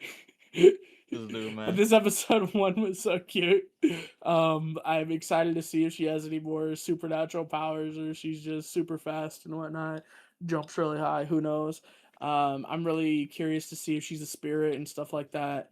Number 10 is Always a Catch. I'm interested in this series. I want to see our girl get with the brother she likes, and I want to see the other girl beat the shit out of the other brother. My honorable mention is Mid-Ass Slime, as I wrote on it. But unfortunately, my document is being changed as I'm speaking, which is insane. What is that? I don't even know what you're talking about. It's been a battle in there. Oh my gosh! All right. It's been a fight in the document. It's hilarious. What's going on here, man? But yeah, mid-ass slime. Genuinely, okay. Look, if I'm gonna be honest, it was a good episode of Slime, but it was by far probably like the most like okay episode that came out this week. Like, it wasn't bad, but it was just okay. Can we get to something good? Like okay. I get it was like Nate said, it was reintroducing us to the characters. It was nothing special. It wasn't. I'm excited to see what Diablo's up to, because that'll be fun. But yeah, honorable mention Mid-Ass Slime. Why don't Neko? Why don't you? I was still choosing my honorable I'll go. I mention. can go. You know what? Yeah. You know what? We end Go off ahead. with Neko. Go ahead, Nate. So my honorable mention was Ramparts of Ice, episode 1, and then I had a top 3. I had polar opposites already. Right? I had Akane-banashi. I had Akane-banashi, episode 1 as my number 1. Agents of the Four Seasons, episode 1, not episode 2. Episode 1. Maybe I'll be higher on episode 2. We'll see. And then number 3, NIPPON SANGOKU, episode 1. It made me so mad, bro. Like, you said we were gonna talk about this shit that came out on Sunday, so I watched the second episode, man. Chat. I just want to support Grem on this because I did ask that prior when they said, "Hey guys, we're moving the podcast on Saturday, Sunday. We all agree as a team." Four Seasons comes out on Saturday. Hey guys, question. Anyway, he couldn't get to it, worse, then why did we talk about the first 2 episodes? No, like I never said. All I said was that there's not a lot that comes out on Sunday anyway. That's all I said. He said, I gave the comment saying that, hey, are we gonna cover whatever comes out Sunday so we could just save ourselves for next week if anything? He's like, we said sure, since it's still a new week, we said no problem. Hey, blame it for coming out so early. Blame episode 1. It didn't align with our schedule. How dare it? Neko's with all us rambling, did you figure out your honorable mention? Yeah, I did. I mean, my honorable mention is gonna be a little bit lengthy. It's gonna be Always a Catch. It's gonna be Daemons of the Shadow Realm. The only reason it isn't in like my top 5 per se is because I read it, so I knew that at least the shock, so it didn't really shock me as much. Next would be Mao, and then lastly, it would be ooh, where'd it go? No, that's it. That's all I had for honorable mention. And Ace probably. She said Ascendance of a Bookworm too. No, I did not. No, I did not. I was pissed. No, I did not. But number 1 would be Agents of the Four Season. Of course, I saw episode 1 that first initial week, so it was really good. I mean, of course, this is going to incorporate 2 at the same time. Yeah. But Akane-banashi was second. Nippon SANGOKU, again, we've already rambled enough. Ramparts of Ice was incredible, and not 5 being Slav. No, it's gonna be an observation log of my fiancée who calls herself a villainess, which was just a shock. It was really fun, and yeah, I'm very excited for more of this season. This season has really There's still a lot to been come. A good first week. There's still a lot to come. Exactly, there is so much to come. So I hope. Yozakura season 2. We have Kill Ao. We also have Marriage Toxin. Witch Hat. Wistoria. Said it, Grem. What's the Witch Hat that comes out this Monday. Yes, tomorrow, yeah. The same day you guys are watching this podcast. So, by the way, guys, go check out a Witch Hat Atelier reaction from your boy Legend D Vash on the Animal Studio channel. Oh, hell yeah. And Yeah, that would be fun. So you didn't But finish again, reading your top. no, top I did. I don't see anything definitely there. I don't did. know what I you're talking definitely about. did. I don't see nothing definitely there. did. Your top What happened? All I don't see all nothing I there. see is the outro of 3 hours, almost 4 hours of pod that we need to end. So yeah. Again, no, thank you guys again for stopping here for episode 73 of this first week of the spring season. Of course, we've already rambled enough about how much we've loved these first few episodes that we've gotten for everything. And again, there's still more to come. But yeah, and also just sadly, this will be my last episode here. But of course, I'll be back for talking with the boys about this spring season. It's not all doom and gloom, but I will say this was a good final episode to be with the boys, at least as a co-host. So now I'll be here as a guest sometimes, so you'll see me. And Every again, other week. show some. We're just a side. Don't We're just a worry, side she's chick here. now. We're just a side Every chick. Don't worry, she's here other every week week. now. Don't worry, she's gonna be here every week. We're chopped Oh, liver, it's gosh. okay. Yeah, Oh. now girl that left she's us. not a co-host, she's gonna Oh. be a guest every week. It's gonna be Yeah. crazy. Don't It'll worry. be a That's guest She every gonna week. be like me. crazy. She gonna be On like time me. and She gonna be everything. like me at the start. How I was. Yeah, she's gonna be I on mean, more consistent. Oh, guys, I might as well Guys. come back. I'm on there every I might week as well anyway. come back, guys. I mean, Yeah, you know what? Uh, I should have I left mean- next year instead of now. You know what? I'm here I mean, again full time. I mean, my whole podcast is gonna be bi-weekly, so maybe we will see. Exactly. It That's will why definitely every be a fun week we're time. not doing your pod. We're doing this one. There you Exactly. go. it could With that be, being guys, case, yeah. don't forget to check out her pod, Otaku Galaxy. Go check that out. Episode Yeah. 1 dropped by this past Sunday, 2 hours and 32 minutes. Go check that Yeah. out. Other was a than good time. that, hope you guys enjoyed this another 4-hour podcast right here being recorded, being discussed Yes. with time codes all down below by myself or Nate, by Grem or Neko. Let's be real. Somebody posted there. did Hey, shout out to guys. Neko Are you last proud of time, by me? the way. She Yeah. watched the whole thing, did the time codes for us because we forgot. Oh. She's the W. GOAT. Yeah, we Thank you, forgot to Neko. tell her, Yeah. and we told her something like we don't need to tier list, but then we said, hey, we should, and we're like, hey, Neko. Yeah. After she Yeah. almost halfly watch it, we told Yeah. her, can you do Well, it? the She's like, worst part damn, is- you guys should have told us already. The night Yeah. before, we were saying, we could just get Neko to watch it and give us the time. Yeah, like codes, while the right? She premiere. watches, man. Yeah. I mean, yeah. I watched it at work, So yeah. we said that to ourselves. Neko wasn't here, so Yeah, we No. said that to none- ourselves. And neither of us went and told her. Nobody in DM, the None group chat. of We have us like did. 5 group No, chats with her, and we no. just forgot to tell her chat. Yeah. So I so- was watching it. I watched maybe in half an hour, or no, not even half an hour. It was maybe 40, 50 minutes. So and then I remember Grim adding me in the chat, being like, oh yeah, by the way, because I was making, because Vash made such a comparison with Yeah. fuck, I don't remember exactly, but it was a wild comparison basically, and I was adding them, and I was like, dude, what is this comparison? And then Grim was telling me oh, also by the way, you should do the time codes. I'm like, wait, what? Oh, Like, What? hey, by the way, oh, bet. do Yeah, the we time already code. decided this was your job this week, and she's Yeah. like, oh, hell no. And then she told us she but so- hates us, and so yeah. Yeah, Maybe yeah. it's So the that was a time great April code. Fools. Maybe that's the reason. No, but funny enough though, No, I and yeah, she told us on I did, April Fools, by the way, which I is did. crazy. I did. It was We're a great we're fun like, time. good joke, yeah, good joke. Oh, That's why I had to because put it at the also end. because Nate said a good joke as well. Nate Yeah, also said a Nate said good joke. Yeah. That I was like, yeah, the we'll bullet see does ya. is I was like, actually yeah, No, a we'll he good see. show. didn't. He did not. He did not. By the way, I want you guys to know that Nate thinks wholeheartedly. I've got an audio clip we can pipe Hey, in it was later past in midnight for me, editing. not for you. But you Yeah. listen. By You the way, listen to talking it. about You You past listen midnight. to it after midnight.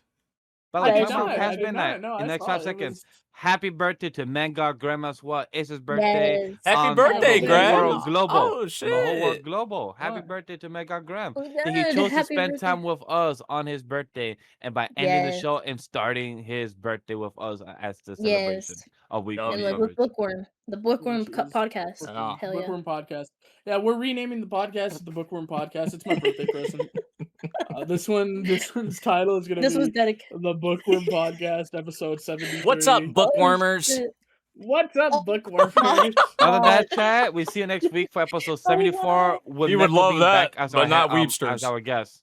Oh God. Okay, I guess. next I week. don't Oh know. no, because her I don't know. podcast came out this week, right? So next week, yeah, she'll be back Bye, as a guest Weebsters. next week. That's I hate crazy. that. I hate that so Bye, much. Bookwormsters. Bye, Bye, bookwormers. Bookwormsters. Yeah, bye, wormy. Big Bye, our wormy bookwormies. boys. Bookwormers. All right, see ya.